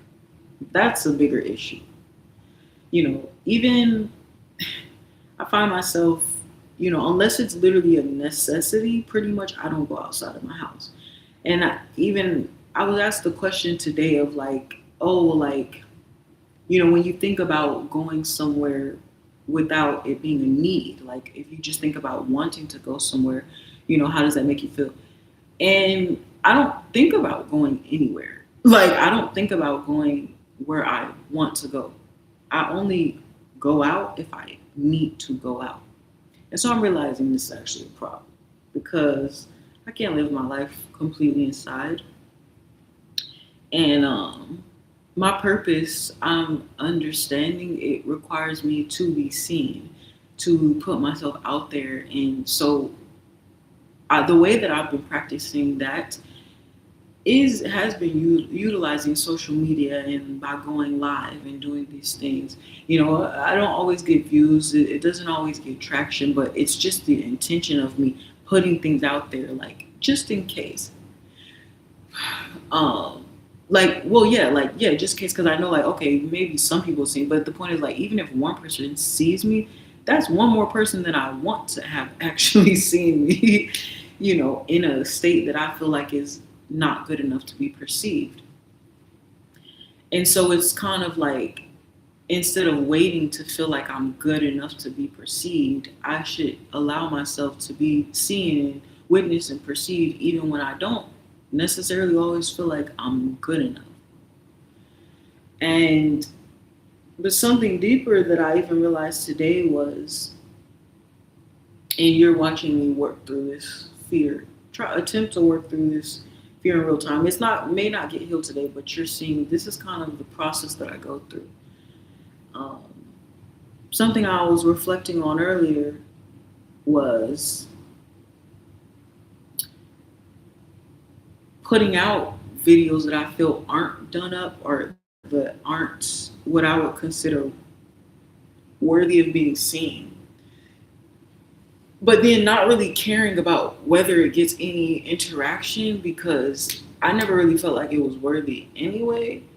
And then, but I realized that I kind of don't even, in that sense, I'm not even really challenging myself. Like, then it's really a question of what if I did put my best foot forward? Because I'm not putting, like me right now, surprise, I'm not putting my best foot forward. I'm not doing whatever this is that I'm doing to necessarily my best or most perfect. I'm trying to my best ability, but I'm if I were to, it could be better, I guess, but it's just like the concept of me putting my best foot forward and then not receiving the validation or the attention, yeah, it's kind of painful because then it's like you put in all this hard work and this hard energy, all the energy and effort just to not get like the feedback that you thought you could get. And I know like people try to say like, oh, don't expect an outcome and stuff, but it's just like that's just kind of bullshit because it's like even if I'm not expecting an outcome, I'm expecting for like not expecting a certain outcome and then just expecting something to happen, two different things. And the fact that I'm literally just expect to even have such the lowest standard of just anything happening and then it possibly not happening or it just not happening, that's something different. So it's like, but that's the doubt that I have to erase from my mind. That what if? So this is the fear. So it's like instead of saying, "Oh, I'm afraid to put my best foot forward because what if it doesn't work out anyway?" And then it's like, "Okay, shut up." How about put your best foot forward? Try to your best ability, to follow your alignment, follow your truth, and just if anything, it will feel good. It will feel right. And that in itself is a reward. Every time you act in your own alignment and your own truth as opposed to someone else's, you are winning. You know? So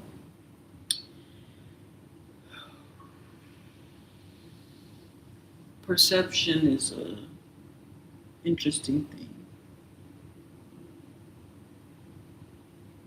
Perception and reception.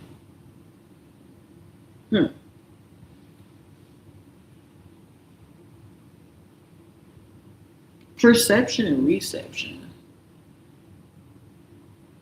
Perception and reception.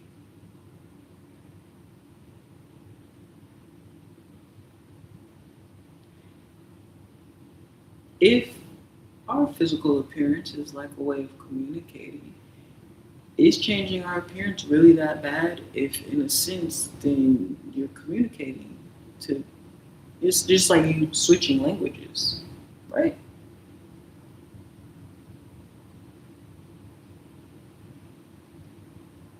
And so, like I said, it's like if perception, reception.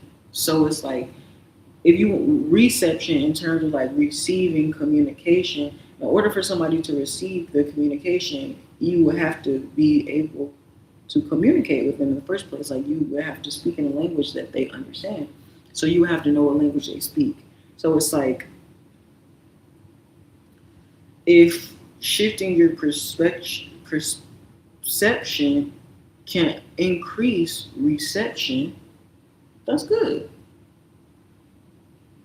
I think.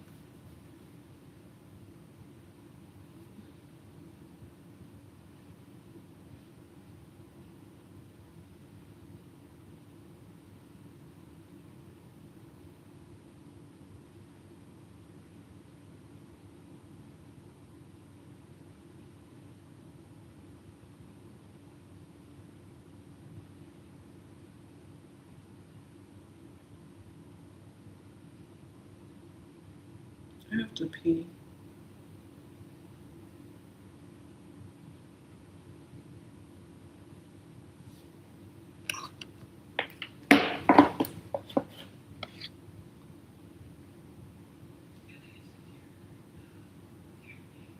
See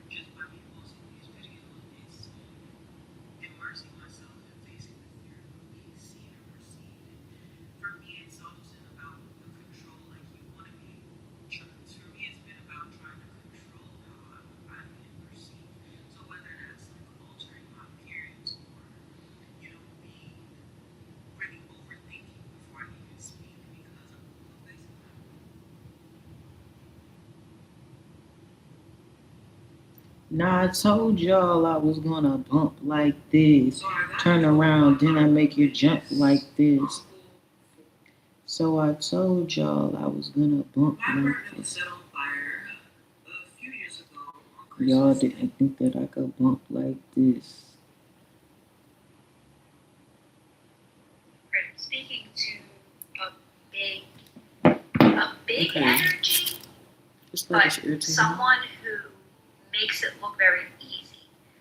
You almost wouldn't consider yourself to be like this big energy because you are so much your true self. You stay in your own lane, you mind your own business, and you protect your peace. And right now you're mastering your craft.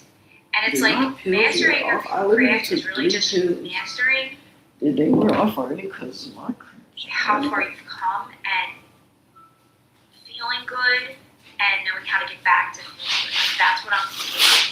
But you are, if not already, 100% well known in this lifetime for something. Like I said, it feels big, but it's not going to feel big to you because it's so natural. It's just who you are. You're just being yourself. Your life is like, you're on the other side. There's no more blocks for you. You know who you are. Whoever's listening to this, you know who you are. You're very bright. You're a very bright light because, again, you protect your peace. You stay in your own bubble, but you move through life in love and light. You are a very pure soul. Understand the energetics of this experience. You have love coming in. Without a doubt, you are a feminine energy and very independent feminine energy, but a soft feminine. And the person coming in for you is very much in their masculine, very much protective provider, in their healthy masculine, not controlling. It's 100% protective provider. And you will not doubt it at all. You will know you've done a lot of inner work. It's basically going to be like a love story, a very beautiful love. Because you both protect your peace. So there's no place for control. You both protect your peace. Super cold. You both love the simple, quiet life. But yet, again, big energies here. Big energy. It gets everything. You're going to be paid for just being you, passenger princess. Oh, we still have a few more cards, so let's shuffle these. Happy always is the only goal. You know that you're starting to. What I picked up from this is lots of signs and synchronicities coming in, and you're not looking for signs and synchronicities. They're just popping up in your experience. I got that connect the dots. I just see connect the dots. All the dots are being connected to create your life, to create your reality. It's all making sense. It's all coming together. All right, let's just. I'm not this skin.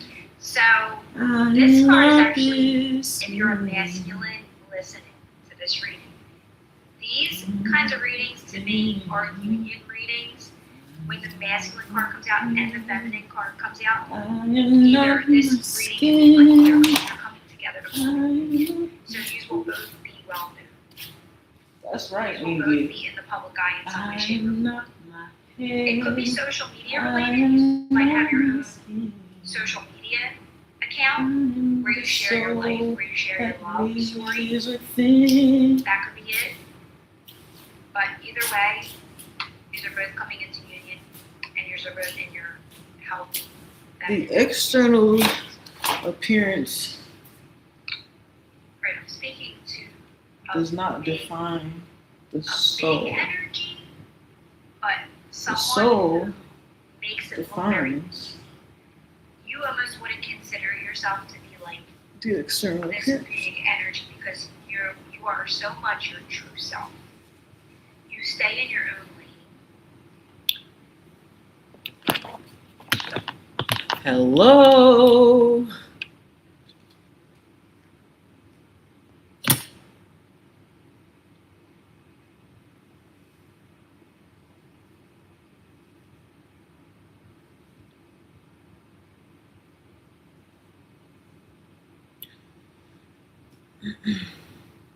If you love me, you'll pretend this is not a wig. um,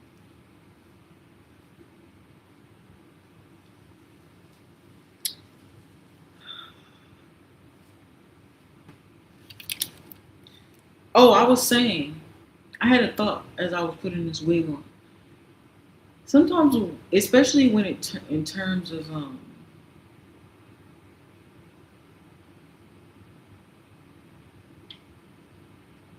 it's not a definitive. The external appearance is not definitive of the soul. The external appearance is an expression of the soul within. So when we understand that we are not these vessels, we must stop moving in a way where we try to police our vessels or feel like there necessarily has to be a right way to look or a right way to be, or you have to be all natural, or you have to be, or you have to be all done up or something. The point is to operate based off of what it is that you intuitively feel like you're doing, but be mindful of the reason that you are doing what you are doing. Some people try to act though like you're not allowed to be insecure. But if insecurity is your current truth, then let that be it. Then that is your expression of your soul, right? Think about it. Do you think your soul would want to make you like sometimes, like for example, I have hyperpigmentation. It's an insecurity for me. And so I typically will wear makeup. And the thing, but I would, in an attempt to try to be like authentic and everything like that. I'm like, oh, like you have to be like all natural and this. And this isn't just me trying to like defend like wanting to wear 50 pounds of makeup and shit. No, this is about truth and this is about revolutionizing the whole concept of perception and appearance in itself. Because it's like at the end of the day, the reality is like I don't feel my most confident all the time, every second of the day. You know, in my natural state, that is just what it is. But that's you got to also understand there's, but it's because there's aspects of my appearance that aren't natural. My hyperpigmentation, it's not natural. It's the result of you know damage that has been done to my body over time. Had I not, if I didn't have this hyperpigmentation, if I didn't have these blemishes, it wouldn't be no issue. The face card ain't got zero issues. No surgery, no filters needed, baby. Everything's perfect to me. But if there's things that I want to change, I should be able to do that. So because it's about if I'm then in an energy where it's like I'm carrying this insecurity and then it's causing me to be distracted from getting out my message or from living out my purpose or for speaking, and doing what I need to do.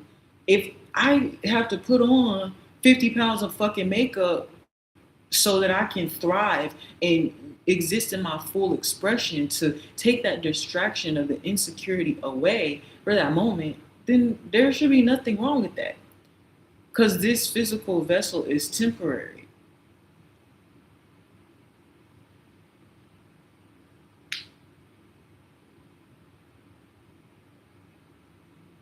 It is the house for my soul, though.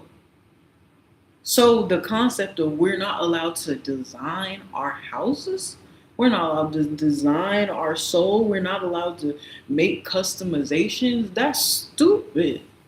That's stupid. You know, we should be able to do that. Um,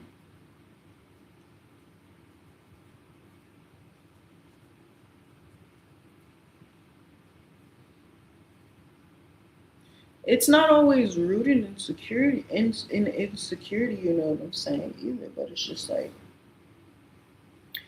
it's the same reason. Like, um,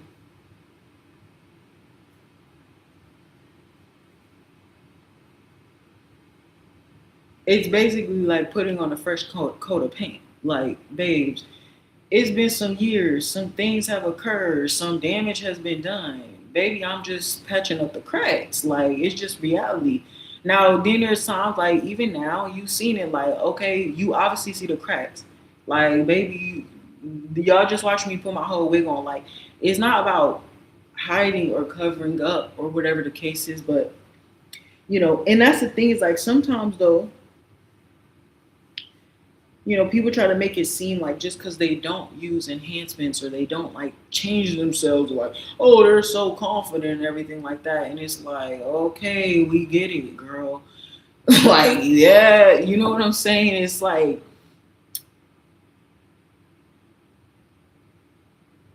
okay, you know what I'm saying? Like, I mean, and it's not even like a okay, like congratulations. Like, no, that's actually really awesome. Like, yeah, we all trying to get like you. Yeah, we all wish that we were just as confident to feel like we didn't need to do something, feel like we didn't have to change or whatever. But again, some people change. It's not even necessarily that. It's the same thing. Like, it's like wearing an outfit as well. You know, okay, so because you like to change your outfit or because you want to dress in a certain way that specifically fits your specific body, that makes you insecure. You get what I'm saying? That's like saying, like the judging, like all the makeup and wigs and stuff. It's like the same to me as like that's like saying like I'm insecure for not wanting to like wear a crop top or something, which I do. But I'm just saying like in a world where I didn't want to wear a crop top because maybe I feel like it don't look good on me for or whatever the reason is. Like, um, if I look better in a dress, what's wrong with that? You know what I'm saying? So I think it's more about. I think when it comes to authenticity and whatever, it's about being honest with yourself. Like that's being real. Me lying to myself and being like, "Oh yeah, I look so amazing," with I mean, and that's I understand people try to cope with stuff, but it's like I to cope, but it's like um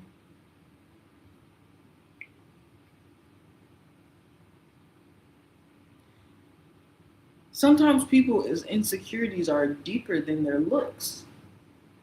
Sometimes people, you know what I'm saying? So it's like, what does it really matter? The reason why the looks do something is because looks are something that can be more easily policed and controlled. And most times people are just judging you. And the reason why too is like people are judging you by your appearance first before they judge your soul. So it's like I have every right to, adorn my house the way that I want to. She's a brick. Like I have every right to adorn myself the way that I want to adorn myself. Um, right.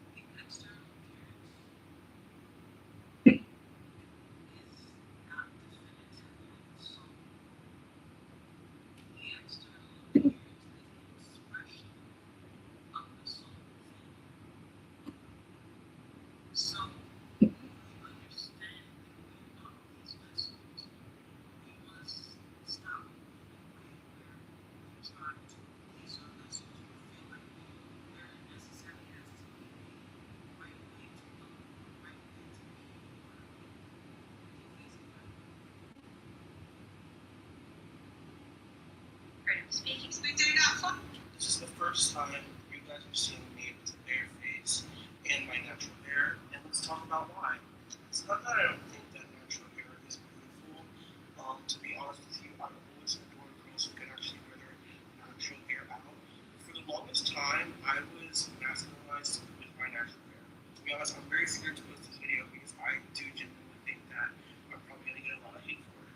And there are so many girls out there that are like, oh, just be confident, just be this, but when you're someone with a plus size black woman, has a deep voice, and has short hair, you can masculinize so much, and it's actually really frustrating. And yes, I'm sweating, it's 101 degrees outside. Like, when I first wore my natural hair to work, like this was actually shorter than this. I always bring in hairstyles to work, new hairstyles. My coworkers would compliment it and stuff. And when I wore my natural hair, it was complete silence. And my coworker, the only comment I really got was one of my coworkers telling me that it would look so much better if it was parted. And I got heat all the time. And if you guys have been here for a while, it's actually virtual. I was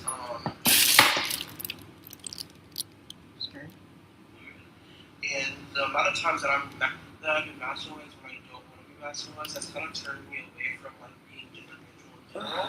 Because it's just like, are you guys saying I look like a man because I'm ugly, or are you saying I'm a man because you think I look like like, no, that's not what you're saying. You're saying it because you think my face is masculine. And it doesn't make you feel good, especially when you're trying to be feminine. When you're trying to be in that moment. And I just feel like I'll never be able to be seen as feminine. Why is hair like this? Okay, and if I'm being honest, this is kind of just like rejection therapy for me, to be honest. Going on the internet and showing my face like this to prepare me for going to work, where I know I'm gonna probably get a lot of stares, a lot of boozers. And it's funny because it's like, it's not like the casual racism that you can see in the South, where they'll straight up tell you that you look like a man, you're ugly, blah blah. You know, this is the type of spite stuff where like, if you're not catching it in the moment, you seem like really crazy. And I don't like that. Like I said, so many of my coworkers, so many people that I meet will casually slide in things. Slide in like little tidbits of stuff. Again, like when I have long hair, you guys say I look so good. But as soon as, I come in with short hair, you guys don't say a thing. And personally, like, I'm gonna start just doing that shit regardless of what people say, because I feel that, like, I really need to start deconstructing, beauty standards that weren't built for me, or like rates, it's not built having a higher pitched voice. I mean, there are like that have high pitched voices, but especially in my family, women in my family just typically have very deep voices. That's just something that comes with it. My hair actually used to be pretty long. If you guys have been here for a while, you know that I cut my hair, I had locks, and then I took the locks out by cutting them because I was too impatient to actually take them out properly. So obviously now my hair is short, I'm regrowing it, and then obviously I love to have color, so who's gonna dye your hair? And that's probably not helping my growth either. To be honest, again, it's not really a natural hair thing because I would love to have a big afro. I feel like even if someone called me a guy with a big afro, I don't care. Like, I have the afro, I want a big afro. It doesn't have to be like long, straight, just something big. I love to have curly hair, but I hate the way short hair looks on me, and I also hate the way that people masculine me with it. And to come on here and show you guys this is pretty vulnerable. I'm scared. This video's gonna not get any views, and people are just gonna look silent and not actually feel like I do, or I get hate comments. My mutuals are very supportive, so I don't know if that will actually it'll reach them this time, but it's the way the cookie crumbles, unfortunately, and I feel a little crazy, but this is my first step to actually doing something here. So this is the first time you guys are seeing me with a bare face and my natural hair. Alright, so I took flags for it.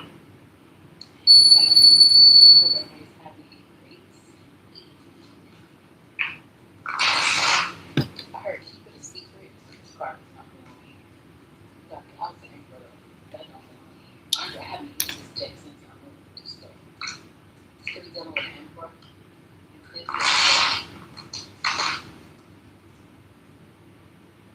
There's a double bus coming down the street. Passion is a passion. Life is poetry. Education, nurturing, Are my eyebrows crooked? your health is okay. Something's gonna be a team effort where the angels are guiding you.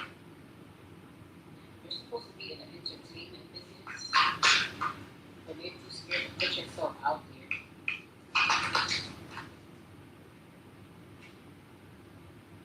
Regardless, people are gonna envy you. Whether you're in the entertainment business or you're not, people are gonna envy you. It's your aura. It's just who you are. Okay. Somebody's envying your financial success, or you could be envying other people's financial success. But I feel like this is people envying you.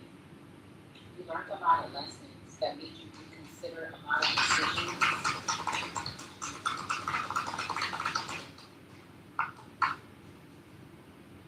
You need to know that your story matters. You need to write a book, and that's what's going to help you grow your money. Everything that you've been through, all these betrayals, people envying you, maybe in entertainment business or whatever this is, you're supposed to write a book about this. Because these things help you heal your inner child. It helped you reconnect with who you were meant to be. Okay? Money will soon start flowing into your business, promising opportunities are on the way. Your words are very powerful. You feel like something is unrealistic, like it's not going to happen. But all you got to do is tap into that rebel energy, and this shit is just going to flow. You're not even going to have to work that hard. Not as hard as you think that you do. You're working harder than you have to.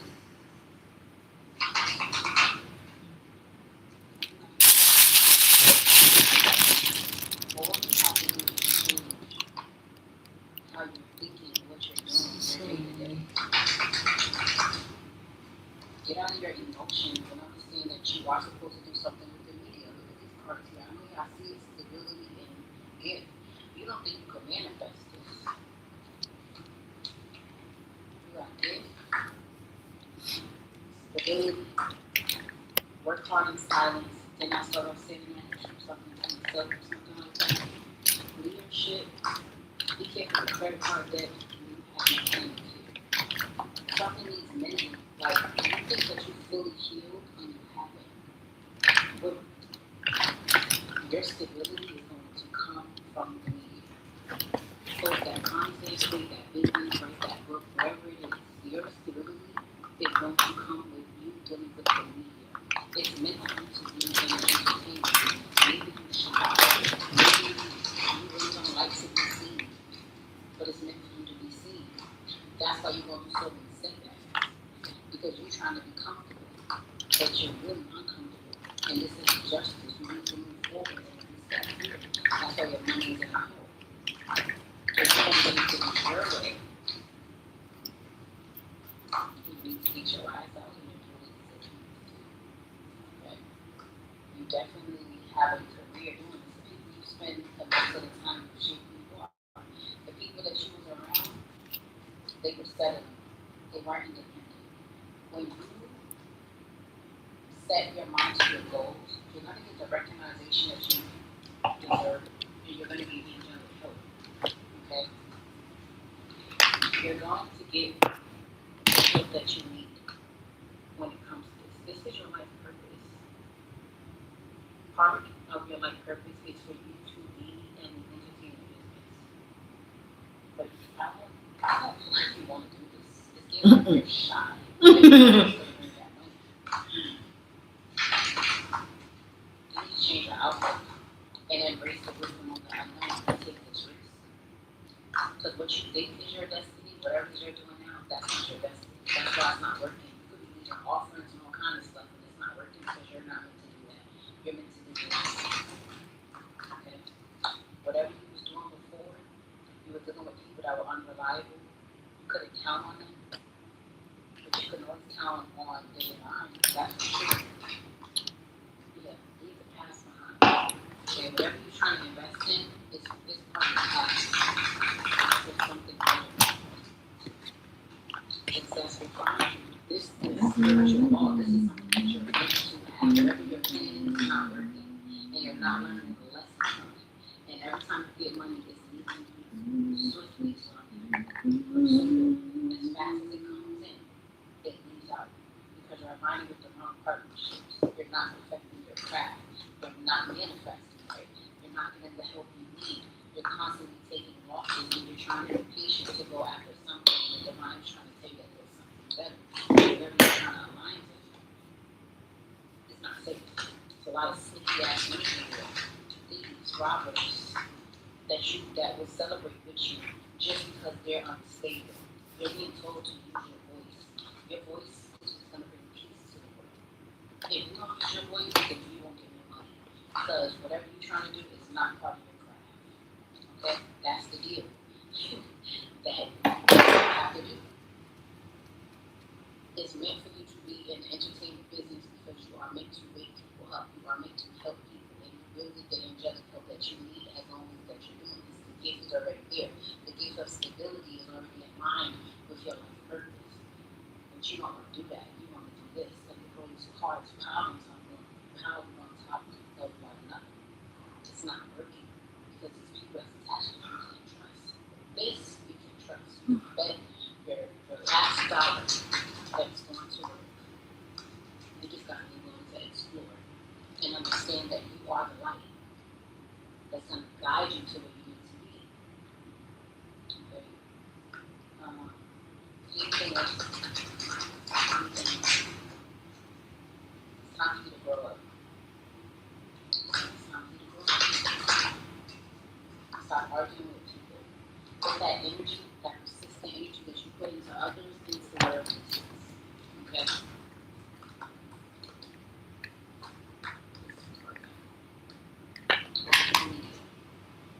Entertainment. This is your purpose. It may not seem like it, but this is your purpose. This is what you're supposed to do.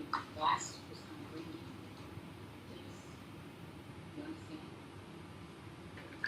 Dealing with the media and entertainment business is your purpose because you're truly gifted and society needs you, humanity needs you. But I don't think you understand how much the divine needs you to do this.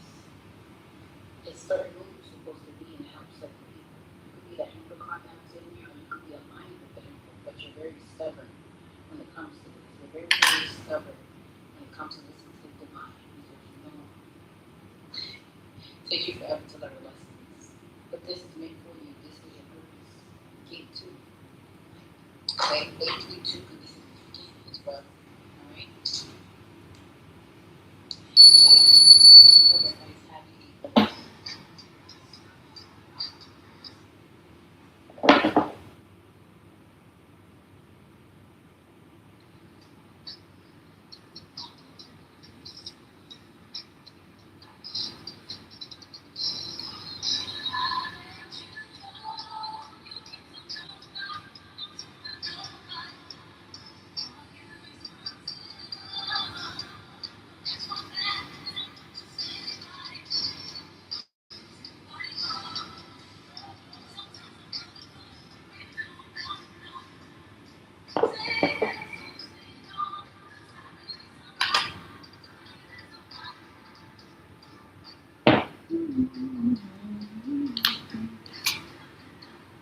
Everyone, I've been really mad with my dreams, my loads, my head, so I'm low key.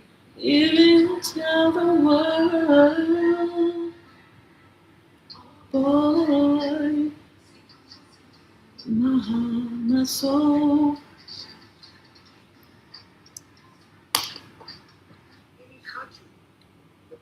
I just had a toilet epiphany. I did. And here's what went through my mind. Ooh-wee. The reason why people, like immigrants, come to this country, and I'm talking about like African, Middle Eastern, etc., and they don't want their women to get comfortable here or talk to American women,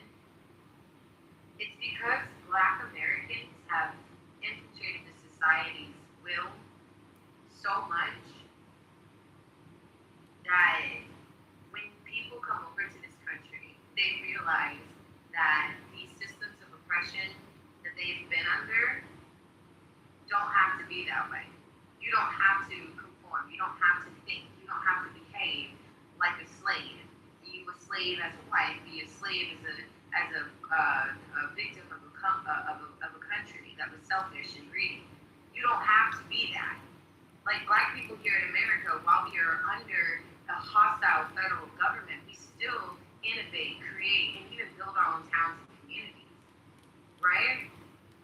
And when people from other countries come over here who have been complicit and just going with the flow of the innumerable amount of dictators that they've had, they come over to this country and see that the black folks here have a will against every odd that we literally have stacked against us, playing a game of Monopoly where we don't get any fucking benefits and constantly get shitted on by everybody that gets added to the board. Right? Y'all come over here and want to have the benefit of our energy, of our presence, of our communities, of our resources, but want to treat us like shit. Like it's a dead ass problem. And me as a black American, if I get into power, I'm taking you guys all out. Not killing y'all. Y'all are going back to your own motherfucking places of origin. Everybody. Because it is disgusting how many immigrants come over to this country and disrespect the work and power that we put into this shit. And the facts are out there. The evidence is out there. The two were literally brought and able to come over here and benefit, get rich off of us. You were able to do that because there are white people in power, white people who are part of the system of slavery, who want to go back to that system. We're doing everything in their power to convince people that this shit is a You need a loan to have that. I have a channeled message for you, straight from the notebook, channeled with the solstice energy. This is likely to be a very potent activation energy for you. So please just let it must wash over you. understand Wash that over the you. touch of This is your for your hand soul, okay? will sing. That's what it means to have the Midas touch, or to spin straw into gold. You put gold, treasure, nuggets of love and wisdom in everything and everyone you touch, physically or energetically, through your voice and words, even at a great distance. Your golden touch reaches around the planet and weaves back in again. You are creating your own grid of light around the planet in this way. Where we all access this, and when we all access this, like billions of puzzle pieces coming perfectly together, we create a new energetic grid. All being conduits, antenna, points of light, beacons within the perfect web or net. Let your voice and touch sow seeds of gold near, far, wherever you are. Whether someone resonates or is triggered by you, there is a harmonic chord in you that is also found in them. The weaving begins. Maybe a simple pass-through, or with many volleys back and forth, like with the close friendship. Many more strands are revealed and woven within and between both. This is all perfect, exactly as it is meant to be, filling the gaps in the golden puzzle. Turns to Gold also references the final form in alchemy. The magician can create instantly, instant alchemy, magic, turn whatever energetic thread that is extended into gold. You have become the alchemist who can spin straw into gold. You have undergone the trials, and you have mastered and surrendered to your innermost self and voice. The subtle nudges of your body have become knowings as you have followed the feelings and learned to hear your body speak, even whisper. You have released toxicity and toxic mindsets that have purified your body, mind, and soul. You are pure. You are a vessel of divine light. The golden sun of the center of the universe shines ever upon you. You exist in an infinite ray of golden sunshine, golden child, golden queen. You are now learning to harness that never-ending source power, a stream that will never run dry. You are learning how to feel it and use it, direct it, redistribute it. In this way, gold pours out of you everywhere you go. It is an aura that ripples with peace and power, with wisdom and play. You are magic. You are golden. It It is easier for you to learn how to feel the sun shine on you internally by feeling the sun physically. But the sun never sets on you, and you can access it at any time. Call forth a strong visual of yourself standing, sitting, or laying down within a vibrant stream of sparkling golden sunlight. Imagine it soaking over and into you like honey being absorbed by your body, through the heart and slowly flowing, dripping, and settling down into your solar plexus. Now imagine the honey continues down to your root and ignites a powerful golden grounding cord which pumps Earth's energy up and through you, taking some of the connecting and balancing the energy. Relax, breathe. You are now ready to receive. Feel the energy, refreshing and energizing in such a peaceful way. Feel it wash through your entire being. Take as much as you need. Stay as long as you feel you would like to. When you are refreshed and rejuvenated, slowly come back and enjoy and go about your day. And finishing up right at 414. So, an activation, an offering of a gentle and powerful practice that you can use to tap in with this energy that is available to you. It is infinite. It is yours. You have accessed it. You have the Midas touch. You spin strong into gold. You are the magician. You are the alchemist. You are embodying this. You are the sunlight. You are always in golden light. The sun never sets on you. 444. Let me know how that felt in your body. Let me know if that resonated for you. And let me know if you do try that practice. And let me. I have a channeled message for you, straight from the notebook, channeled with the solstice energy. This is likely to be a very potent activation energy for you. So please just let it wash over you, wash through you. This is for your soul, okay? That's what it means to have the Midas touch, or to spin straw into gold. You put gold, treasure, nuggets of love and wisdom in everything and everyone you touch, physically or energetically, through your voice and words, even at a great distance. Your golden touch reaches around the planet and weaves back in again. You are creating your own grid of light around the planet in this way. Where we all access this, and when we all access this, like billions of puzzle pieces coming perfectly together, we create the new energetic grid. All being conduits, antenna, points of light, beacons within the perfect web or net. Oh, cool. He could be a police officer and that. Yeah, the one you have threesomes with. You and your boys then. I'm just that type of pencil. Don't put the pencil up there! Yeah, you like freeways. You and your boys, you all fuck each other up. And you thought it'd be a good idea you could abuse the vine and she won't see that you all love each other. Yeah.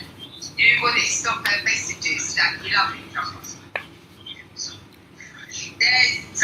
There's a baby mother here. What's a bird? For Namtram, running criminals so then if we can for police sergeant.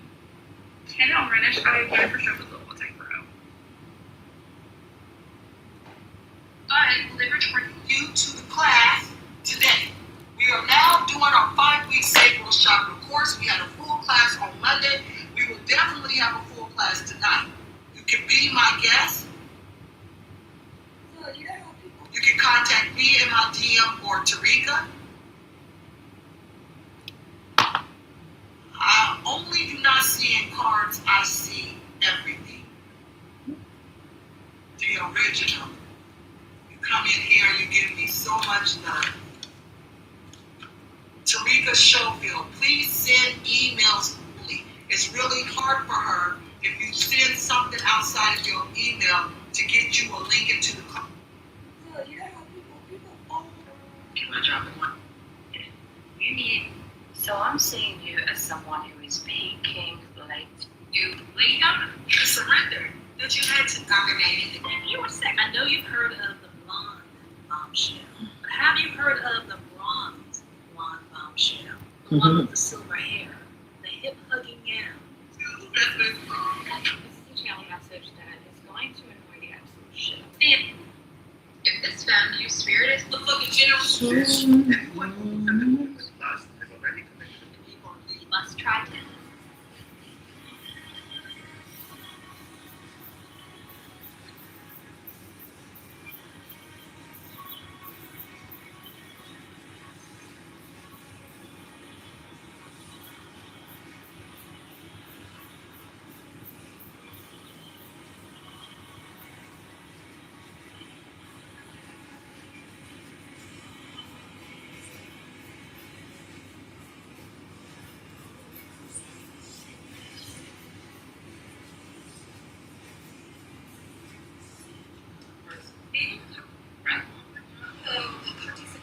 It's looking. Right there.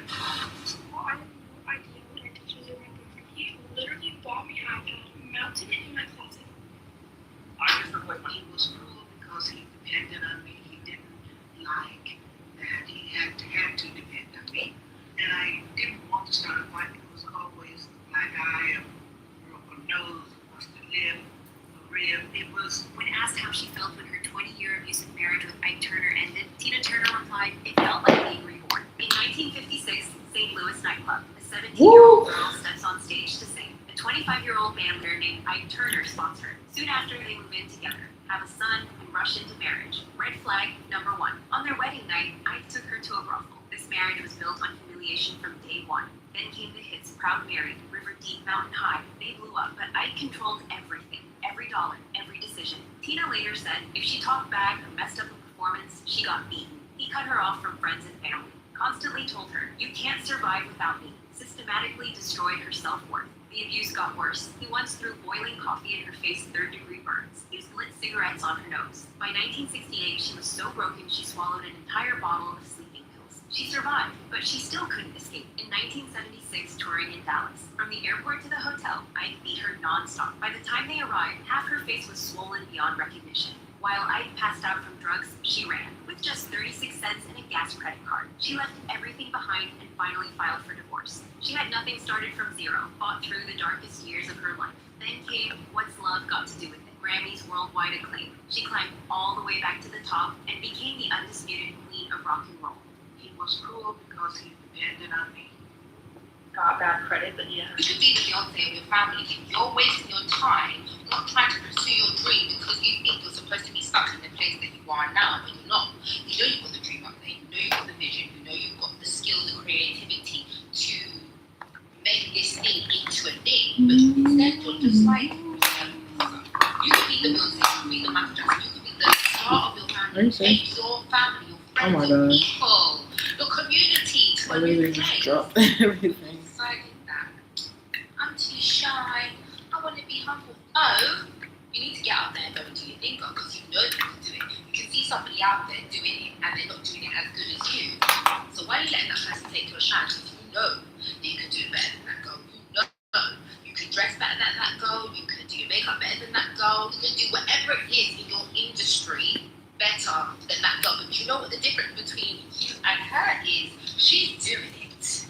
She's making her dreams come true. She's one step closer, and you're sitting down in the seat. Stop with that excuse. I'm shy. I don't think I'm confident. Blah blah blah blah blah. Take one step at a time. Being shy and thinking that people are better than you is not going to pay the bill. Let's just be realistic. Be big. Be bold. Just keep keeping on. That's what my nan used to say to me. She used to say, keep keeping on. It's only until now that I'm a big woman, I'm like, it's true. You just got to keep keeping on. Even if you fail, even if you fall, keep keeping on. Such a simple saying, but it's so effective. It doesn't matter what happens. Just keep going. Just keep going. Even if you're shy, even if you don't feel like you're that girl. As time goes on, because you are pursuing your dreams, you are that girl. Because you've got the confidence. You have the courage to take that step to say, I don't care what other people think about me. I'm about to make this stuff happen. The light just died, but you know what I'm going to do? I'm going to keeping on, because I've got a message to deliver to you guys right now. And if you keep keeping on, if you keep just taking it one step at a time, you might just get there. Remember, you are the Beyonce of your family. It's not just waiting on you. How rude of you. How unkind of you that you're preserving this fabulous lifestyle, these opportunities, these spaces, these things for your friends, for your families, for your people. Go over the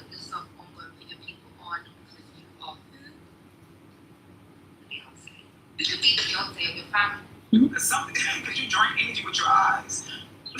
You need an LLC. It's protecting you. It's keeping your business and your personal life separate. So go to Telebrand, enter your LLC state, choose your business name, answer. You fucking with me? Nobody. You mad at me by my nigga a whole property. Only I'm gonna bring from somebody after that hit my company. Nobody. Make me. If you be jumped out and don't want no nigga. If I can get nobody, this is catch me up. To all us homeowners watching this, stop waiting because this cash out program is moving fast today. You have somebody here regretting their actions when it comes to you, okay? Like what they did to you, how wrong they did you, okay? Because they feel like they will never hear the end of it, either by their ancestors, other people that have been putting two and two together, maybe by you, okay? But the thing here is, what I do see here is that these individuals wanted to break you, okay? This feminine energy that I'm picking up, okay, gathered people to break you. And these same people, saw a great sense of confidence, self-sufficiency, and self-security within you that didn't exist in them. And in order for them to feel like that, okay, they had to break you down, okay, in order for them to feel superior and dominant, okay? But the thing here is later on in life, it really didn't benefit them the way that they thought it was going to benefit them. I do see that this person is going through a lot of harsh moments in their life where they have family turning against them, friends turning against them, okay, and just people basically in general just not believing in them anymore because their credibility is gone, okay? Nobody believes in their story, and this is part of your vindication. You're going to have a lot of apologies coming in from people who believed these stories about you. You're also, as well, going to have these individuals stalk you, okay? So if you feel stalked in a way, they're looking at your social media, okay? Because they are in their head about what happened between you and them. What they did to you was to the point where they could have ended up in jail, okay? But this is the thing. This is the thing of a chosen one. You have somebody here regretting their Reality, right? You are so much more than that. And when I teach all these classes, it gives you little by little, it helps you to remember. It helps you to feel more comfortable in that truth, right? And as you feel more comfortable, then you start to remember. Then you're able to start to do your work. Now you can see yourself more clearly. Now you can use awareness. Now you're able to start your healing journey, right?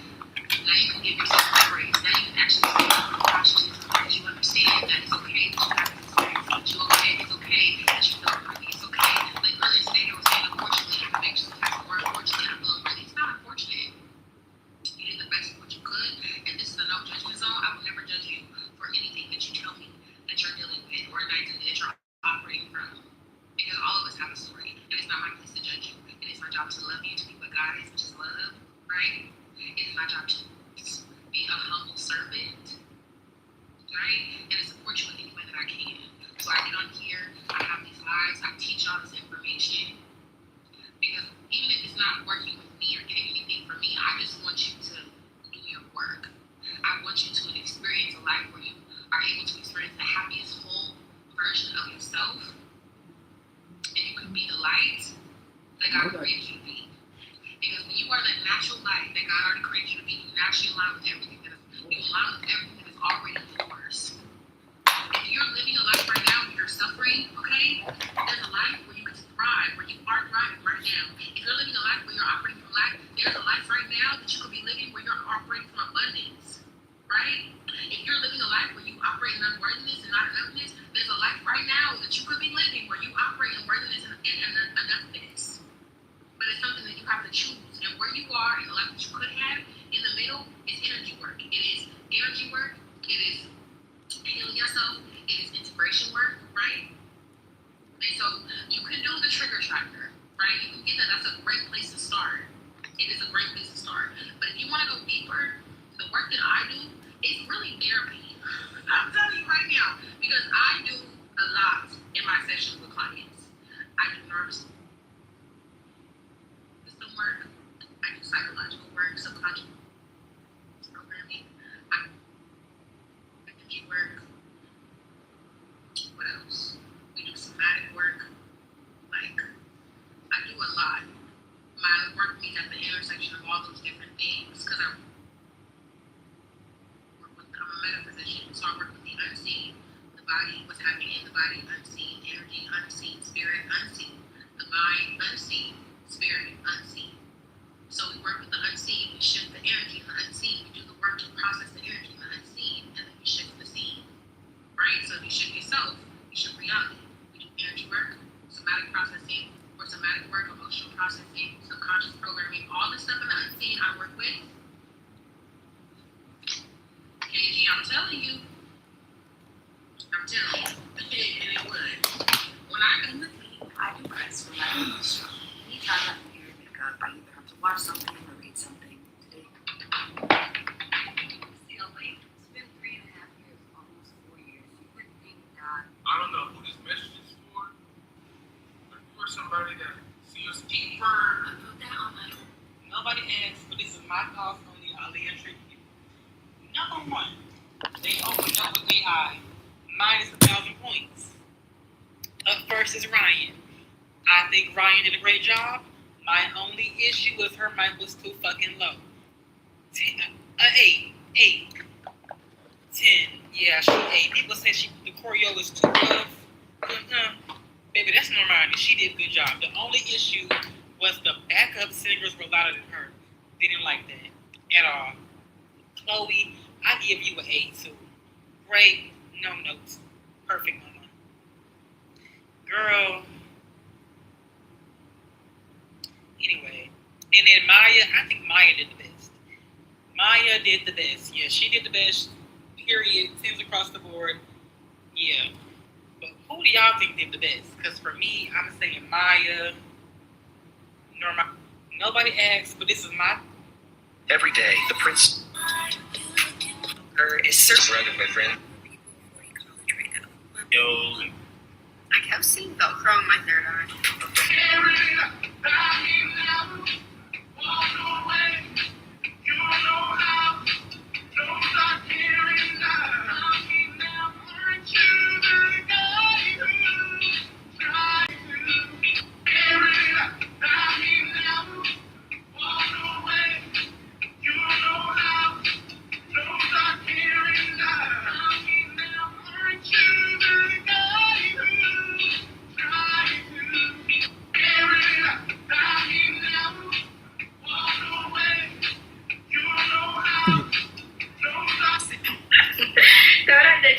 She's actually pretty. Somebody was telling y'all somebody was doing beauty magic on you. Like, when I say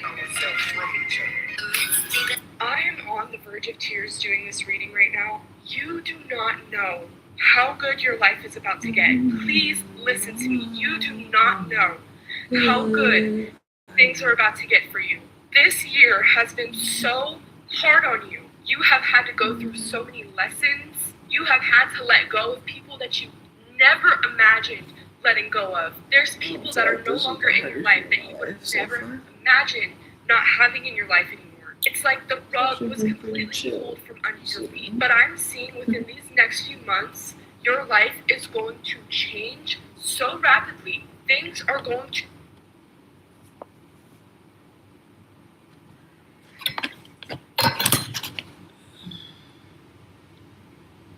Hello. What's up? Fine, I miss you. Oh, now you miss me, babe. I just seen you talking to somebody else. So you clearly didn't miss me that bad. Right? You remember me first? Oh, of course I remember you. And now I remember from just less than an hour ago when I seen you talking to someone else. Right? See me where? Huh? You see me where? You were talking to someone else, correct? I'm talking to someone. Yeah. I'm going to do the live books. I'm going to take the followers.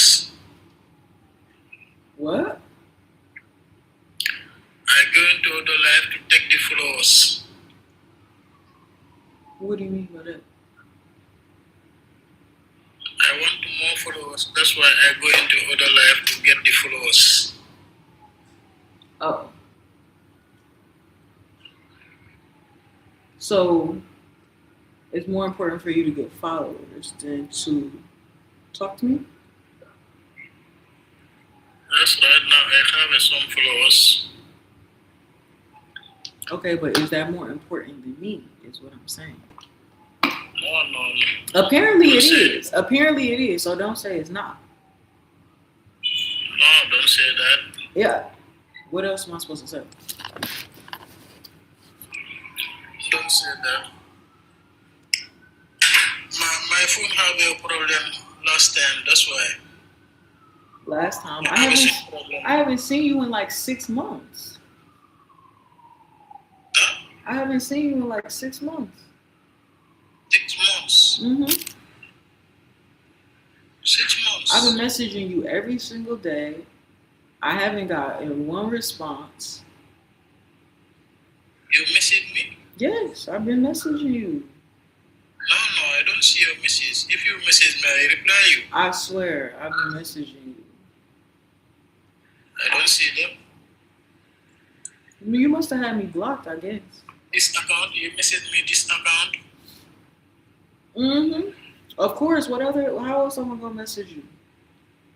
Don't be acting brand new. I don't see your message. I swear.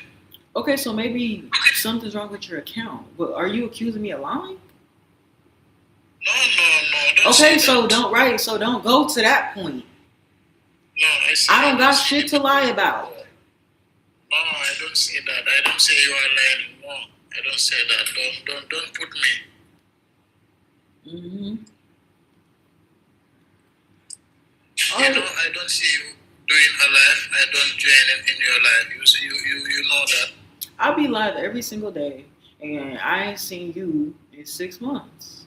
But that's my issue, though, of what I'm saying. Like, I be live every single day, faithfully, but I don't see you. But I just find it interesting that you have the time to go talk to other people. No, you know, if I'm free, I'm come to your life and I spending more time there. You know it. But you're saying what I know, but I'm telling you what my experience has been thus far, and that has not been the experience. I've been literally chasing after you. I've been trying to contact you. I've been trying to get in contact with you about your car's extended warranty, and I haven't heard anything. You know, if I come your life, I spend more time there. You know that. I'm just sick of the lies, is all.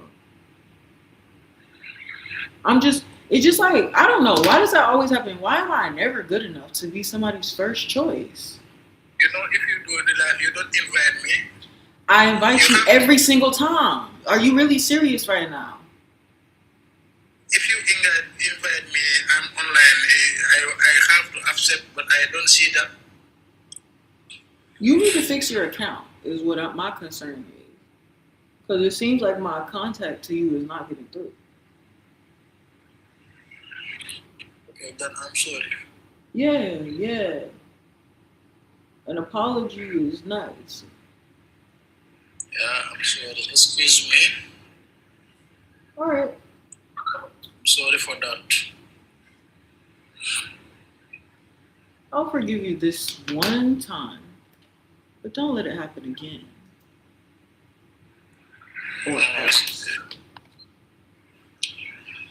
I don't do it again. Yeah. Now you now I'm saying sorry now. I don't even want to hear a sorry at this point. I just want to change behavior is all. I just want to see improvement. Now I'm there with you now. Now and forever.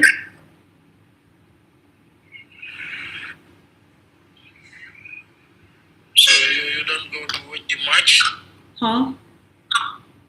go to watch the match, the World Cup. Hey, I thought that was over. That's still going on? It's been like 4 months since that's been going on, right?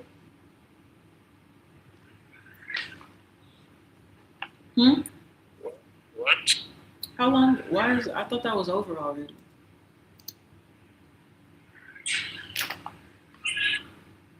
I don't understand. You're asking me if I watched the World Cup. Yeah. I'm saying I thought it was already over. Like, are they still doing it?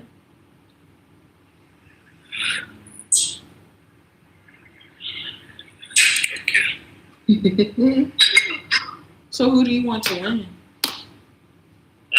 Who do you want to win? Me, my equipe is down. Senegal. Oh, are they still in the game right now? I'm not a Senegal, but I'm a Gambia. I'm right now a Gambia. I'm walking to Gambia, but I'm Senegalese. But that's the team you're rooting for? That's the team you want to win.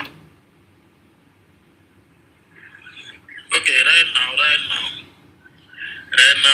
my player is Ronaldo, Cristiano Ronaldo. Oh, for real? What team is he on? What team is he on? Portugal. Oh.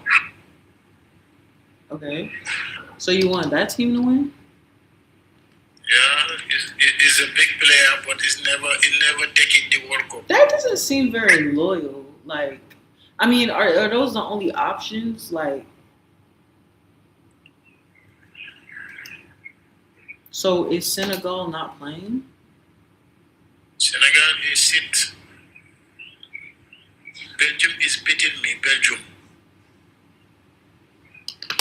Wait, they already lost? Yeah, Belgium. Oh, okay. Last time I'm playing with Belgium, but it's beating me. Okay. Yeah, but now I'm out the competition. Yeah. Okay. Well, that's unfortunate, but So you, what is your favorite team?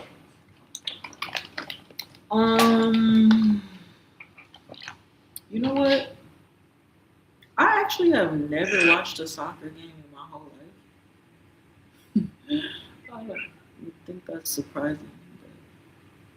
You don't support any team? I don't know any teams. Like, You don't know any team? no. I've literally I never thought about. I never have watched soccer before. Like, I watched football. I watched basketball. I watch hockey. I watch baseball. I watch softball. I watch gymnastics. I watch bowling. I watch tennis. Okay. Figure skating.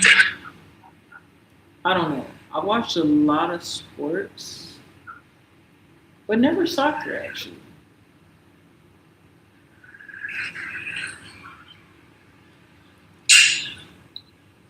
Okay.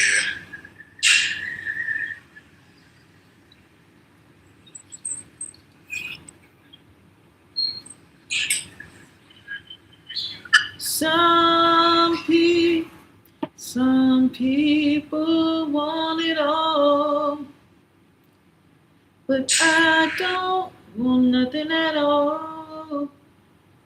If it ain't you, baby, if I ain't got you, baby.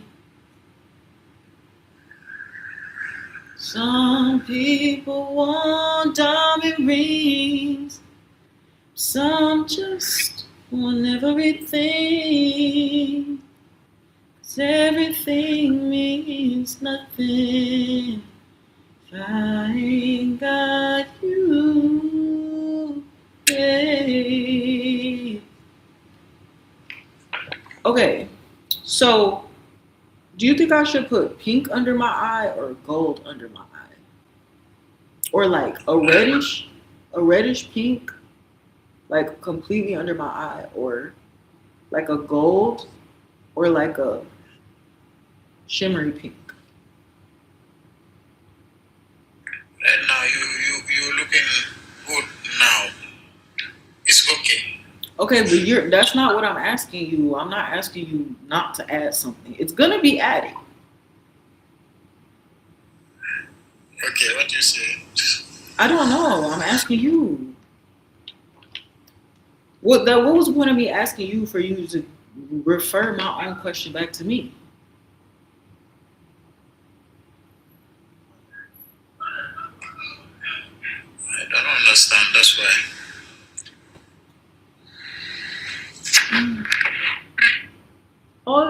Okay, do you understand what a color is, right? Color, yes, color. Okay, so which color do you think would look best on me? Pink, red, or gold? Okay. Right now. Let me see. Yes. I know it's very hard. Let me see the color. Okay.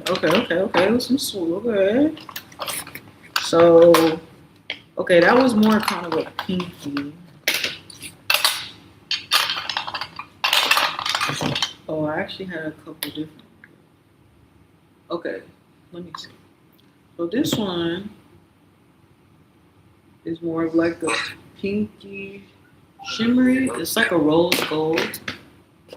And then this one is more like a bronze gold right here. Yeah, brown, okay. And then this one is more like a light gold here. Yeah. And then this one is more just like a pinky red. Okay. I like to do other one. The first one. This one? The brown, yes. This one. It's better for you. Yes. Okay. Thank you. I think it's much of India color. I mean, okay, fine. It's actually not really supposed to match my color, but I'll go with what you say. Yeah. The brown is good for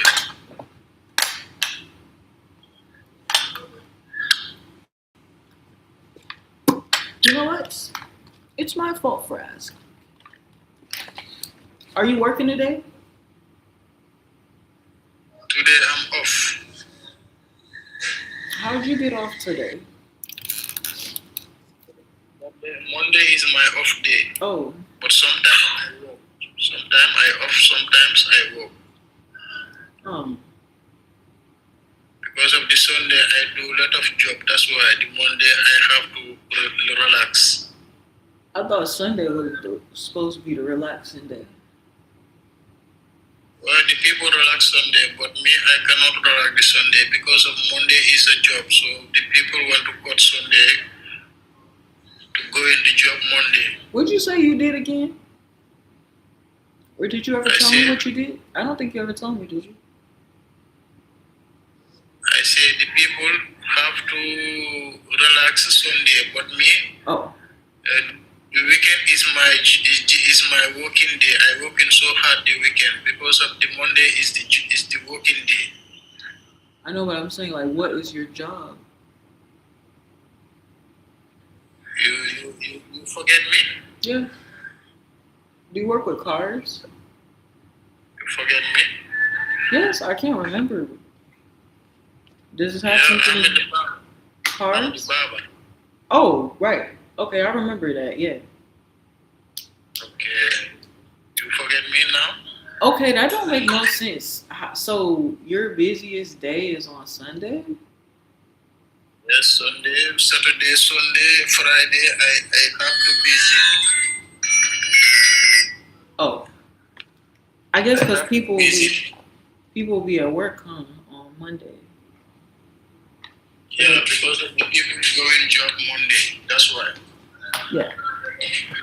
And the student, he want to cut the Sunday and the Saturday for prepare the Sunday, the Monday job.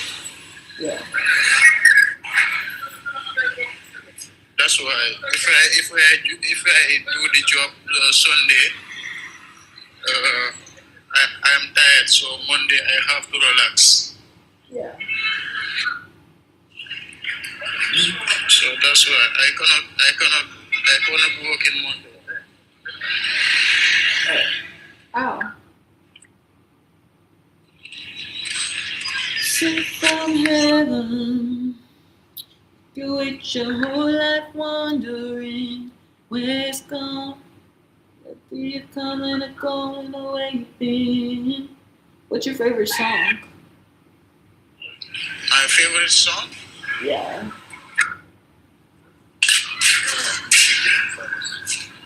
Is Wiz Khalifa, See You Again. Sing it. You know this song? No, sing it. Sing it. You don't know this Wiz Khalifa? Who is that? Am I supposed to know who? Oh, Wiz Khalifa. I don't know that song. What song is that? See You Again? I might know it. I don't know. Maybe I don't know though.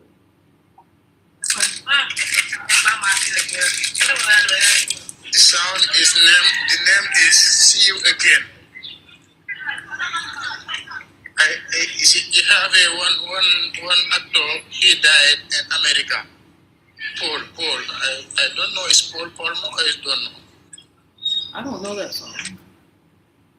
Fast and Furious.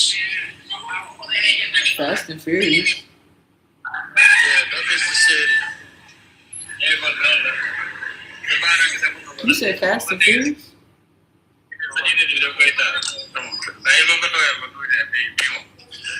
You can know this song. I never seen Fast and Furious.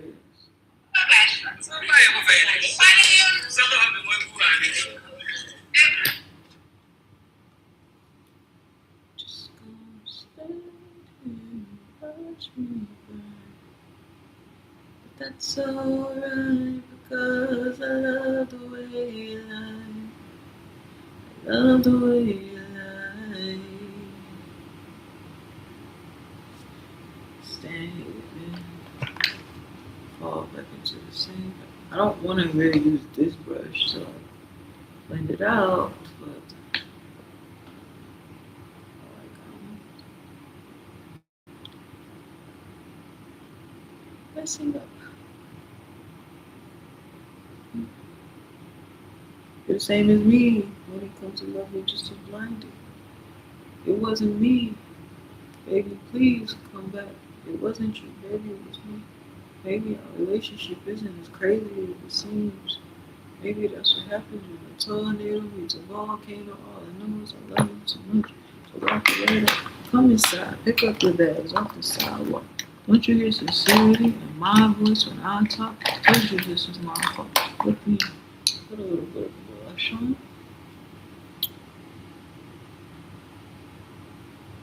You know this song is saying just gonna be say. I don't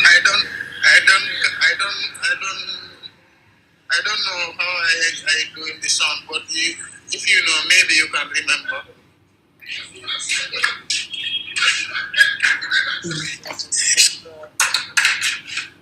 Just gonna be say.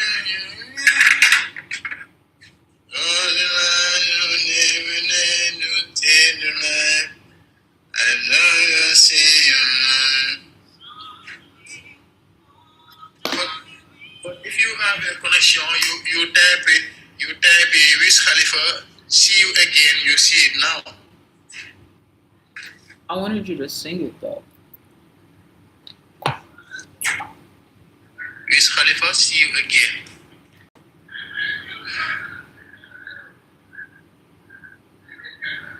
It's not the see you again when I see you again. Exactly. Oh. Okay, I do know that song. I just never knew the name. I just didn't know the name of it.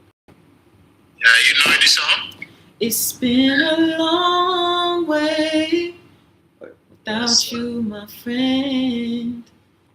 Tell you all about it when I see you again.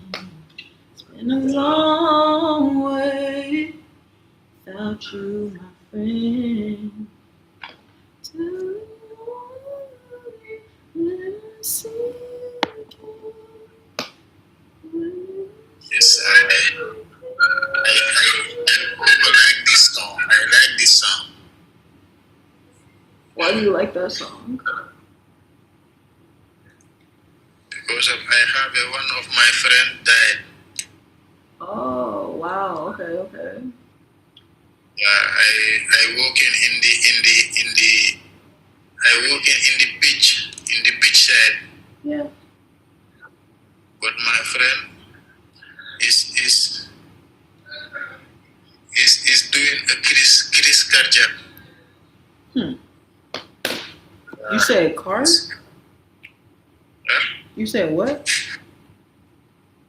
I said my friend, I working with him the same place.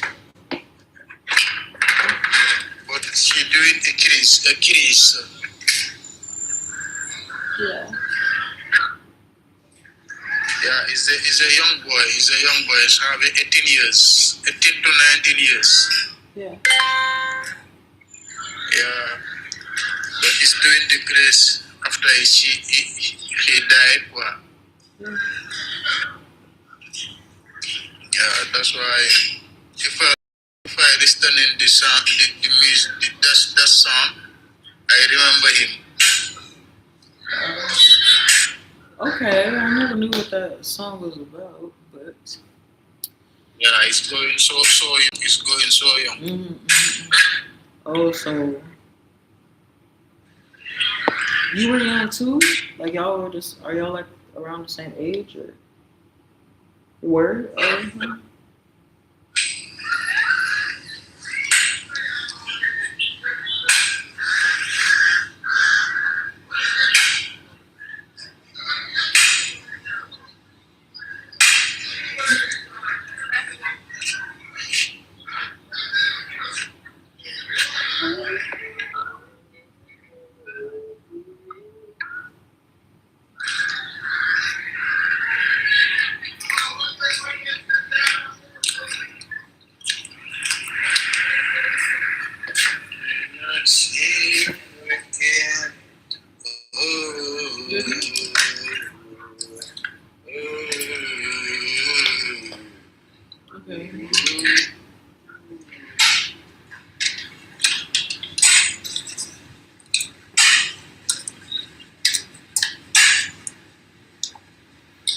So what do you want to tell him?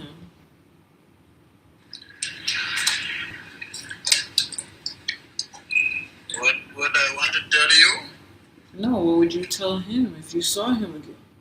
Or when you see him again, what are you going to tell him? What I see you again? Not me, him, your friend. Okay, what I see him again? Yeah. I miss him. Oh. He's my best friend. So you would tell him that you miss him? Huh? If you see him again, you would tell him that you miss him? But I know I don't see it again. It's finished. No, but you're gonna be finished one day too. I'm just saying, like, it's a question in relation to the song, because the song says, "And I'll tell you all about it when I see you again." So the point is, even though they're gone, you're gonna be reunited one day. So I was just wondering what you would tell him when you see him again. Okay, if I see him again, I want to tell him, you go so youngly, you leave me there. Why you do that? I'm one of my life now. I don't have a company. I don't have nothing. I don't have a friend. Why you go with me?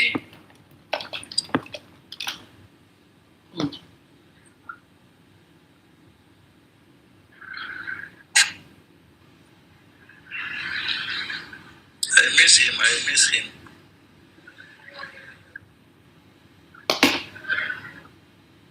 Yeah, that's fair. Yeah.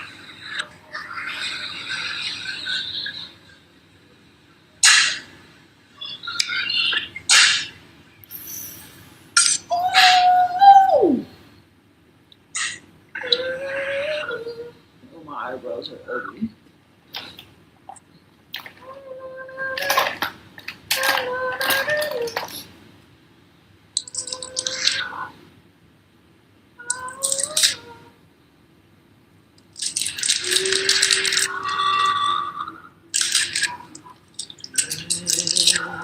Ay.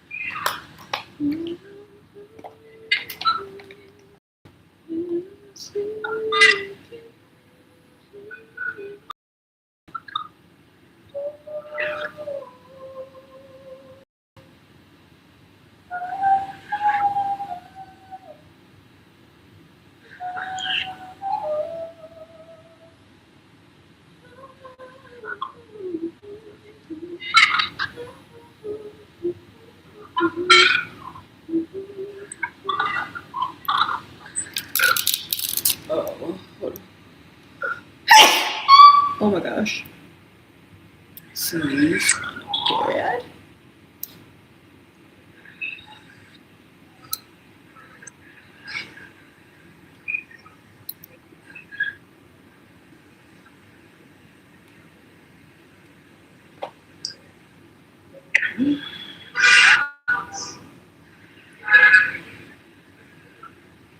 So what are you gonna do today?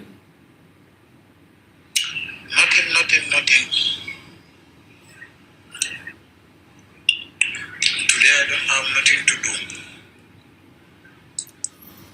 There's always something to do, right? What?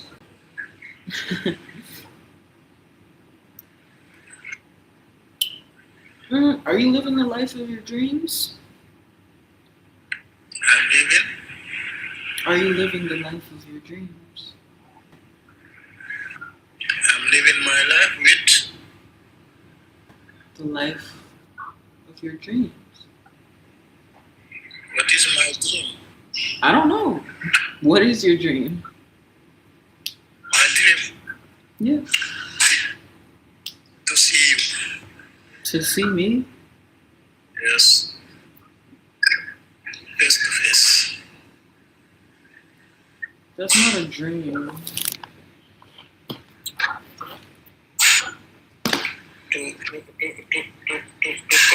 To come and America.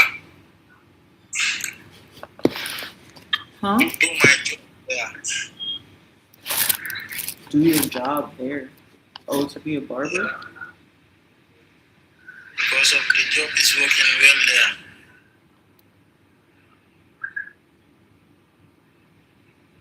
So your dream is to be a barber in America?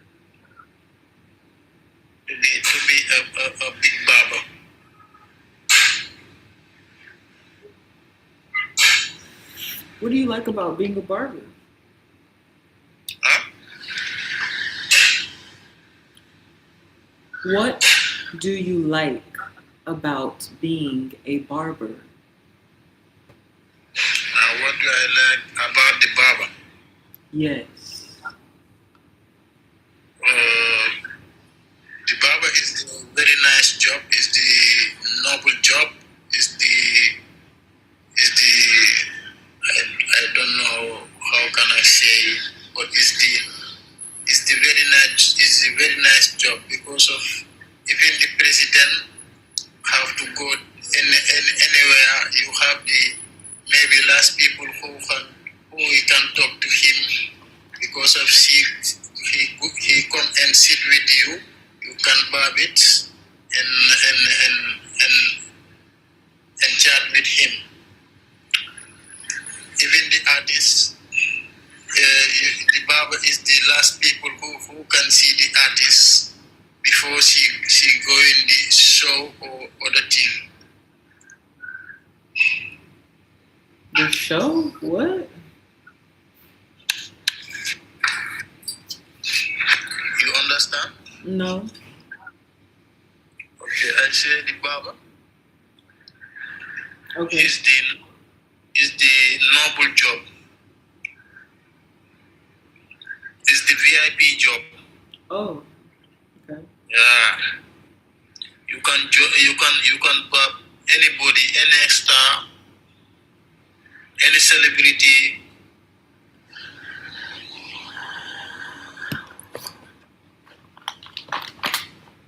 So you want to be, you like being a barber because you can meet celebrities? Yeah, you see me. I like the barb. Since I do the primary school.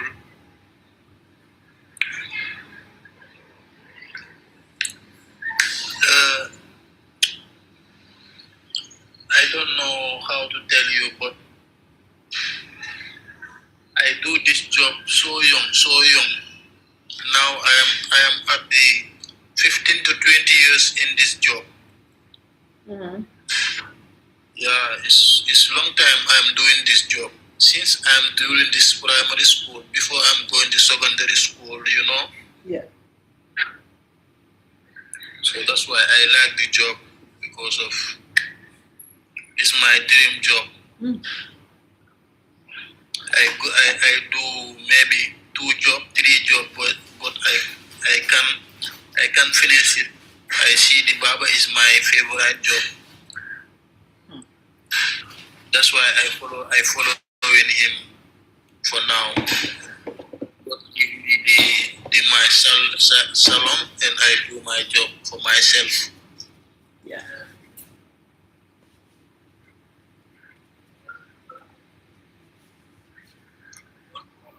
You know this country. If you don't do your own, the people think you are something, or the man who go in the street and do something wrong. So that's why you have to be job in your own.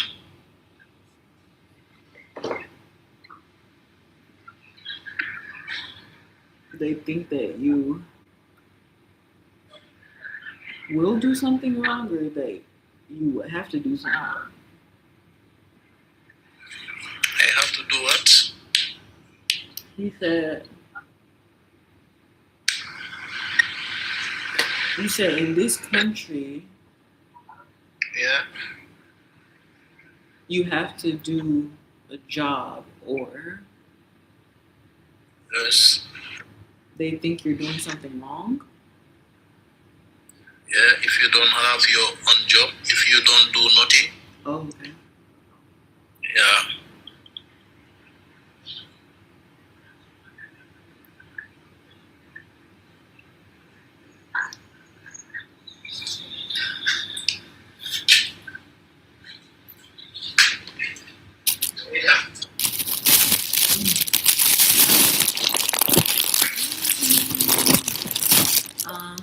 Honey. Don't keep sliding down.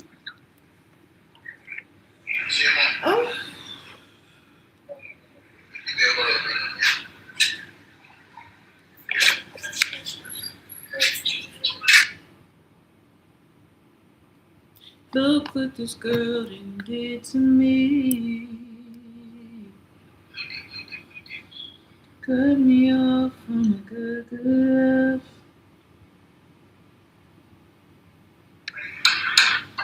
Ain't no way here.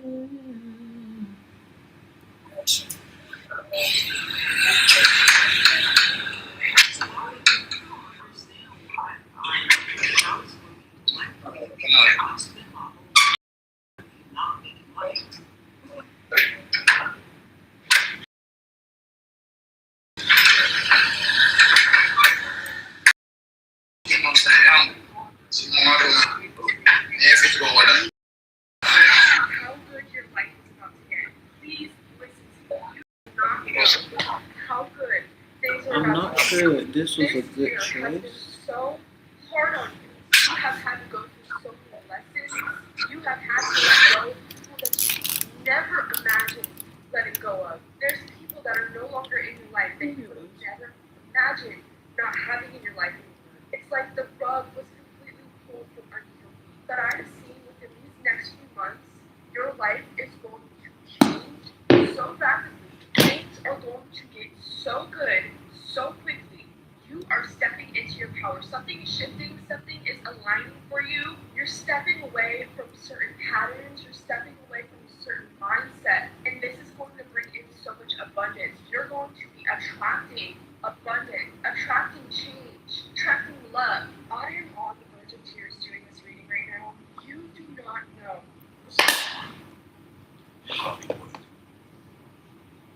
The cars, the money, the women, the fucking there. But we don't want that shit.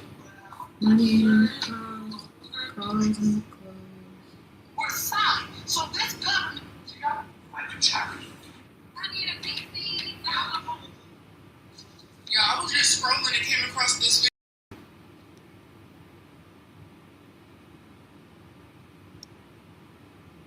I've been covering Isha and Naomi for a couple weeks now, and since Naomi has been out of Isha's care, she has gotten longer acrylics, longer eyelashes, she's thinned her eyebrows, allegedly wearing lingerie. Now these white people cutting her hair.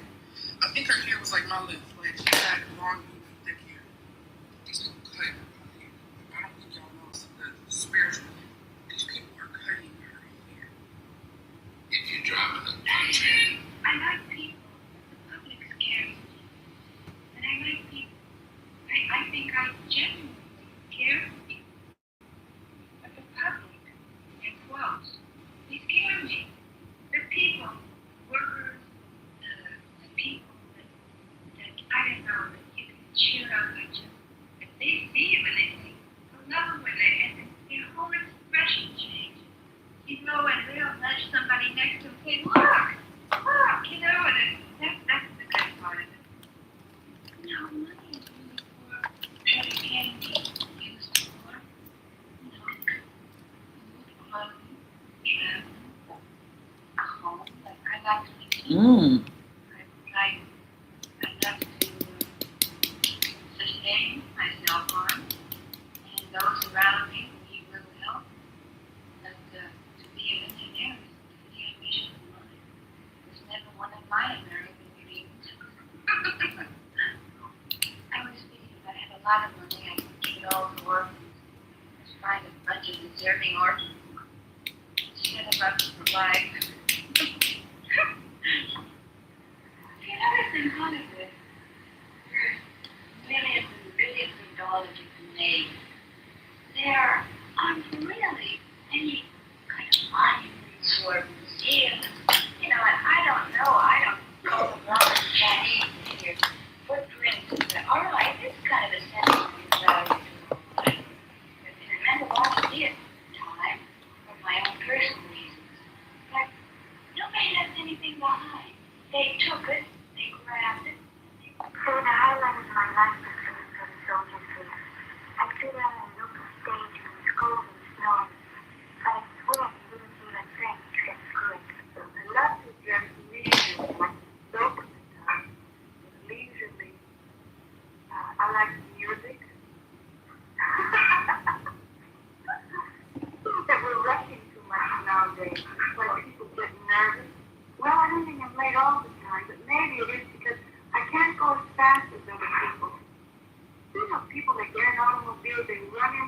each other, because they never stop. They're going like that. And I don't think that mankind, it's intended for them to go like that. They're not going to be like machines.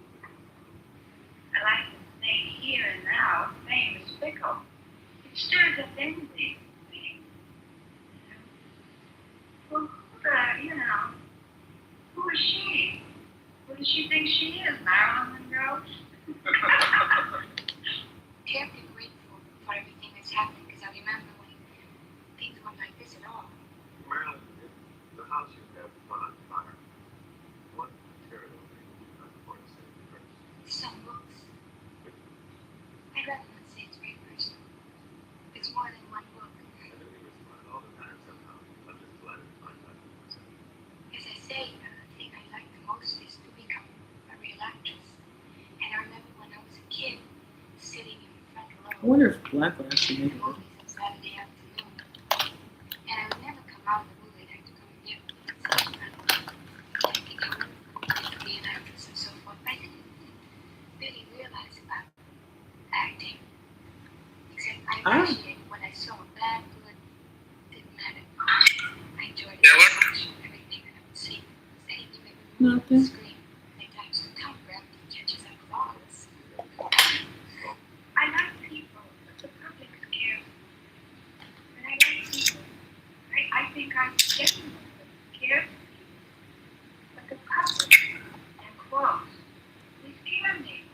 The people, workers, the people that I don't know, that you can cheer up like that they see you and they say, hello, and their whole expression changes. And they'll let somebody next to them say, look, and that's the good part of it. Now, money is good for what it can be used for, clothes, travel, a home. I love to be simple. I love to sustain myself on, and those around me who need a little help. But, yeah, millionaires, yeah, we should I set the intention that all who are here. Hello, everyone. What we see in Africa and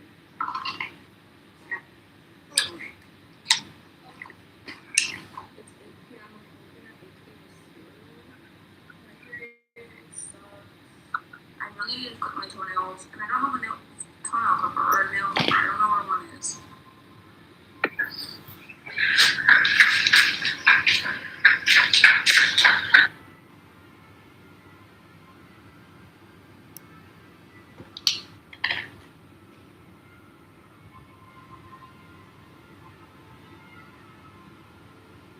It's 8 p.m. I'm looking at 8 fingers. My period sucks. I really need to clip my toenails, and I don't have a nail toenail clipper or a nail clipper. I don't know where one is.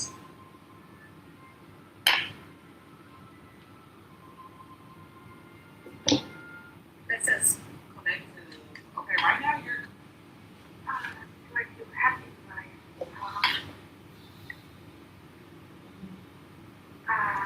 Let's see. Let's say I hope I'm finding it. Right? Well, for me, I can realize certain things in my room. I come close to being happy, and I can say that also about my life. Well, it only happens in the moment. Sometimes when I'm working, and I'll be able to fulfill it.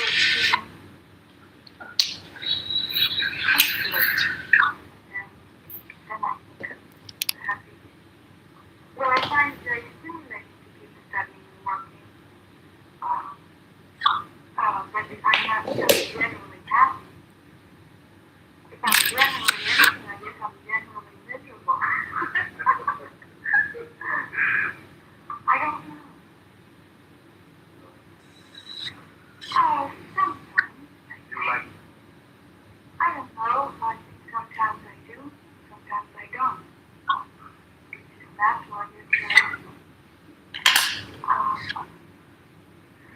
like to be more sociable than I am on some days. Sometimes I check when I'm not teaching, but sometimes the work itself requires more than I'm trying to myself more. And other days, like doing a musical number, I try not to get too, I like to be more outgoing because that's what I have to express. So I try to, I try. Even if I feel like it or not, I'm trying to make the effort to make contact with people around me. Yes, because I would usually be alone. It doesn't bother me. Some people I know they like to talk. I don't like it. I know you guys are rest. Yeah, it's kind of refreshing. Yeah. And a rest. Yes, I think there's two things human beings that That's two things that won't work. That they want to be alone, but they also want to be together. Because I think I have also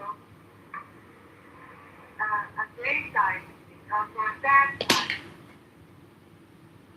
And I think this is where with people also. But there is something in people they want, they need solitude for a while.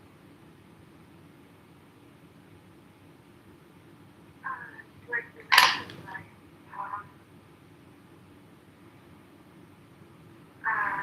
let's see.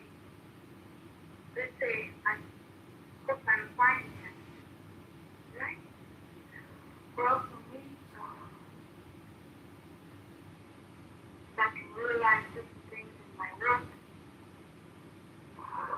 I come closer to being happy, and I can say that also about my life.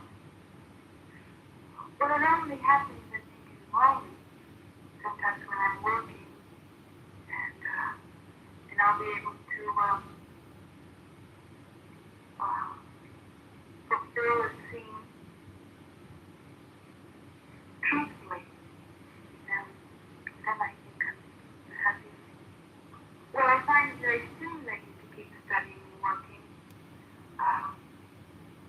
but I'm not just generally happy.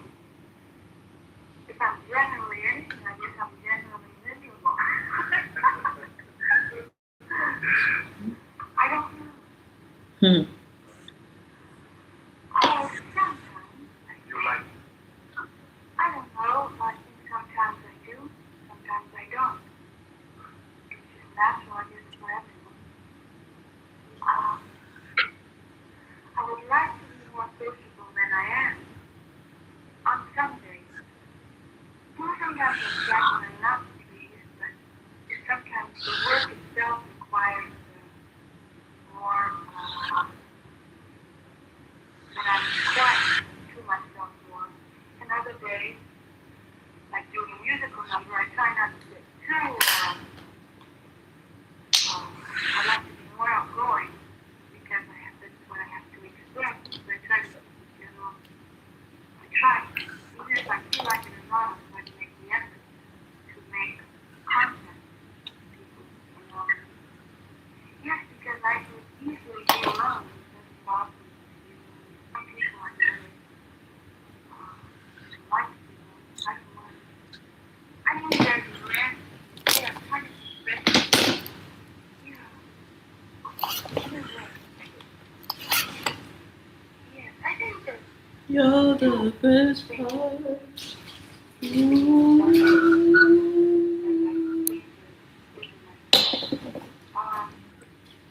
that they want to be alone, they also want to be together. And I think I have also a gay side, also a sad side. And I think this is what people, but there is something in people they want, they need solitude.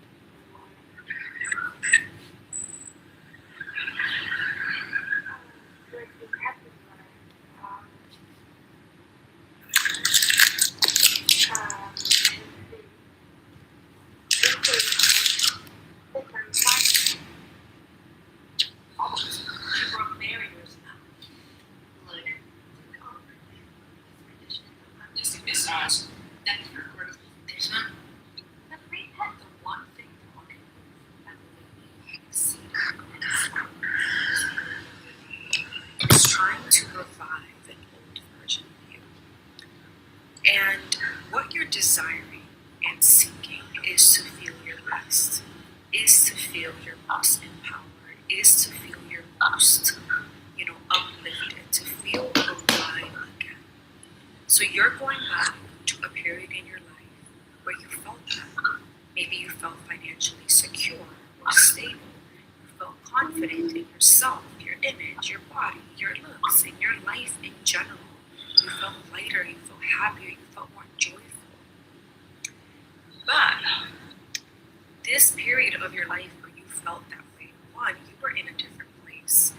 This was all a facade at the time, because when you go within, when you went within, that was not a reflection of your truth. It was a facade, it was a mask that you were putting on. It might have been, the spiritual high that we all get in at some point in our lives, right?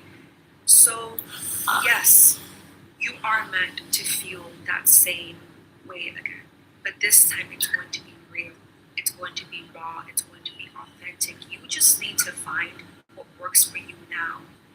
You're in a different place, mentally, emotionally, spiritually, with your nervous system. You're in a different place. You have a more sturdier, stronger foundation.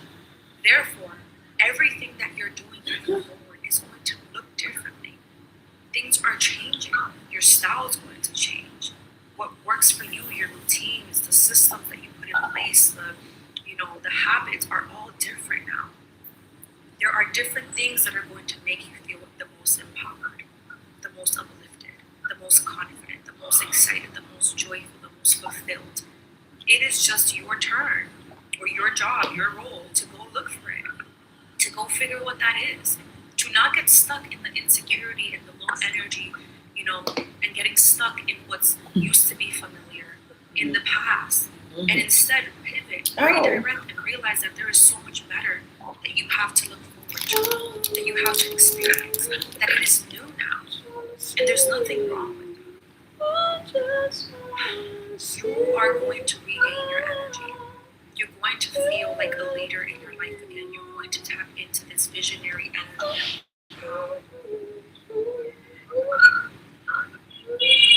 One thing.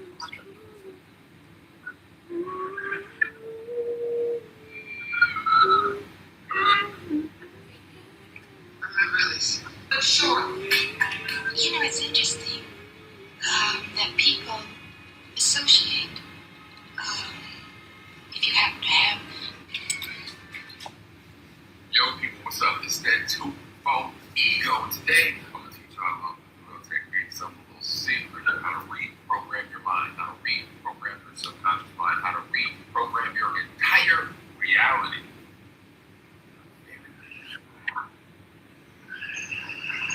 So, most of you have fallen asleep before while watching TV, right?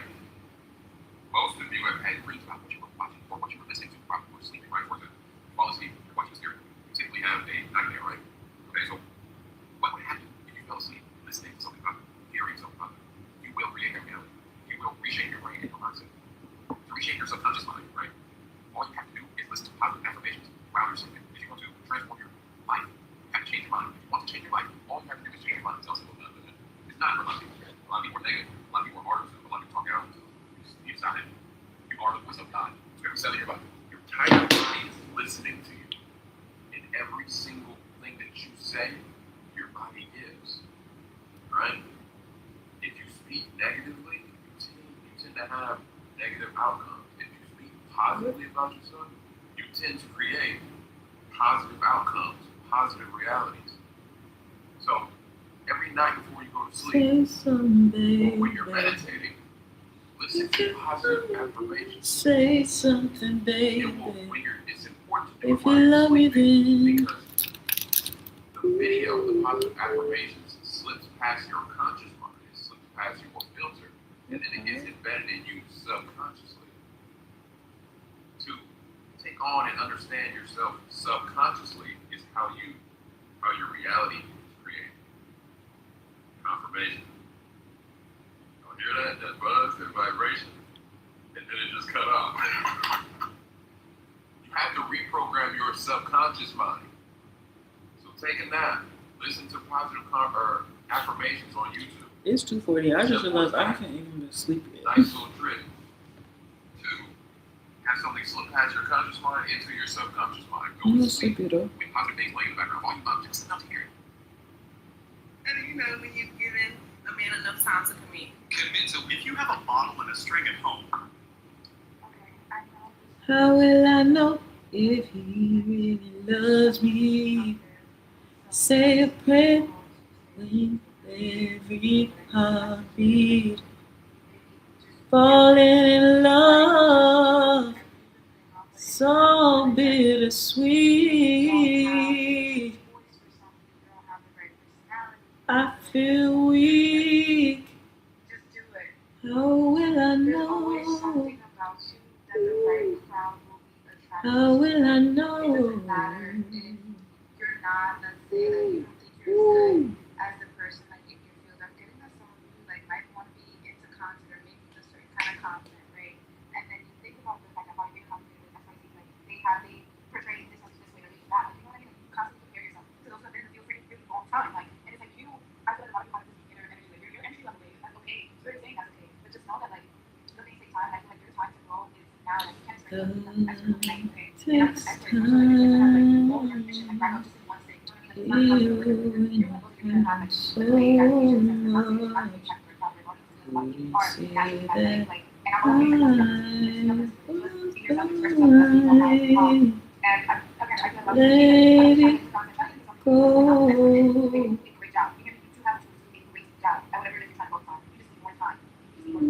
That's all it is. You just need the time. You need the time. You will be one of the top in the game, okay? You will be one of the top players, for sure. I don't wanna be here. Like, you can see that I was the person, like, I'm not being scared. I was not being scared. I was the person not recognized. What do you business? Like, what do you not see? That's the energy I'm getting. So it's like, it's there. All you have to do is go see it. All you have to do is put yourself to sleep. That's all I'm hearing. And because I'm like a passionate people, asking, what are you talking to me? What's going on? I have to hear about it. Okay, I have to hear about it. A lot of you really behave, a lot of you to not chase it. What you know you can. Do you know what I mean? You know you can. You know you're good at it. You know something that actually enjoys it. When also next to a lot, you might not feel like specifically from your calling it.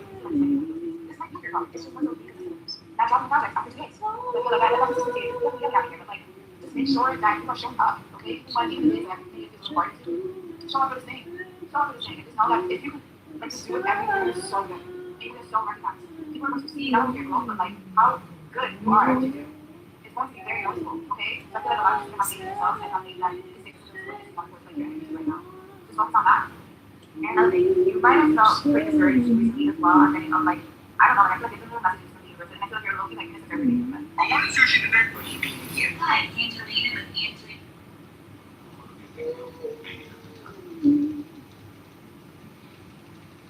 There's a reason why my For You page is flooded with Marilyn Monroe right now. It was flooded with Aaliyah before, and now it's flooded with Marilyn Monroe. I must have shifted energies, guys. Okay. I'll bite.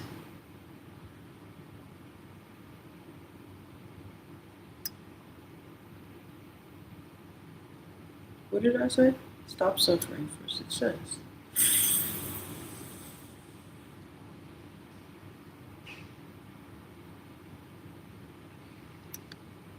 At the top isn't so important. What I'd like to do, that is what I would like to accomplish. I would like to be a good actress. And it's not a matter of being on top, because I think some of the best actors and actresses perhaps aren't on the top. So that's not the thing. Do you miss your anonymity? Do you miss being able to go out and not be recognized and go places? So that, as it used to be before you became famous, so no one would pay any attention to you. I'll tell you, I do in a way. However, I'm terribly grateful for everything that's happened, because I remember when things weren't like this at all. But you do miss sometimes just being able to be completely yourself in some place, and people just know you as another human being. Well, now your success has been or close to it, the dream of every American girl, I guess. after you got what you wanted, you wanted? Well, as I say, the thing I like the most is to become a real actress. And I remember when I was a kid, sitting in the front row at the movies on Saturday afternoon. And I would never come out of the movie, they'd have to come and get me, and I'd sit in the front row. And I think how wonderful it would be to be an actress and so forth. But I didn't really realize about acting, except I appreciated what I saw. Bad, good, it didn't matter. I enjoyed it very much, everything that I would see, anything that would move on the screen. However, I think I realize more and more the responsibility, and it is a responsibility, and as I say, I would like to be a good actress. Good night. Bye-bye, it's a pleasure meeting you. King Jesus didn't come on through my life. I got a problem with men. And nothing, and the only thing that was fucked up about me is I didn't go nowhere to get no help, don't seek no sister. You're gonna be the biggest mega blockbuster superstar that They do. In the past 24 hours, Aja from the Lost Book has spoken back. Leah Janae has spoken back. Erica Badu has spoken back. Kevin McCall has spoken back. you are no longer the teacher. You have graduated, and you are now the master. 1101 and 70% battery is efficient. Yeah, I told you. You need to call before you walk out and get you. There's one habit. You can already tell. Do not. They almost got me, y'all. I almost switched over my student loan. Have you ever wondered why we go in circles? Last year, you were, basically going on this journey into the unknown. You're like, okay, I'm going to be a nomad. I'm going to do what I'm going to do. I'm going to manifest my dream life, my 2.0 version of myself. And then you end up right back to the version of yourself that you was trying to leave. Why does that happen? I can tell you right now, it only happens because you have not let go of your previous self. And what do I mean by that? I mean you have not let go of the feelings of regret, of shame, of guilt, of whatever it is that you have been holding on in that old version of yourself. You have not let that version of yourself go. And so in order to actually move forward into that new version of yourself, you have to create an entirely new personality. So that means the old personality is not going to have the same baggage that the old you would have. And so until you actually fully let that go, not shed and shed and shed and shed and understand your feelings, those feelings are connected to thoughts. Understand what those thoughts were rooted in and where they came from and what is the meaning behind them. That's when you're going to be able to shift into a new version of yourself. Have you ever wondered why? Turn the camera back on. Yes, this will be my home from now on. That is until I retire, and when I retire, I'm going to retire to Brooklyn. Oh, that's my favorite place in the world so far that I've seen. I haven't traveled much, but I don't think I'll find anything to replace Brooklyn. I just like walking around. I think the view's better from Brooklyn. You can look back over and see Manhattan. Still my name. She's currently serving a life sentence. But you're scared. You're scared. You're scared of better, of more, of abundance. If you don't wake up, pack your stuff and get out. This is a funeral. Let's have fun. Alright, if you're not having fun, it's the wrong environment. Her father was in direct conflict with her soul being successful. Her father was a person from the past that was in conflict and needed to keep her down, but didn't realize it as he was pushing her out there publicly until it was too late. Sounds bizarre. I don't know that consciously he knew it, but he came from that first Roman lifestyle, okay? The Roman life that I saw, or if it is Roman life, but that lifestyle that I described. He came from there. Everybody in her family did. She was born into a family. All of those retrograde planets reflect that, but she was born into a family, literally, where these people were in conflict with her and she them, but none of them knew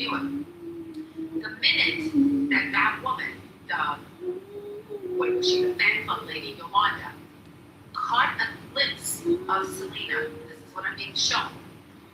Yolanda recognized who Selena was. And I'm not talking about her being a singer. I'm not talking about her fame. I'm talking about this woman recognized her from a past life. Now here's the weird thing. The woman, Yolanda, was a woman, obviously. And she had been a man in the past life. And she had been a man that had captured Selena in a past life. Selena had not done what this man wanted her to do. So the capture, the kidnapping, the holding down and holding back and suppression of energy of Selena's soul had not worked in that lifetime. This woman chased Selena, tried to find her, come back and basically pull that energy back towards her.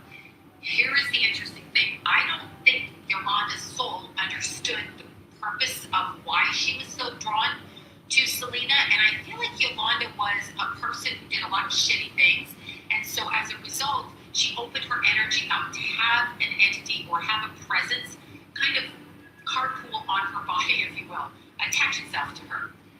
Once the entity or energy attached itself to Yolanda, which was prior to meeting Selena, the entity knew exactly what it was doing.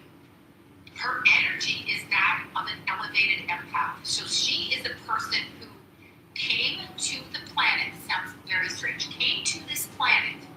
She was born. She was here to transmute the negative, evil energy around her.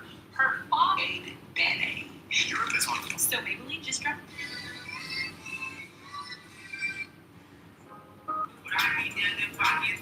And sometimes that's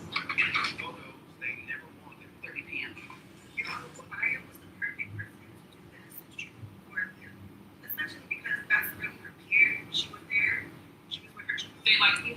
Well, okay, let's get a little deeper. One, I'm hearing your position. so the gossip here is that you guys have some type of plug or connect, or you are the plug or connect when it comes to spiritual workings and being able to manipulate people's minds. Listen, you guys, this is Saray here, Astral 933, here to give you collective messages. Dear Source,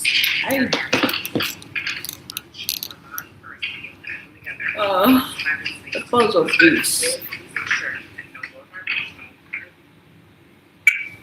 Are you busy?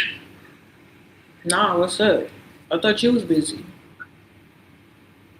I'm not busy. I think you listening something. No, I was waiting. You had paused the mic. I thought you was talking to somebody. I thought you was talking to wifey. No, I don't have wife. I'm talking to my son. What is going on?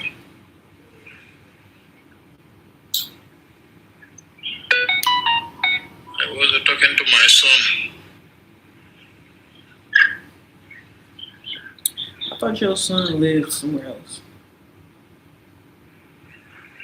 Yeah. Oh, you meant you was talking to him on the phone? What?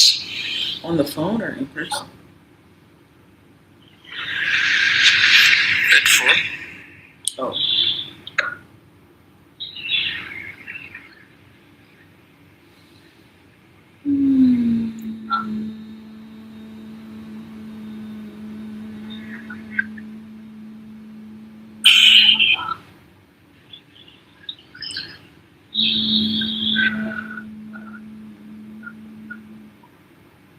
So today you don't go to job or you don't do nothing? What do you mean I'm not doing nothing? I'm doing it right now.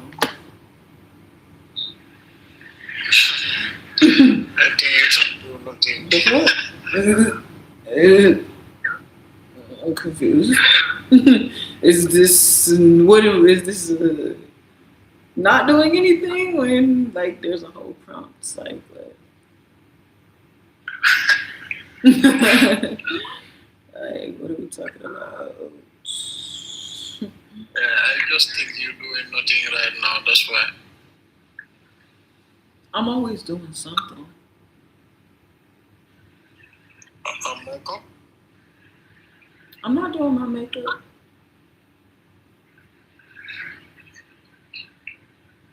You done any makeup?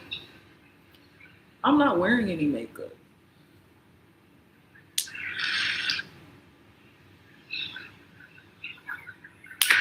Yeah.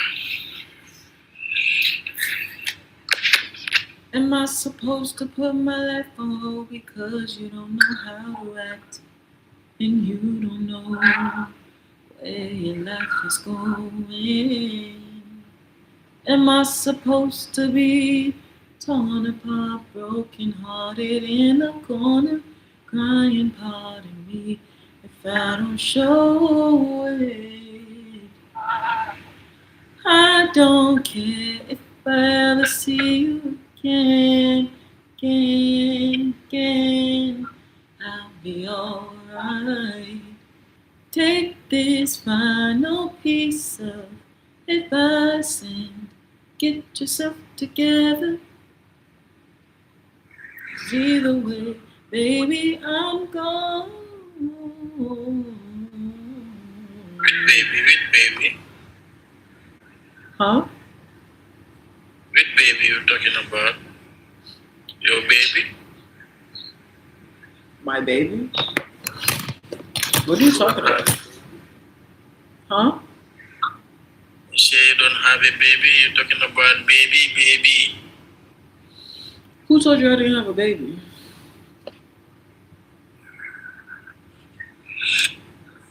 I say you don't have a baby. I do have a baby. You have to have it. It's nice to have a baby. I have 3 kids. You have 3 kids. Yes. 3 kids, 3 children, 3 whole children. Technically, I have 4, but just one of them isn't here right now. So where is your kids?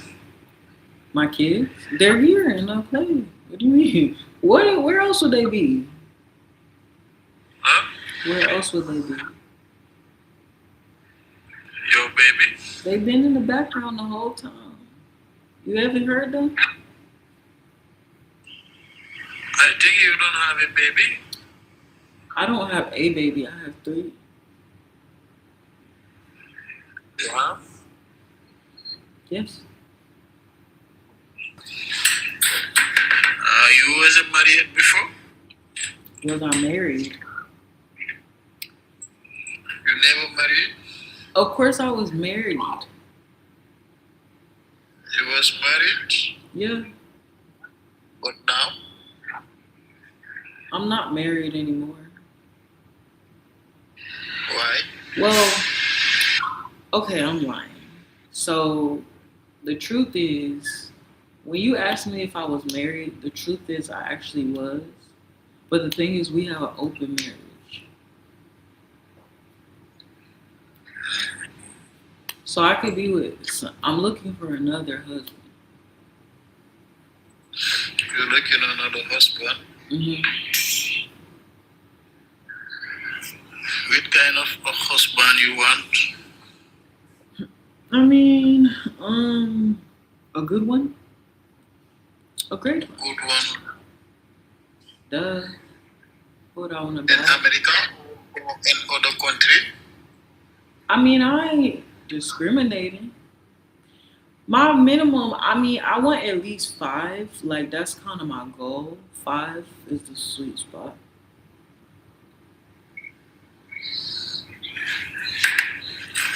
Okay, so if you have an African husband, Mm-hmm. you take it? Yeah, if I find one in Africa, why not? Shoot, I might just get one on every continent. Why not? Fuck it, right? But what, you are ready to marry it? Am I ready? It seems like you're ready. Don't I seem ready? Huh? Don't I seem ready? You. Me, yeah. I think you are not ready. That's why you don't want to marry yet. Why you say I'm not ready? You said I'm not wifey material? Huh? You said I'm not wifey material? Okay, so what are you saying? I'm just thinking you are ready. You are not ready. That's why. Why would I not see be now. ready though? Is what I don't understand. I think you are joking with me. Oh, they restricted my live. They said your live is not eligible for recommendation and restricted in search results because it primarily directs people off the platform. This is in line with the TikTok, which no, it does not. I don't have anything directing people off the platform at all. Okay. So you don't see any man?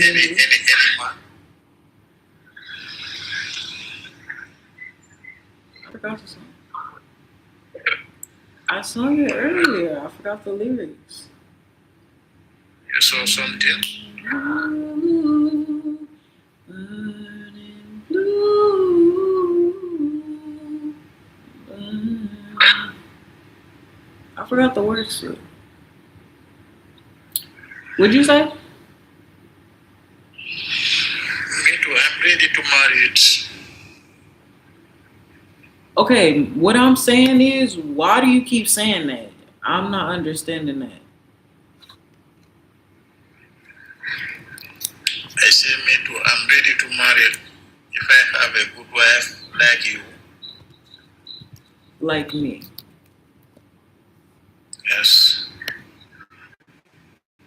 I thought you were already married. Huh? I don't do cheating shit. You don't do what? Okay, I got the list. I got that blue fever. Cold as ice till you come near. Blue fever. Cold as ice till you came near. You're like another fire-breathing creature. You're like another fire-breathing creature. It don't burn out. I don't remember how this goes. I literally can't even remember the chorus. I can feel it in the air, my cold sweat dripping everywhere. I'm all wet. I don't even care. I can do it better. I can feel it in the air, my cold sweat dripping everywhere. I'm all wet. I don't even care as long as you. I bet I'll forget what everyone said. I'm all in. I couldn't care less as long as you.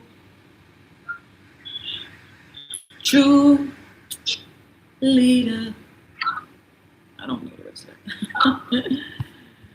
Thank you for that request. That was a request. Anyway.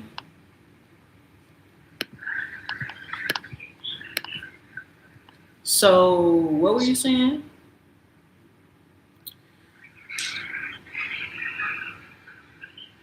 Yellow. What were you saying? I'm not saying nothing. I say me too. I'm ready to marry it. That's what I'm saying. I know what I was saying. I thought you were already married.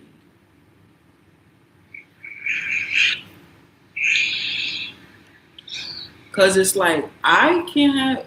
I mean, but my thing is, are you okay with me having multiple husbands? Yes, yeah. Are you comfortable with that? Are you gonna be down with that? With that, Yeah.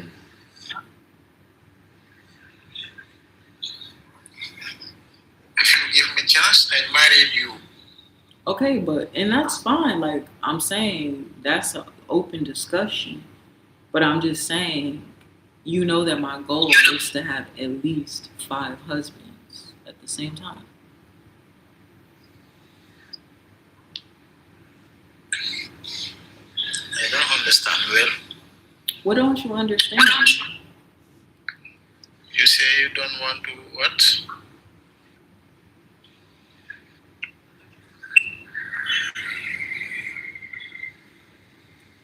I'm saying I want to have 5 husbands. Okay. What's funny? I'm so confused. Why are you? What are you chuckling about? You are so funny. That husband? I'm not joking. I'm serious. No. What do you mean no? Bro, first of all, I'm not asking you. Why you want to have 5 husbands? Because that's perfect. No, it's not perfect. Why is it not perfect? No, it's not perfect. It's perfect for me. No, it's not perfect for me because of me. If I marry you, I jealous. If you love your wife, you have to jealous. You have You to don't have to protect be him. jealous. Jealousy is lame and jealousy is insecure. I need 5 different husbands because then they can each hit the 5 different sweet spots. You know? No, don't do that. I'm not asking you. Don't do that. I'm not asking you. I'm telling you. 5 husbands. What is I'm not understanding what's the issue. But at that I feel like that would make it easier on your part though. So you want to marry all these 5 husbands? You want to marry with him all these 5? Yes. 5 at a time. Sure. Exactly. I mean, but my thing is, this is the thing. 5 is just the minimum. I'm not saying like it has to be capped. I'm just, my aspiration is to get to 5 at least. So you want your husband have a 5 wife? No, he don't have time to have no 5 wives. So why you do like this? You want to have 5 husbands? But it's not it's not the same thing though. This is the thing. It makes more sense for a woman to have more husbands instead of a man having more wives. Because when a man has wives, his wives are his responsibility to take care of, right? Yeah. Okay, right. So you want 5 different responsibilities to take care of. But it's different. A woman who has 5 husbands, that's 5 different people who are taking care of her. That makes more sense, right? The money stretches longer. 5 different incomes on one individual as opposed to 1 income on 5 people. I mean, people do it different ways, you know, but I feel like it makes more sense to do it my way.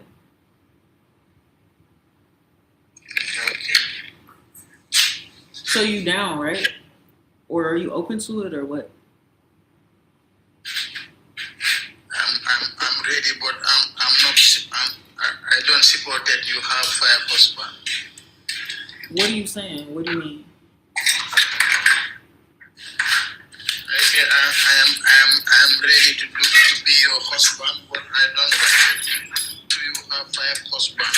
Yeah, but that part's not optional. That's like literally the mandatory part.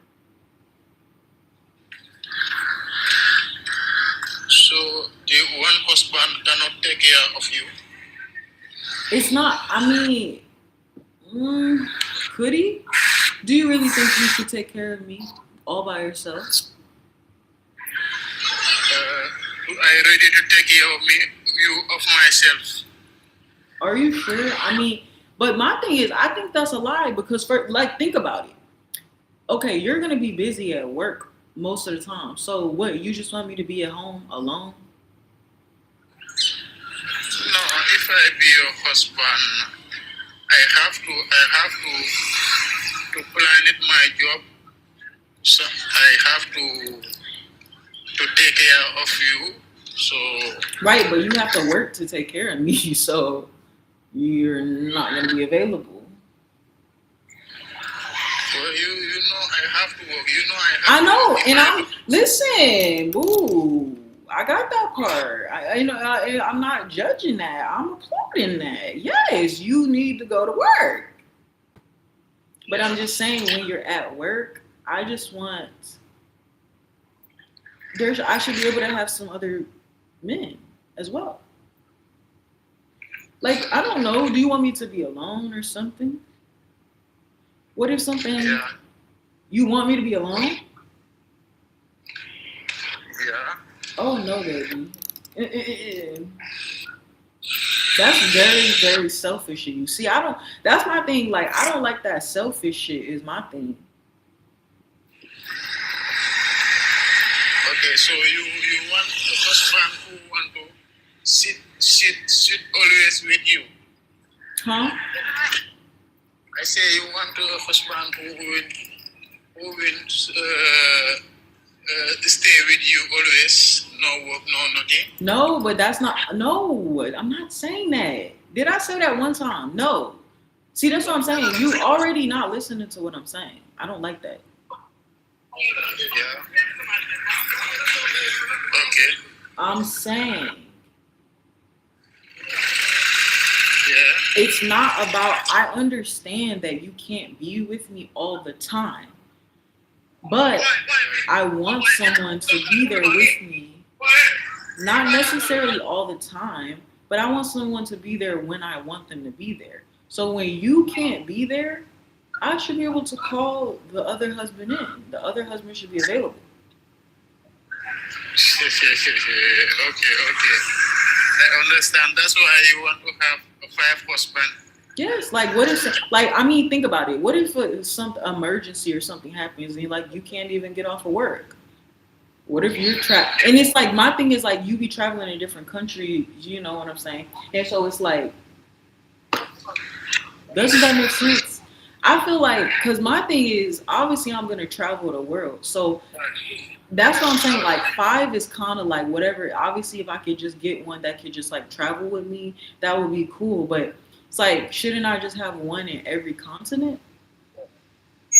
At least. So when I go to the different continents.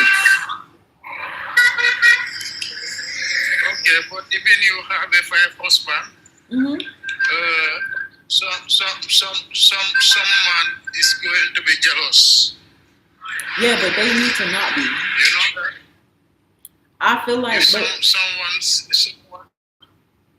So you don't. If someone knows. I believe that there's. Okay, this is my thing. I believe that there's men that will be not jealous, because they would just want to be with me, even if it means sharing me with other people.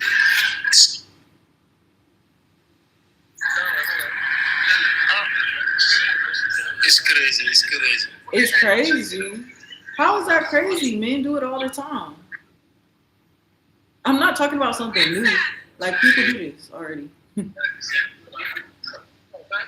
It's called. Okay, give me 1 minute. Sorry.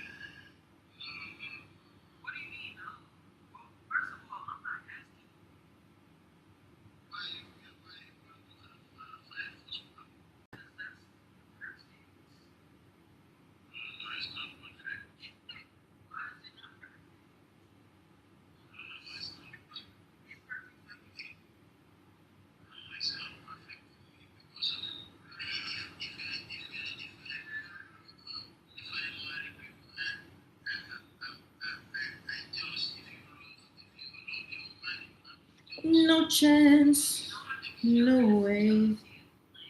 I won't say no, no. This won't aside. Why deny it all? It's too cliche. I won't say I'm in love.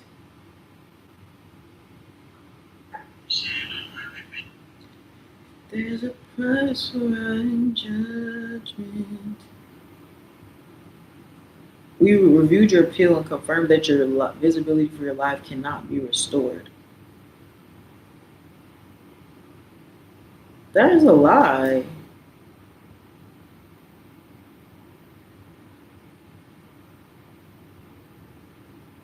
It primarily directs people off the platform. Girl, no, it does not.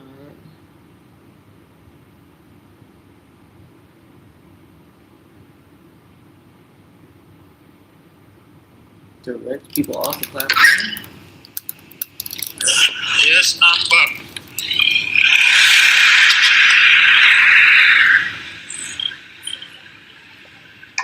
Ooh.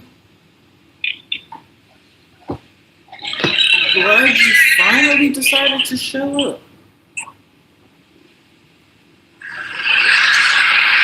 Hello? Yeah, what up? Yes, so you say what? I didn't say nothing. So so if you want to have a five husband, you can marry this one in this country, other one in other country. I mean, that could be cool. Yeah, why not? I mean, wait, you think I should? So wait, are you proposing? Do you think I should have one in every country? Because I was just talking each continent. But you think I should do every country? Okay, you married everyone in other country. I'm just saying one. No, not everyone. I'm just saying one from each country. Okay, one from each country. Yeah. Okay. Okay, It's so gonna be crazy. which country should you? Which country would you be representing? Me, Senegal. But you're in Gambia though.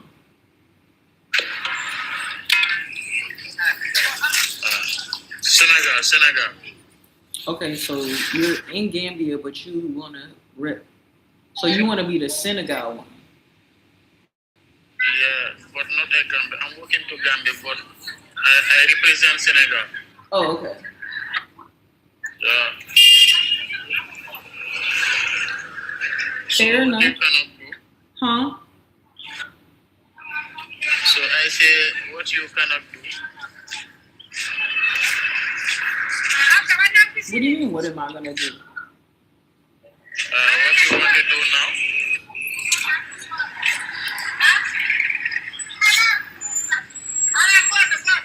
Depends on what you want to do. So you My thing is, in Senegal? I want to just understand if you're just gonna be okay with it, cause I don't want none of the jealousy stuff. I'm just not trying to deal with any of the jealousy stuff.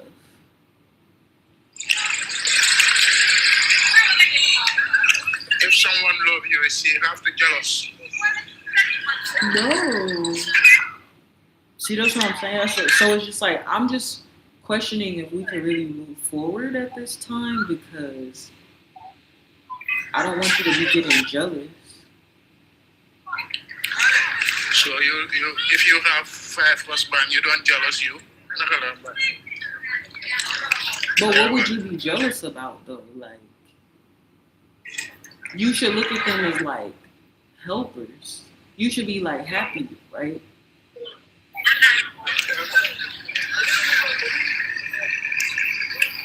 And I just feel like overall, if it's something that I want, I feel like you should be happy and supportive of that, not jealous.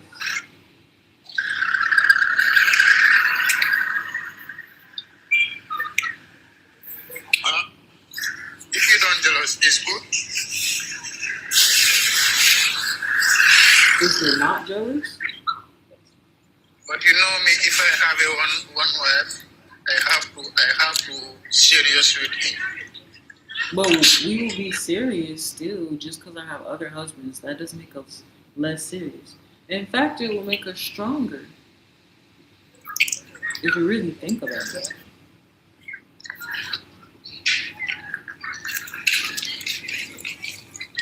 If you love something, you have to serious with him.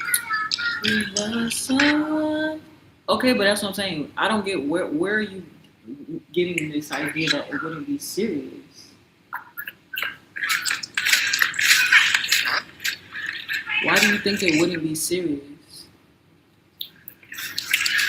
Why I think that?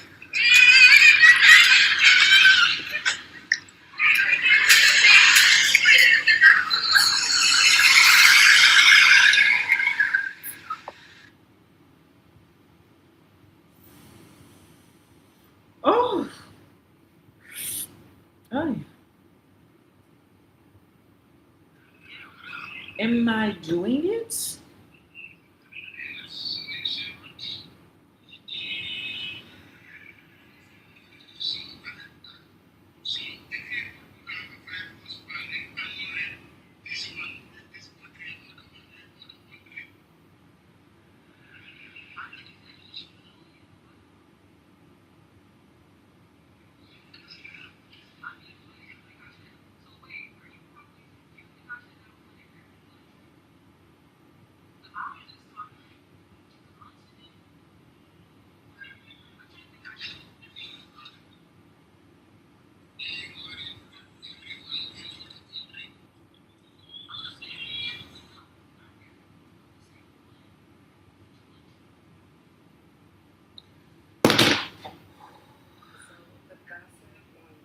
Is that you guys have some type of plug or connect, or you are the plug or connect when it comes to spiritual workings and being able to so you guys, this is right here, because she's like 33, you're taking Hey. Oh. Yeah. Yeah. Yeah.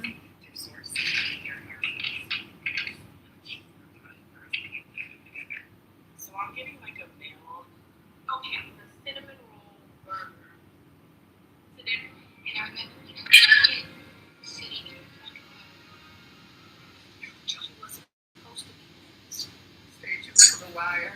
oh my God, girl, there's somebody or something that dread the day God created you and put this powerful gift inside you. You are somebody powerful. You have this silent power within you that appears to be weak, but boy, when it's released, people aren't in that energy of disliking you, honey. They fear you. They fear your abilities. So here, I had this dream more than once. Different people holding my throat. So people will keep pushing down. Always indicating they don't like my voice. They don't like when I speak. Your words are power and your gift is powerful. And you don't have to worry because by the time fire in your full spirit is something that's spiritual and don't have. And every time it's an energy, every time they think about God, try to attempt the one that's going to get you prosper. And the two of the spirits that keep listening, they think it matter and not really. So keep it in you, keep it in you. Don't stop. Take it out.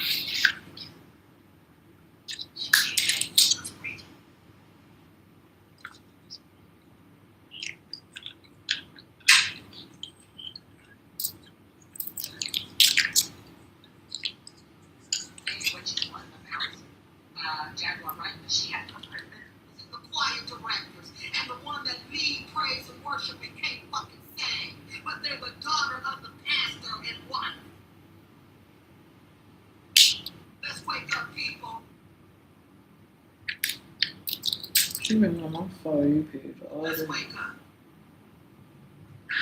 We are the ones, but we are the majority. How did one fucking group of people, 1%, control all of us? Because their last step into being a 33 Mason is 32. To master the illusion? What's the illusion? The real. What's the Are you real? busy? The simulation. What's the simulation? When they are able to master the illusion, they can make you see one.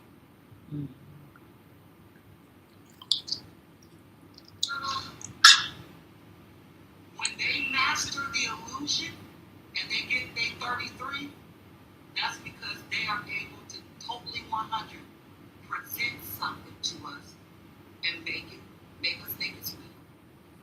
You subconsciously fall in agreement with something. And that's how you end up as the puppet. That's easy. All they gotta do is control the belief system, and then, but also it's just about making you forget who you are and like disconnecting you from your own truth, from your own identity, and then they give you a new one by telling you your own history, telling you where you came from, telling you what your past is, telling you, and then also telling you who you're supposed to be, and then telling you what the events are going on in the world. So then they capture your mind, and then that shapes your belief systems, and your belief systems project out into the reality. So, to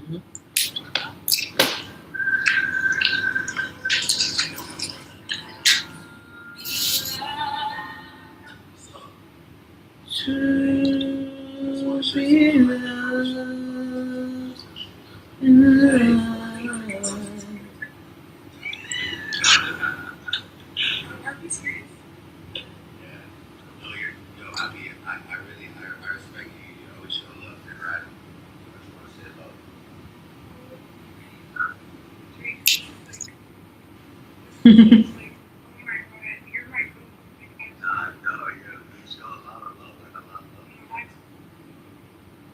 Yesterday, when I saw that image, I was like, more than $10,000 a year, $10,000 a month, or you got a whole motherfucking wall, guns, dragons, dogs, all type of shit in the spirit. These motherfuckers want you to ignore it now. Shit me. You know what I'm saying? It's like you have so much access to so much stuff because you were left alone. That's what I heard. Huh? What? If your ancestors had to come heal your heart and your spirit, what? They kept waiting I gotta go to the bathroom. Hold They on. wanted you alone, and they mad that you. Bathroom break. What am I doing? What am I doing? Oh, I was looking at the wrong thing. I said I'm going to the bathroom.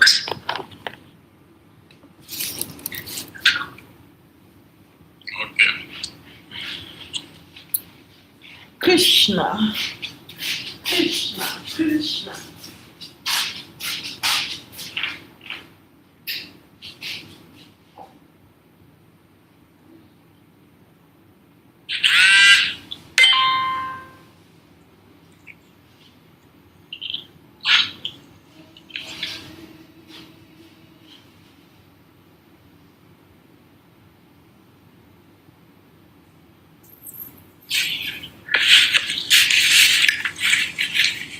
Krishna,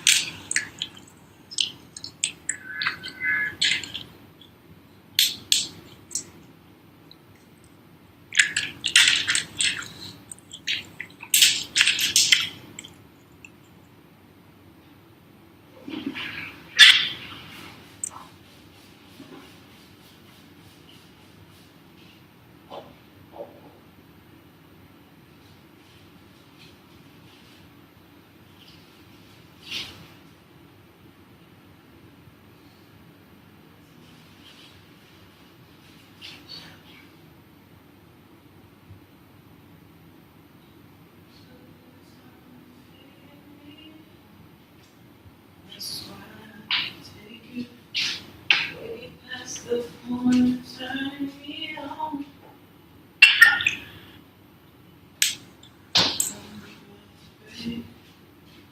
Swear you got me losing my mind.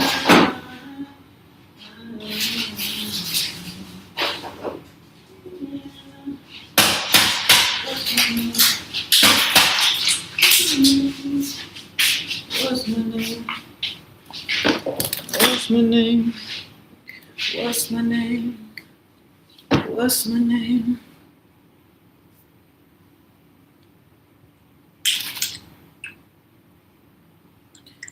Ain't no way that I'd be with your arms around me. I will let you in. Hey boy, I really wanna see if you can go a long time with a girl like me. Hey boy. Oh. I really wanna be with you. Cause you're just my type. Oh na na na na. Oh, Nana, what's your name? Ayana was my name. Ayana was my name. Ayana was my name. Was my name. Ayana, nice name. Ayana, nice name.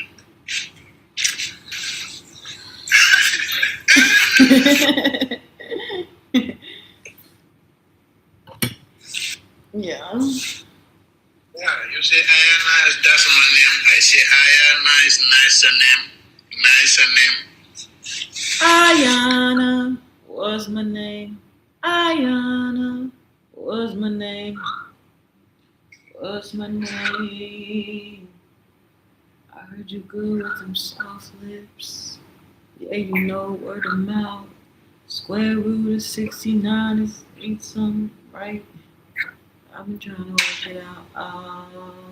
Good weed, white wine, coming out in the nighttime. Okay, away we go. Only thing we have on is the radio. Let it play. Say you wanna leave, but I know you wanna stay. I forgot about a snack.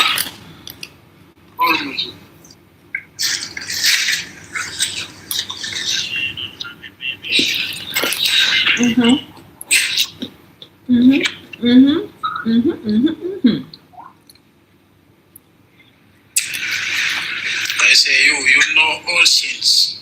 Huh? Hey, you know all American things. All American sing? Yeah. No. You don't know all, but you know 95%. No. Sing good or sing no?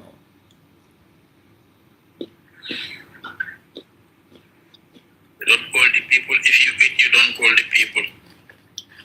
What? If you eat, you don't call the people. You eat for yourself. At least you say me, come eat, come eat. Compete? Come eat. But there ain't no competition because I'm bigger, better, better. I'm a bad mama jammer.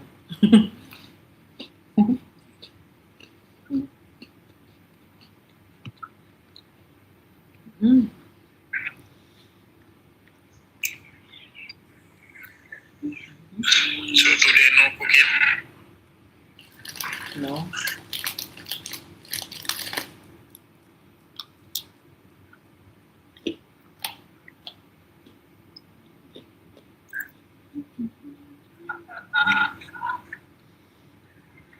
What time is it? Oh, 3:30. This is the first thing I'm eating, by the way, today. This is the first thing that I've eaten today. This is the first thing you've eaten?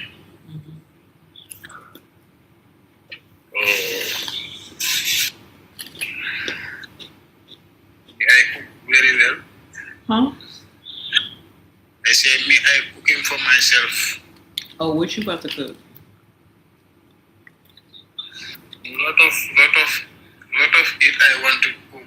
I cooking. If I want to eat something, I cooking. You know, I don't know the name how to call it with English, but Okay. I cook. Just tell me what it is.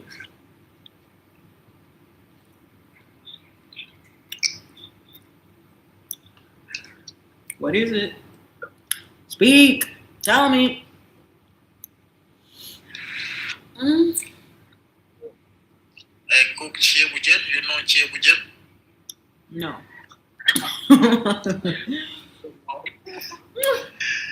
You know kaldu? No. What is it? Okay, you see. You know mbahal? Baham. No. Baham. Baham. I said it right? Non baham. It's mbahal. Bahal. Wait, say it again. You take this one, you cook with him. What is it? I don't know how. Okay. Bahal. Huh? Maafe supu kanja. Supu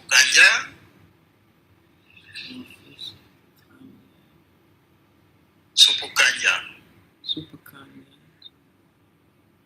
Yeah, if you come to Senegal, you see all is you see all. It's the nice eat. What is it? Meat or rice, vegetables? Soup. One day you come to Africa, you see them. What is that? I don't get. Are you talking about a food? Yeah, it's the food. So you about to cook all of that? Yeah, I cook all this one. Or you already cooked it? You already cooked it? No, but I see my mom. I was to help my mom in cooking, but I know I have to cook now. Wait, so your mom was cooking it for you, but now since your mom isn't there, you have to cook it? Yeah, but I'm not staying with my mom now. I cook for myself. Oh yeah, you're a big boy. Yo, you see.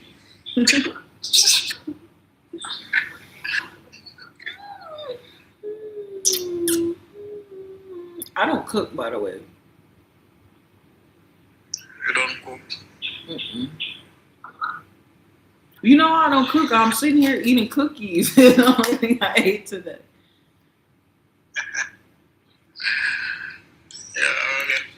It's really because I actually I only eat fruits and vegetables. So there's really nothing to cook, you know. Yeah. I just eat it raw. There you don't cook too much because of you eat vegetable and other thing. Yeah, but you don't have to cook vegetables. I don't cook the vegetables. I just eat it raw. Yeah. Vegetable you don't have to cook it. Right, exactly. So yeah, I just don't cook. Some vegetable you have to cook it. No, you don't. Name one vegetable you have to cook. I don't know. Okay, so then don't say that. It's not true.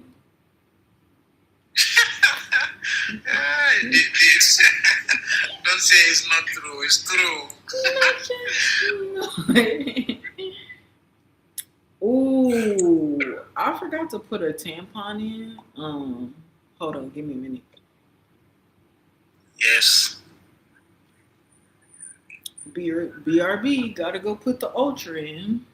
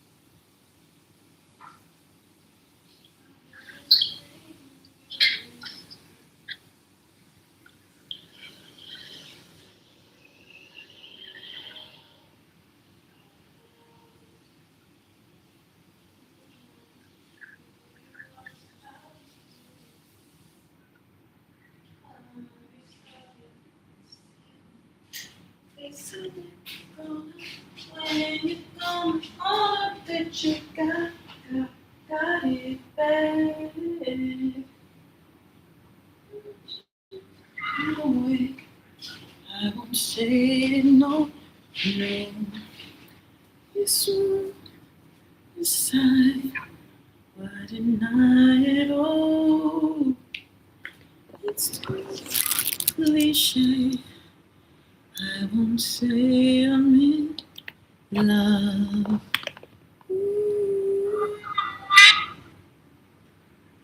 Oh, I'm back.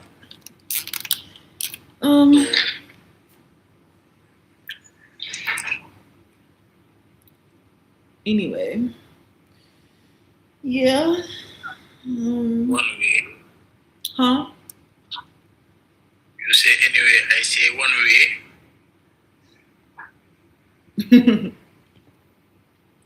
I never heard that. Is that an African saying? Yeah. Oh. Is that supposed to be funny? It's not funny. You just been a smart ass? Yes. Many people saying that anyway. Okay. So you only want it one way? No, two way, me and you, two way. Only two ways? That's the best you got?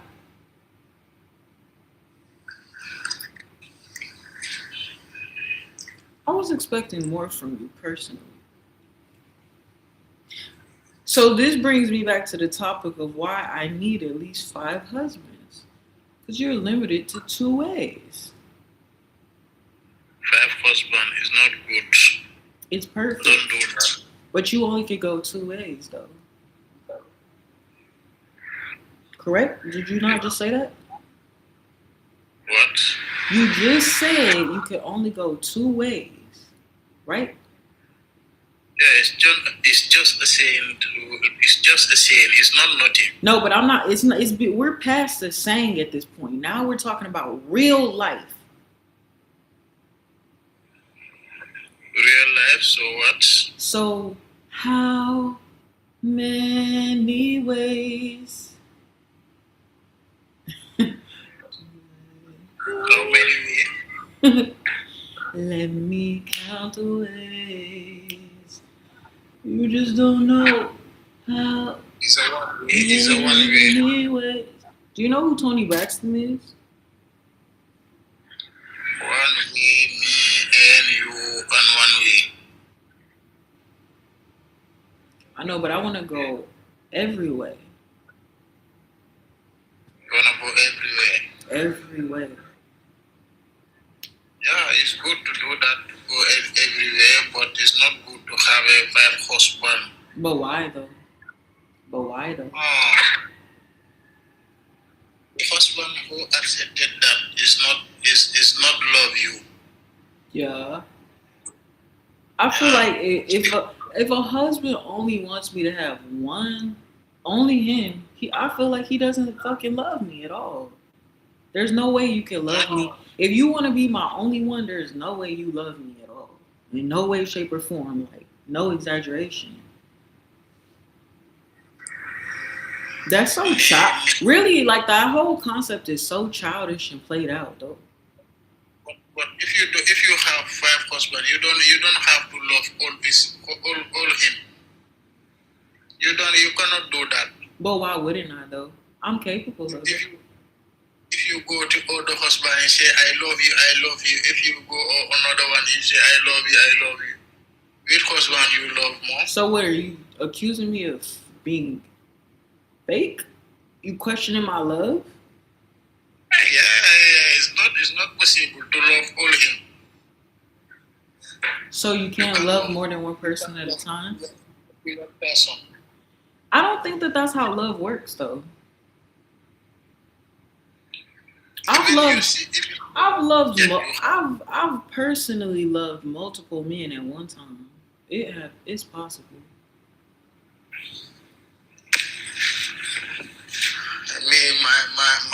My thinking, I say you don't have to do that.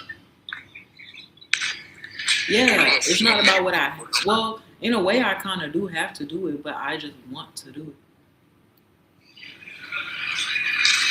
Yeah, if you do that, the 5 husband all is not love you well, because of she know you have a many husband. You say this one is not serious. That's not true. You just making stuff up. I don't like that. If you are okay, serious, so wait. you don't have So are you saying so when a man has multiple wives, he doesn't actually love all of them? Yeah, you don't have to love all this one. But you're supposed to, right? It's possible to you to love all this one. I just explained to you I've done it before, yeah. Very possible. No. How are you gonna tell me no? What do you mean? No. It's not possible to love all this one. It's not safe for your health. It's not safe for my health. What do you mean? How is not having 5 husbands not safe for my health? Exactly. Expound on that. Because of you have to make a time all this one. A what? I say if you have a 5 husband. I'm listening. You have to have a time for all this one. Have a what? It's not. I say you have to bed for all these five people. It's not good. I feel like that's what will make it better, though.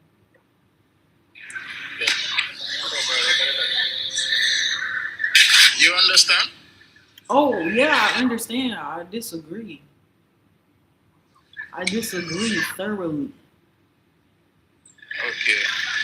What am I issue? That's the way I'm talking to you. That's the way. I like it.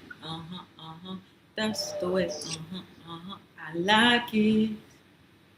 Yeah, that's why I say you don't have to have all this work. Okay, so you just don't want to be with me at all, is what you're saying. Huh? So you're just saying you don't want to be with me at all. No, I don't want you to do that. Okay, so yes, I'm saying, so you're saying you don't want to be with me at all. To be with you what? You don't want to be with me at all.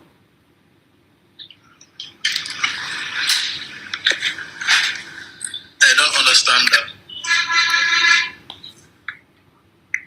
I'm saying, if you have a problem with me and the 5 husbands, you're saying you don't want to be one of the husbands. Yeah. Yes, you don't, or yes. I don't understand the question exactly. If I'm I saying say yes, I understand. yes. I'm saying. I don't know how else I can make the question clear, but it's like what I'm taking from the conversation is that you're no longer interested in being a husband. To me, I can be a husband but to you can't. That's what I'm trying to explain. I'm saying because there's gonna be minimum 5, but you don't like that, so then you just won't be one. Yes. All the one. No, it's 5 or nothing. No. It's not safe. You're either gonna be one of the 5, or you're not gonna be one at all. Your choice. I can be, but I don't like to have 5. No, that's not. What I'm saying is, it's not an option for you to be the only one. That's not an option. You can be the only one when it's your turn. You'll be the only one when it's your turn, like when it's your, day or whatever. I mean, however we decide to split up the time.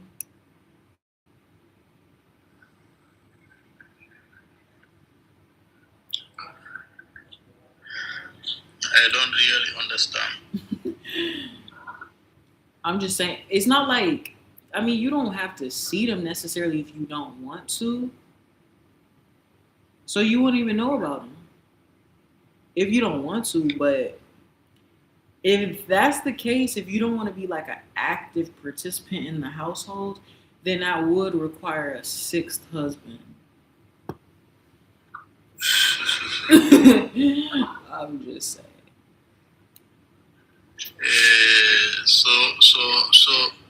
So if you have a 5 husband, right?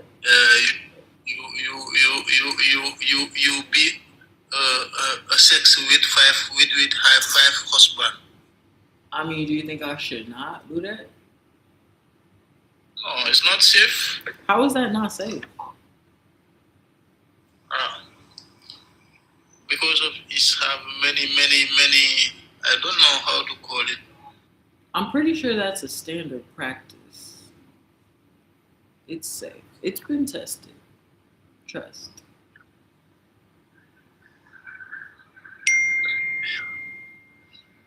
If you do sex for all this one, it's not safe.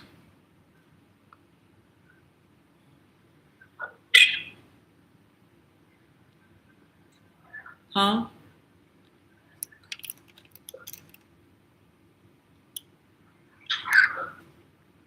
Oh, sorry. I got distracted. Yeah.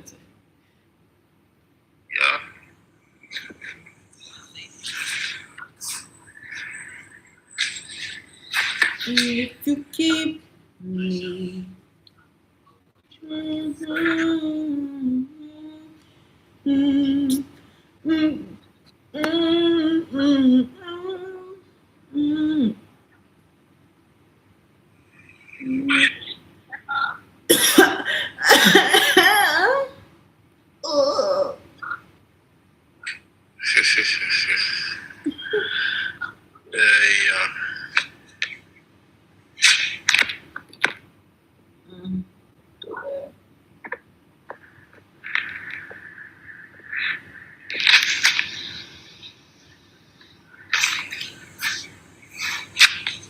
I'm a grown woman. I could do whatever I want. I'm a grown woman. Something is wrong. What's wrong? 5 is wrong. You said what? I say you can do anything you want, but the 5 is wrong. So do you think 5 is too little? I should do more than 5? It's too much. One time, I got a psychic reading, right? Like when I was in high school, right?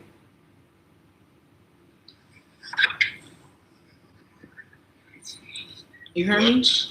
You heard me? No. Okay, when I was in high school, I got a psychic reading, right?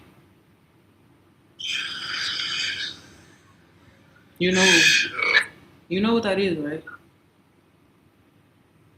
What is right? Like a psychic reading, like a tarot card reading. Tell the future, you know? Like somebody told me my future.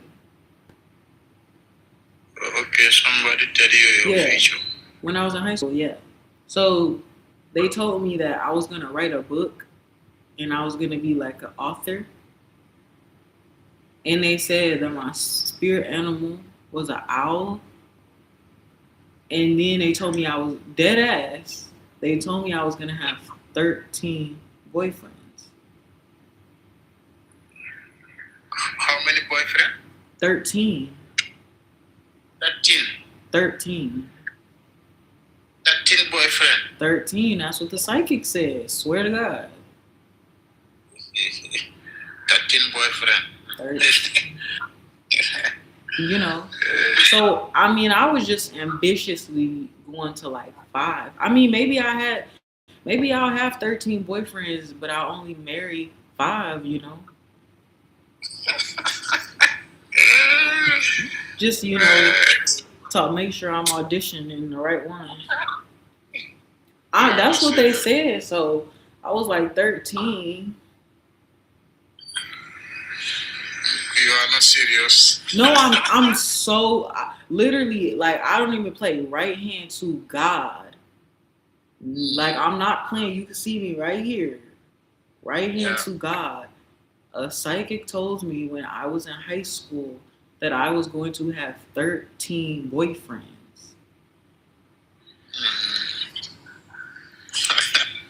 Yeah.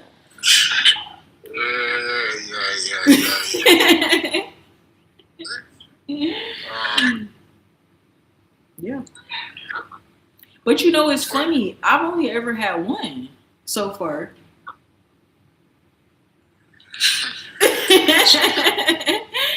I'm behind. I need to catch up. Yeah. No. It's the first time I'm listening that 13 boyfriend. Yeah. Gosh. I think that's pretty impressive, though, right? You know, it's just like this is my thing, right? Listen. Because isn't that such a weird thing to lie about? Right? Isn't that a weird thing to lie about, right? Yeah. Like you couldn't, if you're a psychic and you're trying to give a reading, usually when psychics are fake, they'll tell you something that's like, they're kind of guessing, right? So they kind of tell you something that seems like it might be true, but you can never know. Like the psychic reading will be like, oh, you're going to find love one day. And it's like, yeah, general, possibly could happen. Or like, oh, it's going to be a interesting day tomorrow. And it's like, I mean, that's general. You know? So anyway, they try to do like general things. But most psychics, especially when they're fake, it's general. You know, they'll try to stay more general. They don't get into specifics. Swear to God, he specifically said 13 boyfriends at one time. He didn't say at one time part, but it was implied. But he said 13, so it's like that's such a weird number to make up. You know, because he could have got away and said, oh, like you're gonna have a boy, you're gonna meet a boyfriend or something. Like he could have lied and said something like I had another psychic reading like years later. A couple years ago, I had a different psychic reading, and then like a psychic told me, she was like, oh, you're gonna meet this guy and he's not, you're gonna think he's your soulmate, but he's not. And she told me he had 2 kids. Okay. I thought that was crazy at the time. I didn't even really think about it. And the fact is, I don't even, when she told me that, I completely had a boundary of like, I don't even date people with kids. Then the person I ended up, the only boyfriend I've had after that reading, he lied to me and told me he didn't have any kids at first. So I thought he didn't have kids. And then I ended up finding out he had one kid. Then he was lying about having only one kid, and he really had two. Okay. Yeah. So this prophecy literally was fulfilled accidentally, because I was like, and I thought she was full of shit, because I'm like, ain't no way I'm dating somebody with kids. I don't do kids. Nada, mama. And then I thought I was dating somebody with no kids, and he literally turned out to have two, exactly like the psychic said. Anyway, my thing is, psychics don't get specific because you could be wrong, but like saying someone you're gonna have a boyfriend and he's gonna have two kids, like that's still kind of getting specific, but it's more reasonable. But to lie, if you're gonna lie, you don't lie and say, oh, you're gonna have 13 boyfriends. That's an outrageous lie. Like that's damn near something that's unheard of. Most people don't just have 13 boyfriends at one time. But this is a secret. I don't know. Okay, I'm going to say it. So I kind of just took the reading with a grain of salt, because I was just like, it don't really, I don't know, you know? But I started to feel like later, intuitively, that he may have not been seeing it right. And that I think that I'm low, like this is my thing. And I had posted this on one of my accounts. I low-key think I might have 13 disciples, and they're going to be men. I'm going to have, like how Jesus had 12 disciples. For some reason, I'm going to have 13. And it's going to be men, and they're all going to literally. And so I think when the psychic seen it, he's seen it as though he thought like, oh, they must be her boyfriends, because they're all going to love me. They're all going to worship me. Like they're all going to like literally be willing to die for me, like protect me. And I think so when the psychic seen it, then she probably thought like, oh, and we're not going to be like intimate. But I kind of think she saw 13 because it's also possible. So I could either have 13 disciples straight, or I could have 12 disciples and one husband. So then, but the thing is, every single one of them is going to love me like real. And so I think when the psychic seen it, he might have like seen like, okay, there's 13 male energies around her that are like madly in love with her. What the heck? Yeah, I think that they're going to be, I think I will have either 13 disciples or 12 disciples and a husband, but my husband will also be my disciple because, you know, I'm divine mother of the earth.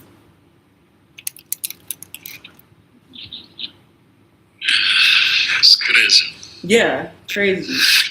But then I started thinking, I was like, what the heck? And because when I was in the shop, and then the thing is with the book, so he told me I was going to write a book. And I'm thinking, like writing, I always loved writing in a sense. Like I always loved like poetry, and I was always really good with words. Like I kind of, in a way, sometimes have a photographic memory where like when I was in school and we would have spelling tests, I never studied.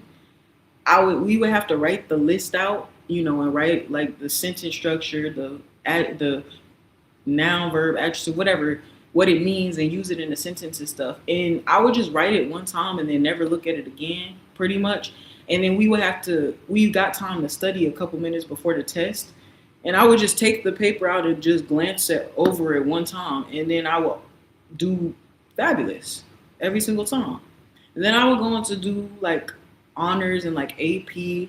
Even when I ended up switching schools, I literally got a 100% on the standardized writing test. Like I'm good with writing, creativity, I guess. But this is the part. Hold up. Hala.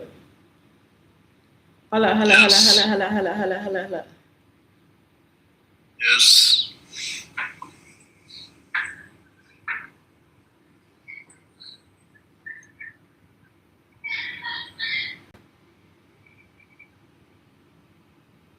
I want to also clarify, I am not under the influence.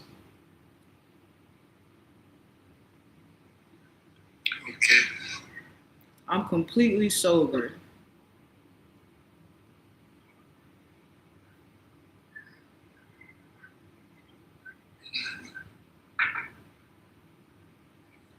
I'm sober and it's so okay. So what was I saying? Oh yes. So he told me I was gonna write a book when I was in high school, and so he was like, yeah, you're gonna write a book, like you're gonna be an author or something like that. And he might even say like I was gonna be like a best-selling author or something like that, like, you know. So I was like, I didn't really fathom it because yeah, I enjoyed writing and stuff, and I was like pretty good with words, but honestly, I never thought I would actually write a book. I never really thought to do that in my life. Like, I don't know what was I exactly gonna write about. For me, there was like goals and ambitions I had. Oh well, like yeah. I mean, just writing was never one of them. If anything, like I would write for fun, but I also like loved to read. Actually, Twitch. I'm sorry, not Twitch. My bad. It's called Switched by R.L. Stein. That's actually my favorite book. It's about basically these friends that kind of do like a Freaky Friday swap into each other's body, and it's a horror story. Like, so yeah, it's really good. Like, it's a psychological thriller, like plot twist. I literally love that book. It's still my favorite book to this day. One of them. Anyway, yeah, so I wasn't really sure about that. I'm like, I'm gonna write a book. But then you get this. So then a couple years ago, like in 2000, so that was back when I was in high school, which was in 2016. So then in like 2019, 2020, I'm in college at this time. I'm living in an apartment on my own. And then one day I was in the shower, and God talked to me, like audibly. Yeah. Yes. Yeah. And then God said, you're going to write a book about love. And I said, how am I going to do that? Because I'm like, and mind you, at that time, I was actually going through my first heartbreak. Like, real bad. So I was very conflicted. I'm like, first of all, clearly, as you could see by my lack of love, I don't know anything about love. I don't know what that's like. I don't know what that's about. But it was weird. I always used to I used to write all the time. Like, well, I used to just like, you know, when you keep a diary and stuff. So I used to have like a diary or like a journal, and I would write. I remember one of the things I wrote about love, because I remember one thing my dad used to say, that felt weird. I don't call my dad dad, but that felt weird, but daddy. And so he was like, yeah, one thing he used to say was like, there are things that you could do that will make me stop loving you. And I remember him telling me that when I was in middle school, and I remember like writing in my journal of like basically how I thought that he was like, because in my dad, like he was a big like my dad did, like when you talk about the concept of like conditional love or like unconditional love, like my dad was he was very clear on the fact like his love is conditional. That's what his point was. Like he said, like, my love is conditional. There are things that you can do that will make me stop loving you, like point blank.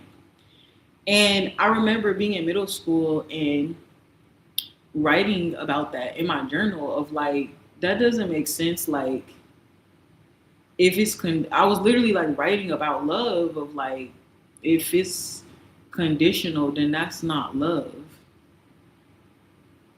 That's something else. And then, because to him, like to my dad, his point was like, he doesn't believe like unconditional love exists, which like I don't know that he meant to say that in like a harmful way. I'm sure that was his understanding of love, like not only as a man, but based on how he was raised. You know, he probably just grew up believing like, no, like love is not unconditional. But the truth is, because after that, I would have several hundreds of hours maybe of conversation, maybe even thousands of hours of conversation with people about love. Like when God told me I was going to write a book about love, I didn't really believe I could do it. I didn't think I was really capable of it, but I tried. And so I was like interviewing people. I was doing like research on it. My whole life really since that, I feel like, I think my whole life in a sense has kind of been like a question about wondering what love is, like a lot of people, but especially after God gave me that directive, then I feel like I really looked into it even more. So I literally was asking people about it, like researching about it. I was, interviewing people about it, and I would just talk about it like for hours a day and whatever. And one thing I did find out, a lot of people actually don't believe in unconditional love. Like a lot of people think it's fake. And a lot of people would say, like, I used to talk about it even on live and stuff, and then people would be like, unconditional love is not real. I'm like, yes, it is. And then they're like, that's not real. Like, that's only something that Jesus can do. But the thing is, I would be describing like how I love, and then they would think I was describing Jesus for some reason. And I'm like, I'm not talking about something made up or like biblical. I don't know nothing about that.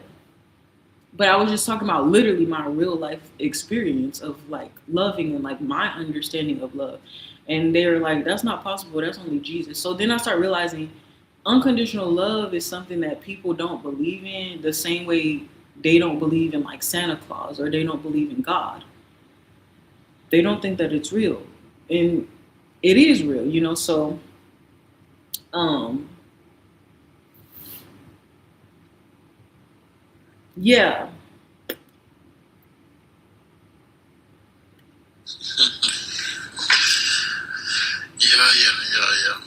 It's too hot. Can you turn this damn air off? I wonder why I was sweating. Stop. Bruh.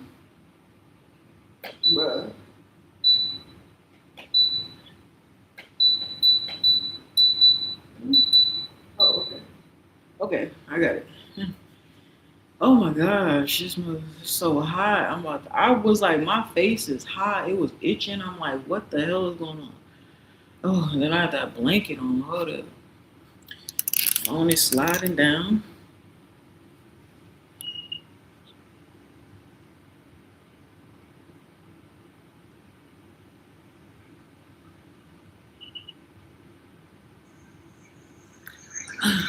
So I actually I kept talking about this, and I was still doing research, and I was doing more things, and I was talking to like certain other people and stuff, and I started to notice, I just thought it was a bit strange. It was kind of like, I don't exactly know how to explain it, but the way I started noticing that men sometimes will like act towards me, not in like a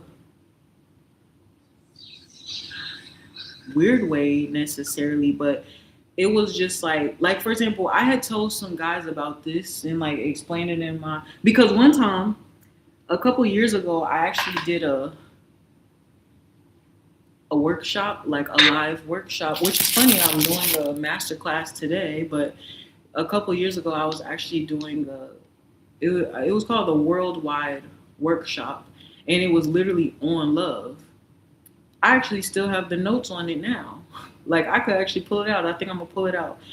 And so I did this seminar on love, like I wrote a speech and everything, and I was just like talking about it and everything like that. And so there were some people who joined, like a couple people, and they kind of stayed and like we talked about things after, and whatever. And it was just like, and when I was explaining to him the like book, one of the guys, he was kind of like, for some reason, he was kind of like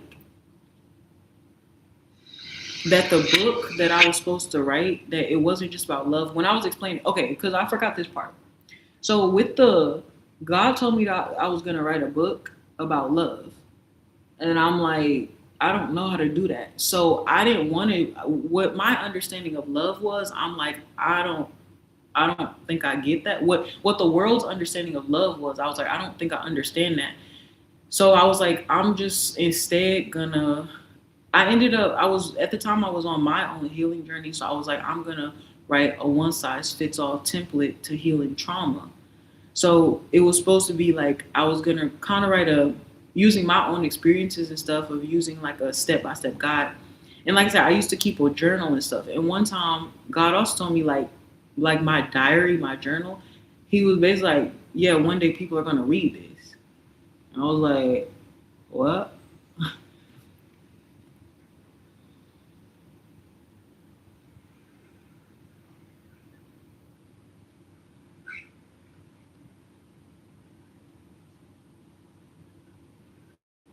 So God said that. So God told me that one day people were going to read my journal in a way, or it's almost like, but really how he told me, this was not verbally, it was more of this intuitive pull that I got of like when I would write in my journal, which I used to do stream of consciousness writing. So just pretty much whatever come to my mind, I would just write and like process it out or whatever. And it was like, I used to write in my journal with the understanding somehow in my mind of like, the world is going to read this one day. I don't know how, but that's just what the thought, I think God gave it to me. And then God told me to write, God verbally told me I was going to write a book about love years later. And then I was like, I don't know anything about love.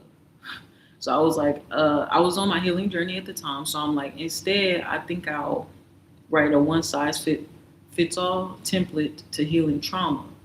Because that's what I felt like was more in my reach, something that I didn't understand my healing journey in total at that point.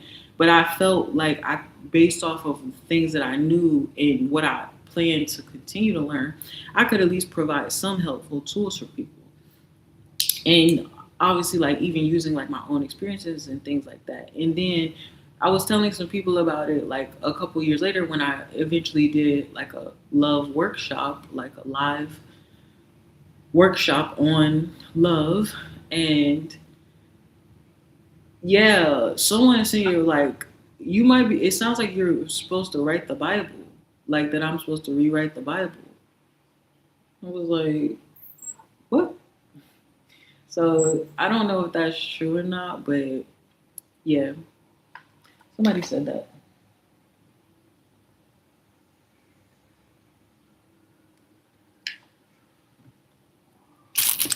Oh my gosh, hold up. Okay.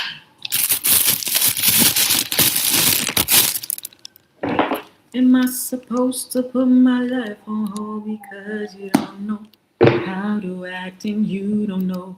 So then that's funny with maybe I'm supposed to do that, but then it's funny how then after, and then even kind of more recently, I was live and like people were like asking me if I was like a prophet or like, I don't know, sometimes people act like I know more than I should or something like that. But then the fact of like with the 13 boyfriends, then that's funny because that's like Jesus. And then when I was on live talking about love, like describing the way I love, but people didn't realize I was describing myself. You know, like I was just talking about like love to me and like explaining, you know, how I've loved and whatever, I guess, and like what love is to me. And then, you know, people will kind of come in and like here, they didn't really know who or what I was talking about. But they just assumed based off of what I was describing that I was talking about Jesus. So they're like, that's not possible. Only Jesus can do that. I was like, That's exactly what I do. I don't think it's exclusive to Jesus. So yeah, that's pretty funny.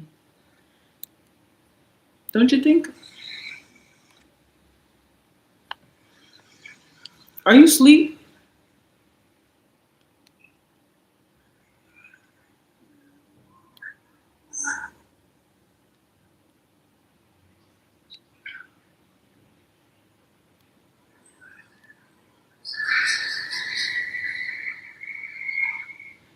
Oh wow. I think he's asleep, so I would say he wasn't supposed to hear that.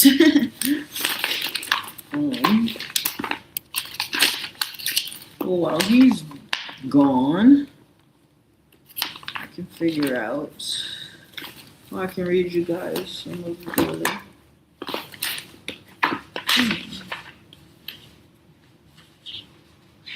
I don't even remember what I wrote on this stuff for real. Yeah.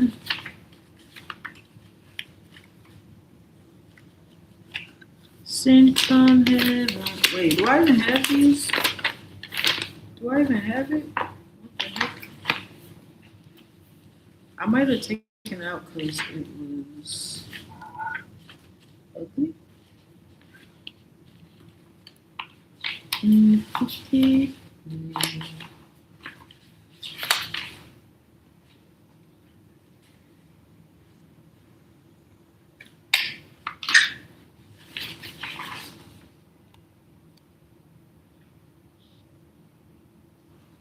I'm gonna.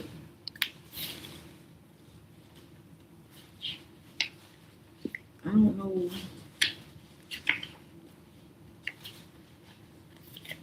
Did I type it or something? Or am I missing something?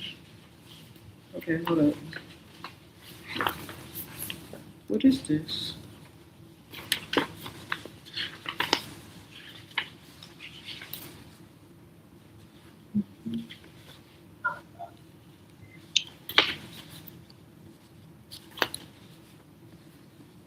There it is.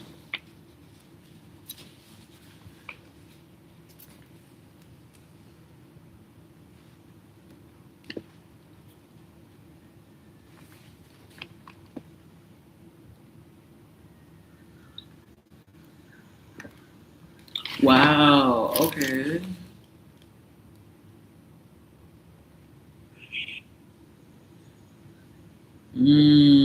Okay.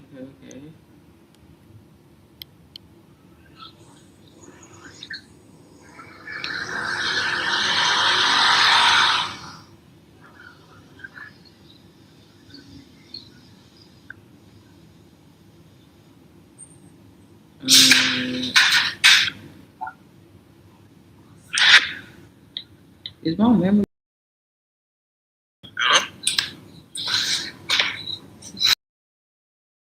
Were you asleep?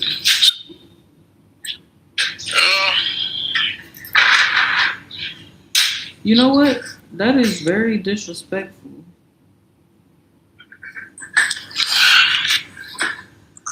I'm not sleeping, but so You're not sleeping, but what? You're just ignoring me?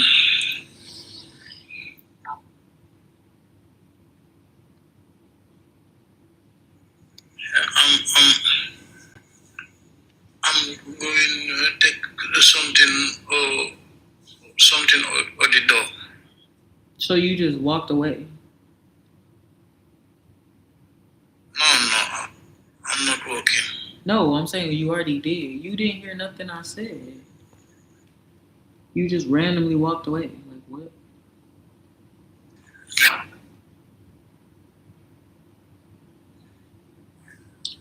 What do I ask?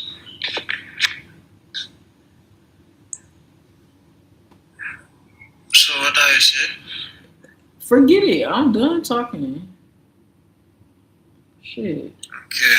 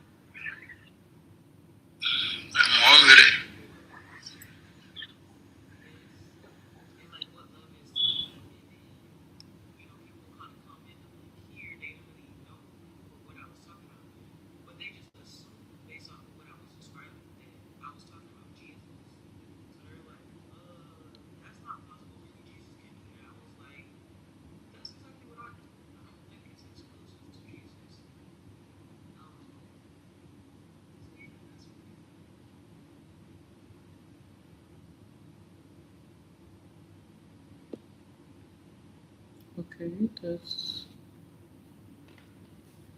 weird.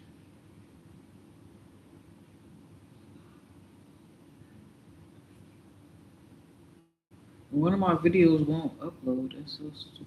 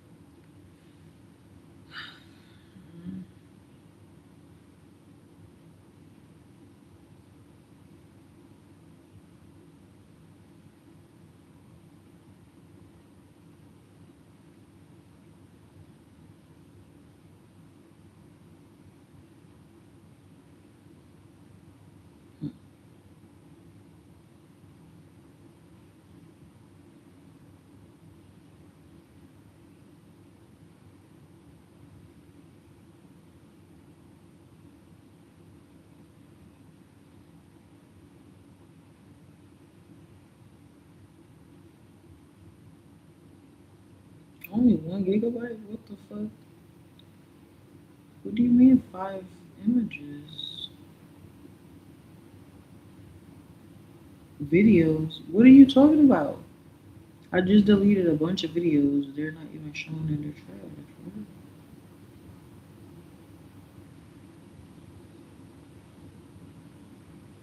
That is so stupid. What the fuck?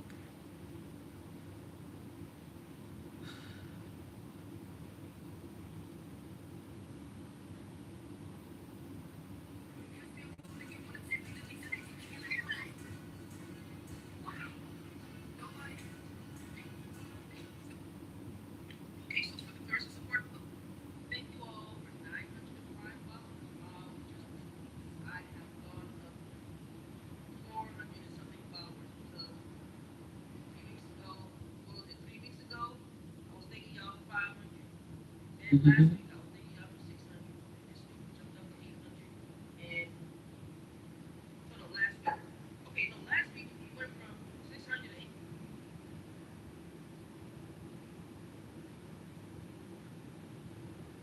Okay.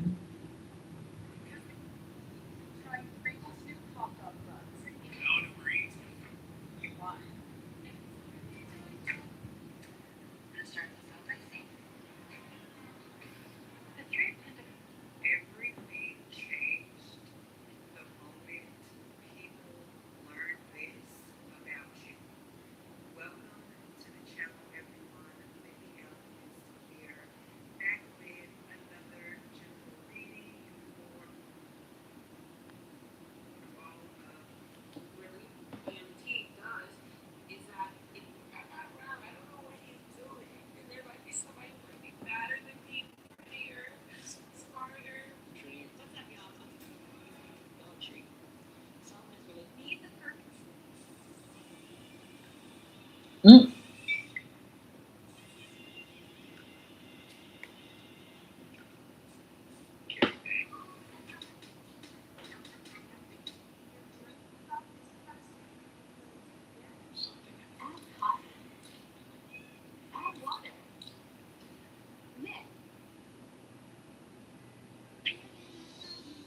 This is my belt.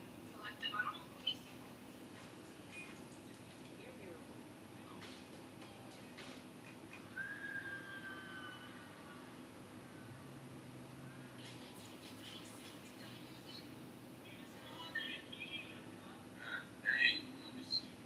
Who would have cooked it?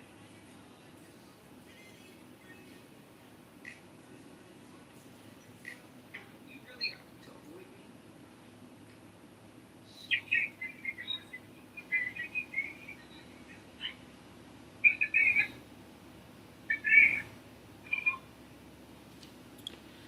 Oh my gosh. Oh my god. Oh my gosh. Sorry. Were you saying something? Cause my sound was turned down.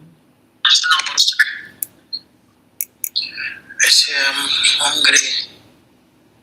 I thought you were cooking some food. Today I don't want to cook. Oh, now you don't want to cook now. Don't be trying to copy me. Don't be trying to copy me. Nobody. Buy something. Oh.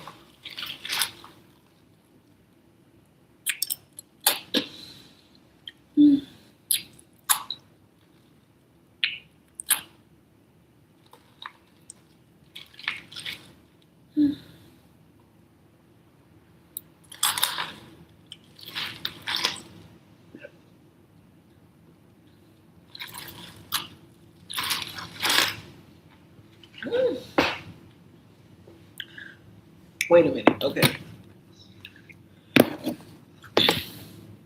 Do you believe in Jesus? Jesus? Yeah. Jesus? Me, I'm a Muslim. Huh? I say me, I'm a Muslim. Oh, you're a Muslim, so Allah? Is it Allah? Muhammad. Oh, that's different? Not Allah? Allah is a God. Who is Allah? Allah is the God. Muhammad is the prophet. Oh, so Muhammad is equal, like similar to Jesus. Muhammad is the prophet. Oh, okay, so good. You probably won't be offended by this. Anyway.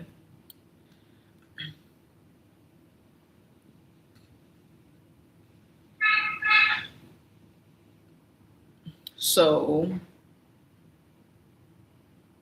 Yes. My decoding of the crucifixion in relation to Jesus is this. Simplified.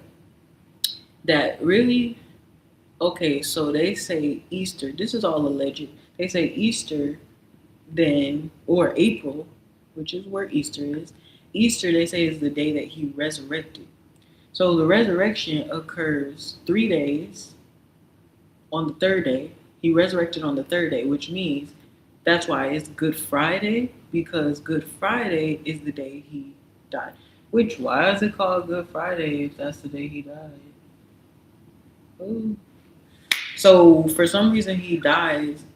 He literally gets murdered, but then they call that Good Friday. Well, what's good about it? He did. Okay, wait. So then that was day one. The crucifixion happened on Good Friday. Then the second day he was in the tomb. And then the third day is when he resurrected. So that's 3 days, keep in mind, right? And this is in April. And usually happens like the first Sunday of April. Right? Now, my theory, the resurrection was also obviously a rebirth. So that's technically also conception day. So Jesus was conceived on Easter as well as resurrected because he was reborn. But check this out. Then they say his birthday, they allege, is December for Christmas, December 25th, his birthday. But if you do the numbers, if April was his conception day, Easter, that's literally count 9 months, you get to December. So that's a whole birth. Conceived on the resurrection day, 9 months later, his birthday, he's born on December 25th, which would be a whole birth. But this is also to me, because when I think of sleep, I think of the connection to creation itself, which is funny because in creation and birth, so maybe it's kind of like some kind of metaphor or code or something. But if you have, there's 3 days, the crucifixion, the tomb, and then the resurrection. This is really reflective of the 3 aspects of creation, which are creation, destruction, and preservation, which is also proton, neutron, electron, which also connects to red, green, blue values, like in coding or like a color simulation spectrum, even like in connection with like Hinduism, that's the three gods, Brahma, Vishnu, and Shiva, which also represent the destroyer, the preserver, and the creator gods. Creation, destruction, preservation. This is also mind, body, and soul. Son, what is it? Father, Son, and the Holy Spirit, which is really man, woman, and child, which is really two integrating together to become one singularity. So the crucifixion is really destruction. And the tomb, like mummies, is really the preservation. And then the resurrection is the rebirth, which is really creation itself. So that is literally the three aspects of creation. That's just my theory, of course. There were previous videos that I made. I forgot to mention, in addition to everything else, there was an incident I had of experiencing the crucifixion during meditation. Yeah, that was a strange one. And then somehow, so I experienced the crucifixion during meditation over a period of 3 days. 3 days of meditation. I experienced the crucifixion. That's crazy. But then listen. Wait a minute. Hold up. Okay, so yeah, we'll leave it at that. So yeah, and then I ended up consulting a psychic shortly after, and I didn't mention anything about the crucifixion. And I'm getting a psychic reading, and I'm not a Christian, and I'm getting a psychic reading. Didn't tell her I was a Christian. Why would she think I was a Christian if I'm getting a psychic reading? But I could have been, but I was not, and I never told her that. But then I got this reading, and then she was like, "This might sound strange." And I'm like, "What's up?" She's like, "Yeah, this might sound strange, but does the word crucifixion mean anything to you?" She dead ass says this during the reading, after I had the experience of experiencing the crucifixion in my meditation that I didn't tell anyone about, that it was the crucifixion. So I was like, oh my God, how did you know that? So I was like, what the heck? And yeah, she started telling me some other things.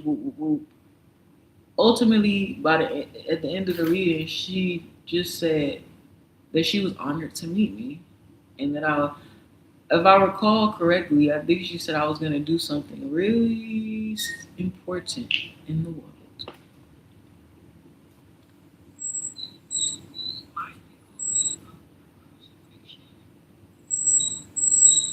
Something is going to ride with mine.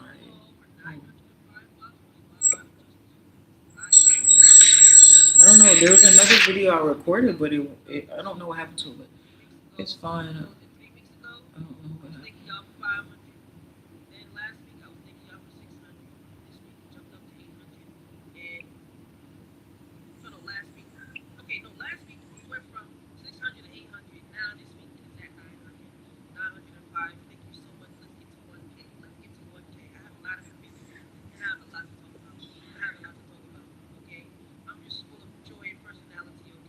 Mm-hmm.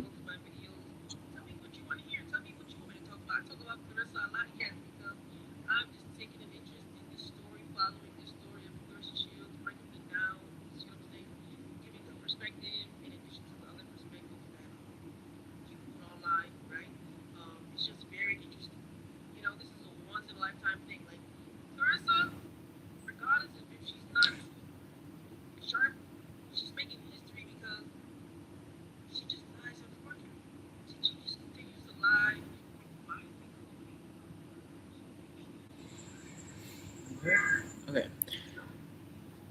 I'm kind of scared to read this because I don't remember what I wrote.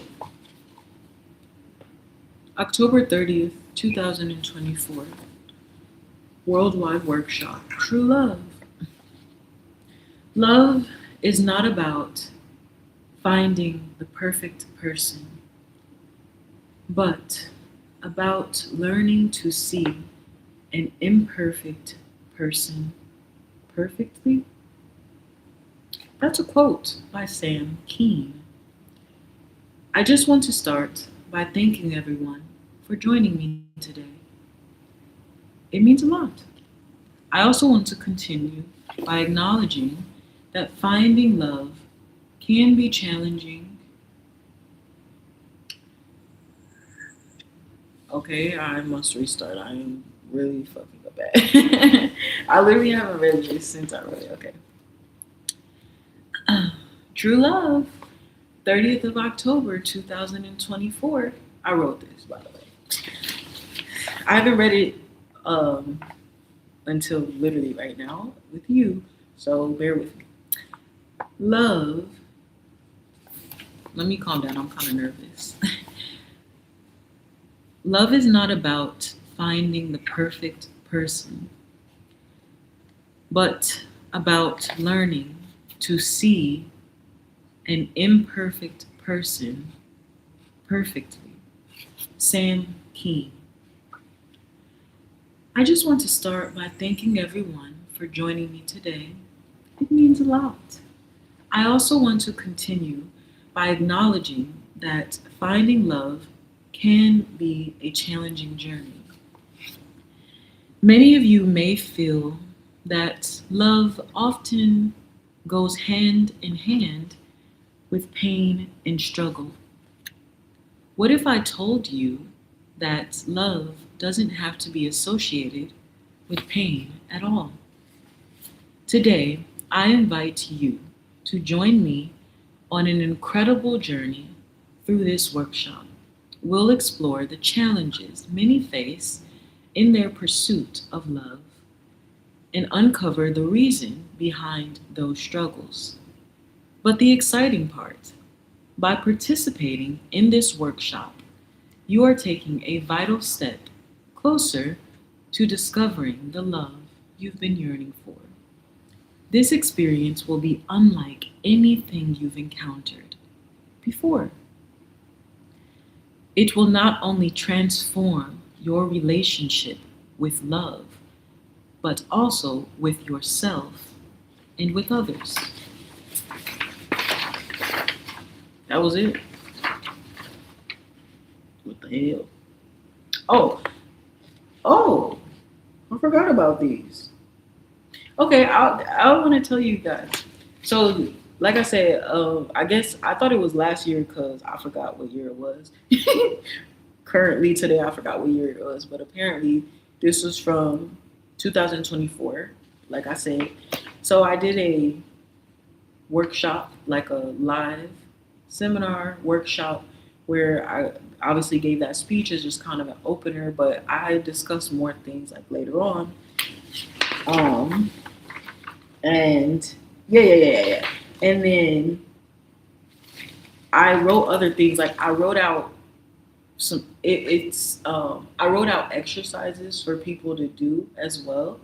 And so I'm gonna tell you guys the exercises, but low key, like if you want to do it, feel free. So this one is called Stop Being Fake. So I literally wrote, I don't even remember what the exercise was. Hold up. 5 strengths, 5 weaknesses.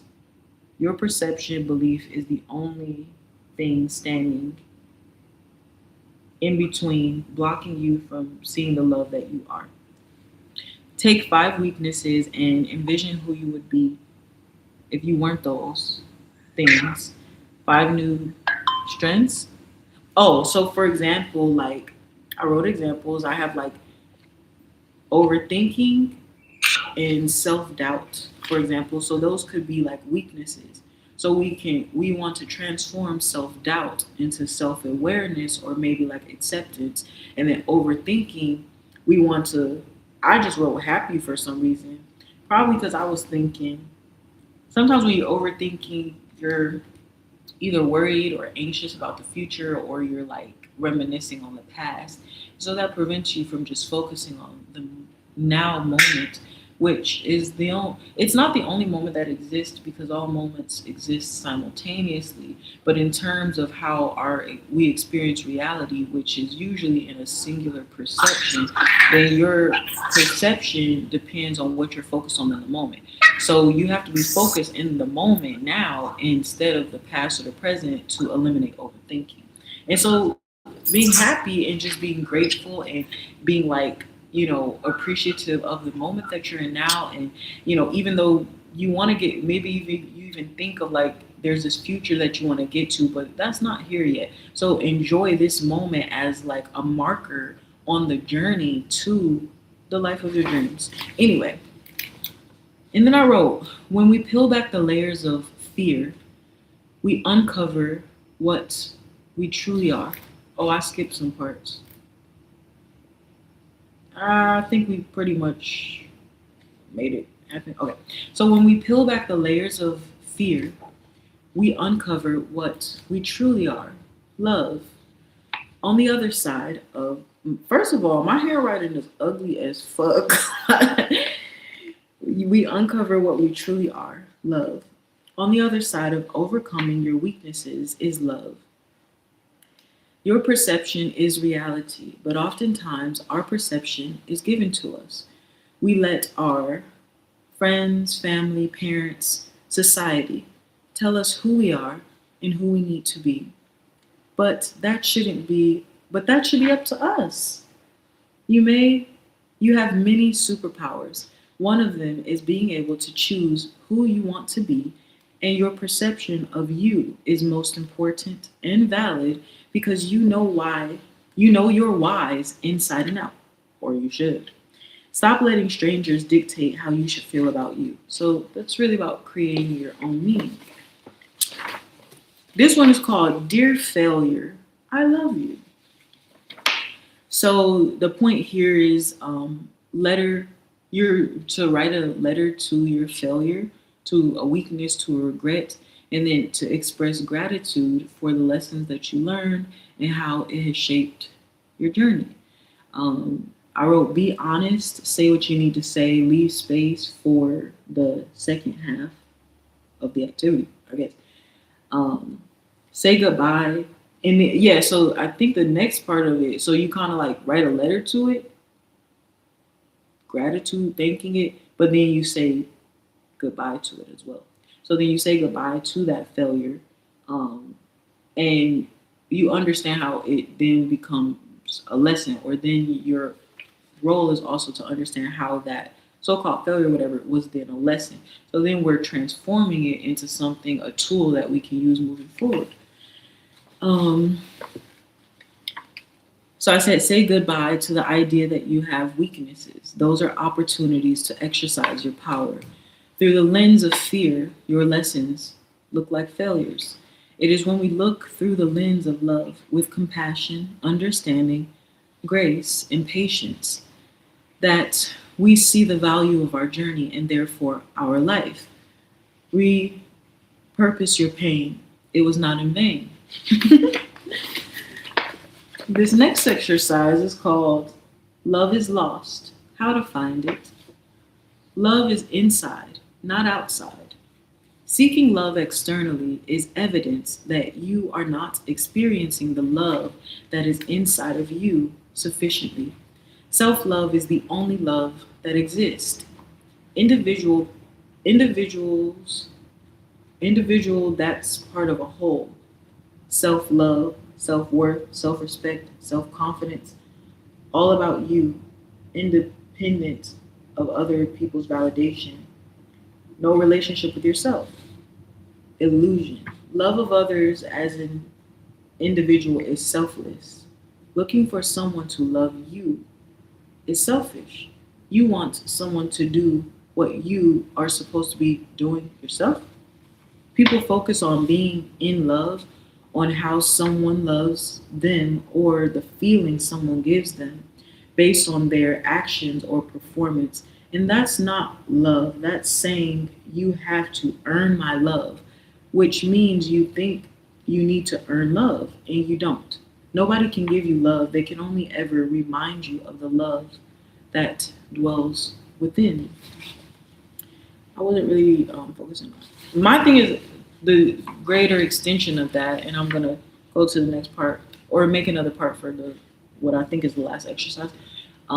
In the closing, maybe I'll just start a new video now.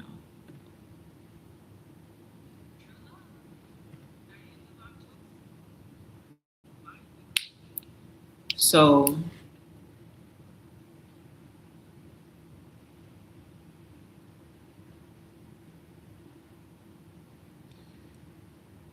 self-love is the only love that exists because all are one. So loving me is no different from loving anyone else.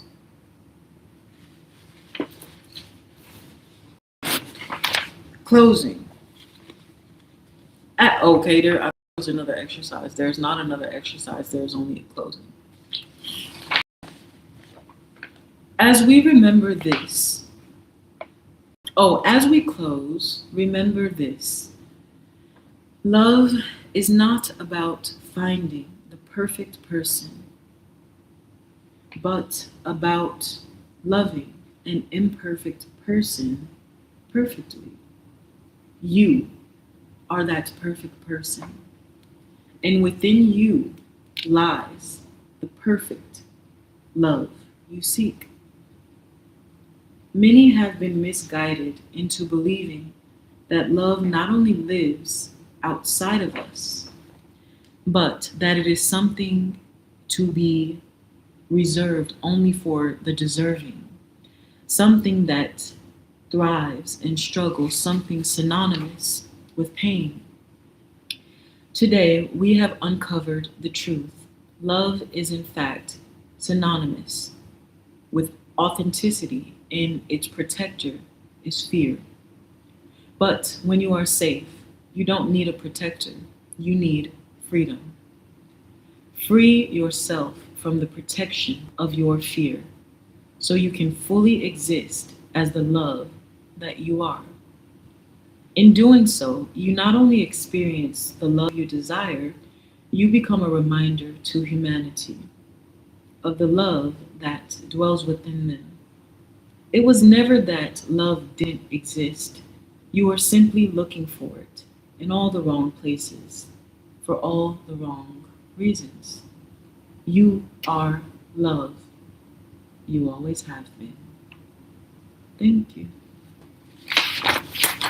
So yeah, that's basically the seminar. And that was fun, at the time. And today we're doing something different. Today we've developed into a mastering me class. It's perfect, really. But today's topic is stop suffering. I'm like, what is the topic? Stop suffering for success. That was just something that I had on my mind. But it shifted into about identity, because identity is your superpower. And about facing your fears, because as we just read, fear is the protector of love. But when you are safe, you don't need a protector. You need freedom. So we must face our fears head on to eradicate them, to get rid of them. Yeah.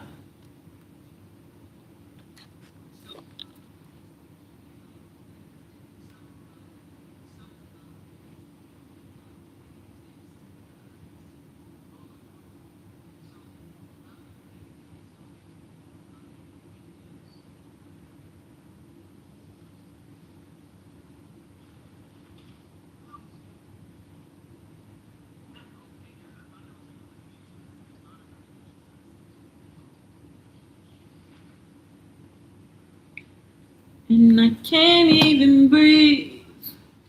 Mm-hmm.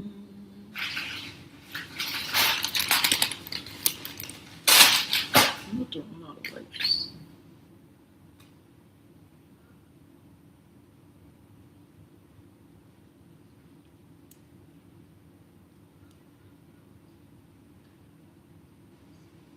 mind you, I still haven't even been to sleep yet. Ooh. Hello? Yeah, what? Hello? You were ignoring me I again? want to go buy something. Oh, you went to go buy something? What you did? Yeah, I want to eat. After I will come back. What'd you eat? Oh, okay, bye-bye. Okay, I will come back.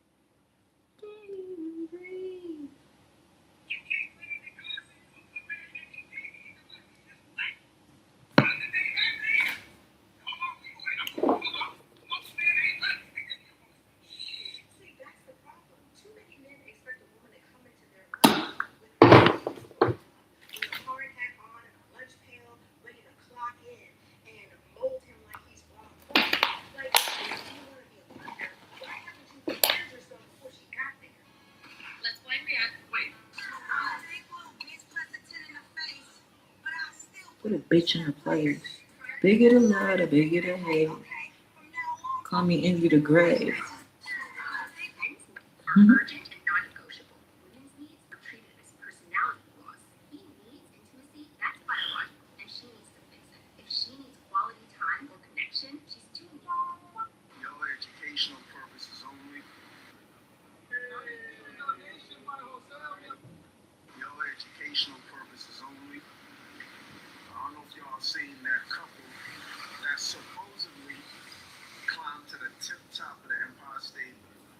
Ride it to the tip top. He like it doggy style, so I make that ass pop. I'm gonna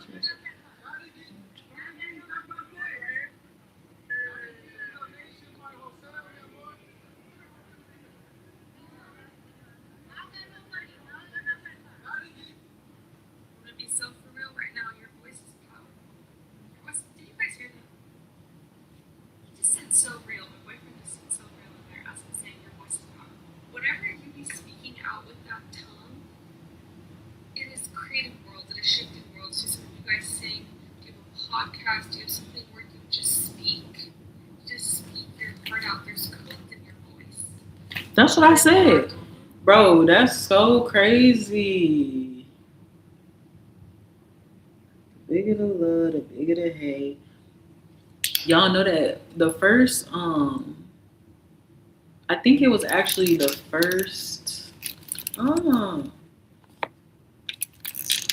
think it was actually the first video that I did, the first live that I did on this account. I don't know if it's unprivated at the current moment or not, because when I first started going live on this account, the YouTube, it was very poor quality, very poor reception. Like, I don't know what was going on. I was having so many sound issues and everything, like just everything was a mess.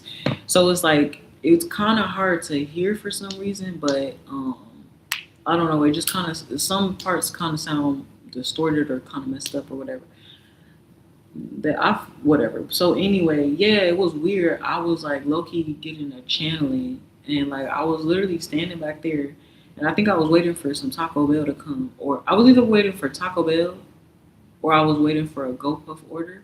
I was waiting for some delivery, but I'm like standing over there, and then I was like, I literally was just channeling Mesha. I was just like, yes, like my voice, there's codes in my voice that literally can heal people just from speaking. Like, I don't exactly know the details or whatever, but I don't know. It's something that I just intuitively thought. And then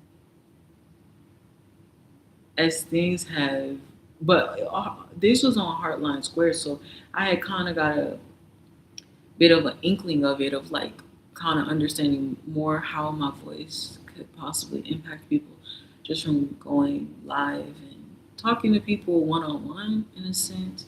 And yeah, you get what I'm saying. So anyway, this is funny.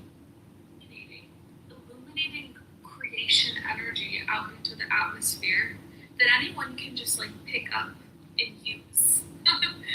Does that make sense?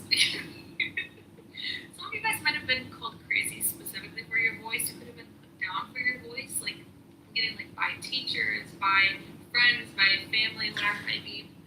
So I never talked about this before. I did get made fun of for my voice. Let me say this.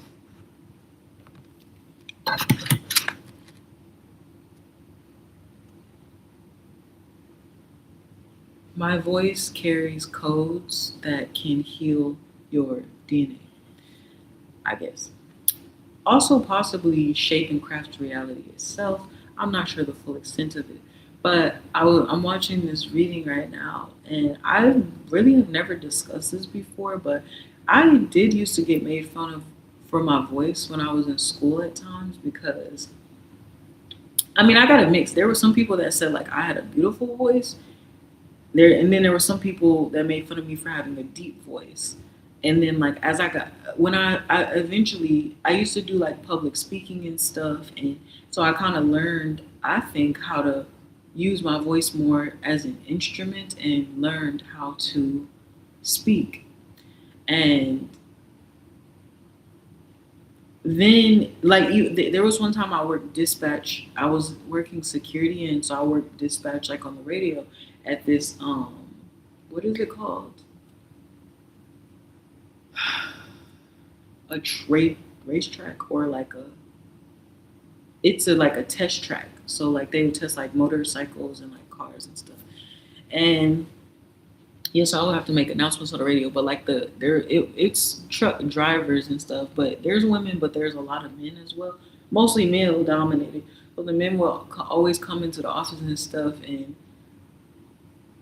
like when I was new, like nobody knew who I was because I'm like in this place, like I'm in this trailer, literally like outside by myself, damn near in the middle of nowhere. So it's like but they would come and like check in before they went in, and so when they see me for the first time, after like hearing, they're like, oh, so you're the angel on the radio, like you're the angelic voice.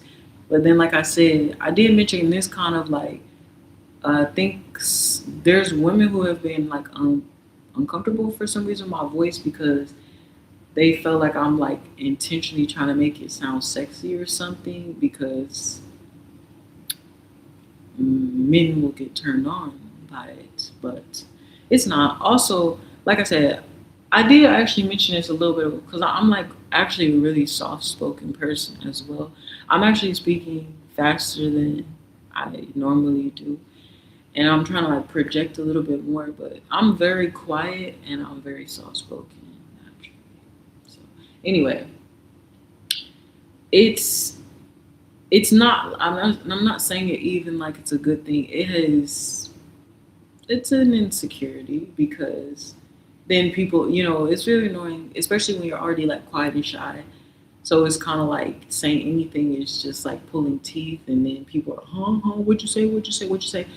And I just feel like people never listen to me. So I found I had started just like projecting, like I started, especially like, well, I was doing like theater at one point and stuff, and it was very difficult for me to learn how to project my voice because I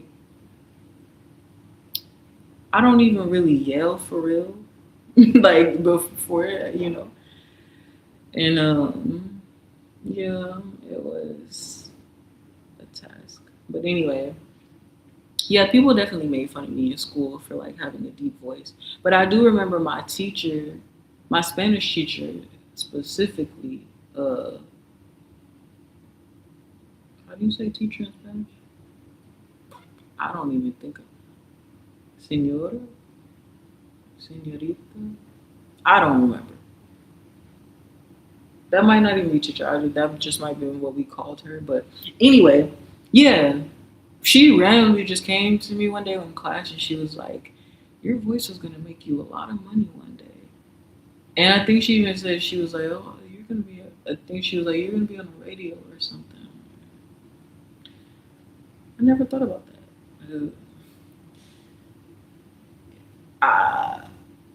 Later, at the time, I took it as a compliment, but then like later, and I still do like now, but it's like there was a point where there was kind of this like insinuation that like radio was for ugly people. So I'm like, what you mean I'm gonna be on the radio? Like, oh, la la la la. They ain't trying to see this. Oh yeah, I was watching the video.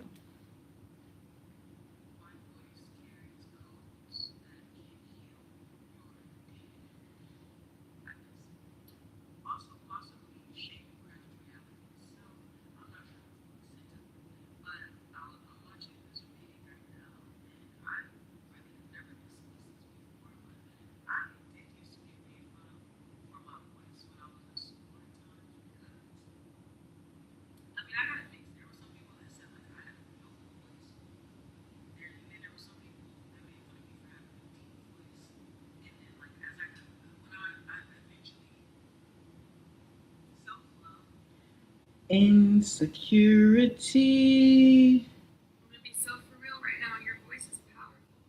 Your voice, did you guys hear that? You just said so real. My boyfriend just said so real in there as I'm saying your voice is powerful. I'm upset that I have makeup on right now because I haven't gone to sleep yet. It's 5 p.m. I still haven't even been to sleep since yesterday. And I don't feel sleepy actually, so I don't know if I'm on a high or something. Which, like I said, I'm completely sober now, like literally. But it might be because of my period, or I don't know. For some reason, I'm not asleep. But then, like now, I just put all this makeup on, and then it's like, should I take it off? I mean, I could take it off again. Like we go back to the all natural. Because I'm kind of getting tired of having this on my face a little bit. I thought it was good. Honestly, I was feeling insecure. Obviously, like I said, I was feeling insecure. So then I put the makeup on. And then I put the makeup on, but then I kind of didn't even like how I did my makeup. Because I went for like a lighter look. I didn't go for like a full face and stuff. And it's like, I mean, obviously I'm beautiful, but but it's also just like I don't know, my face feels like uncomfortable. So then that actually has kind of made me retreat a little bit more, where I'm kind of more like, I don't know why I feel more uncomfortable, but I might take it off and either we just gonna raw dog it or I'm gonna go with a filter if we're recording. My problem was the phone, the live. I just feel like I honestly. Oh, but you know what? I can actually take this off because I haven't said nothing about this for some time. And then I can switch you over maybe. Which is like, I don't really want to take off my makeup because I just did it still. But eventually I feel like I'm going to start getting restless and whatnot. I gotta. Alright.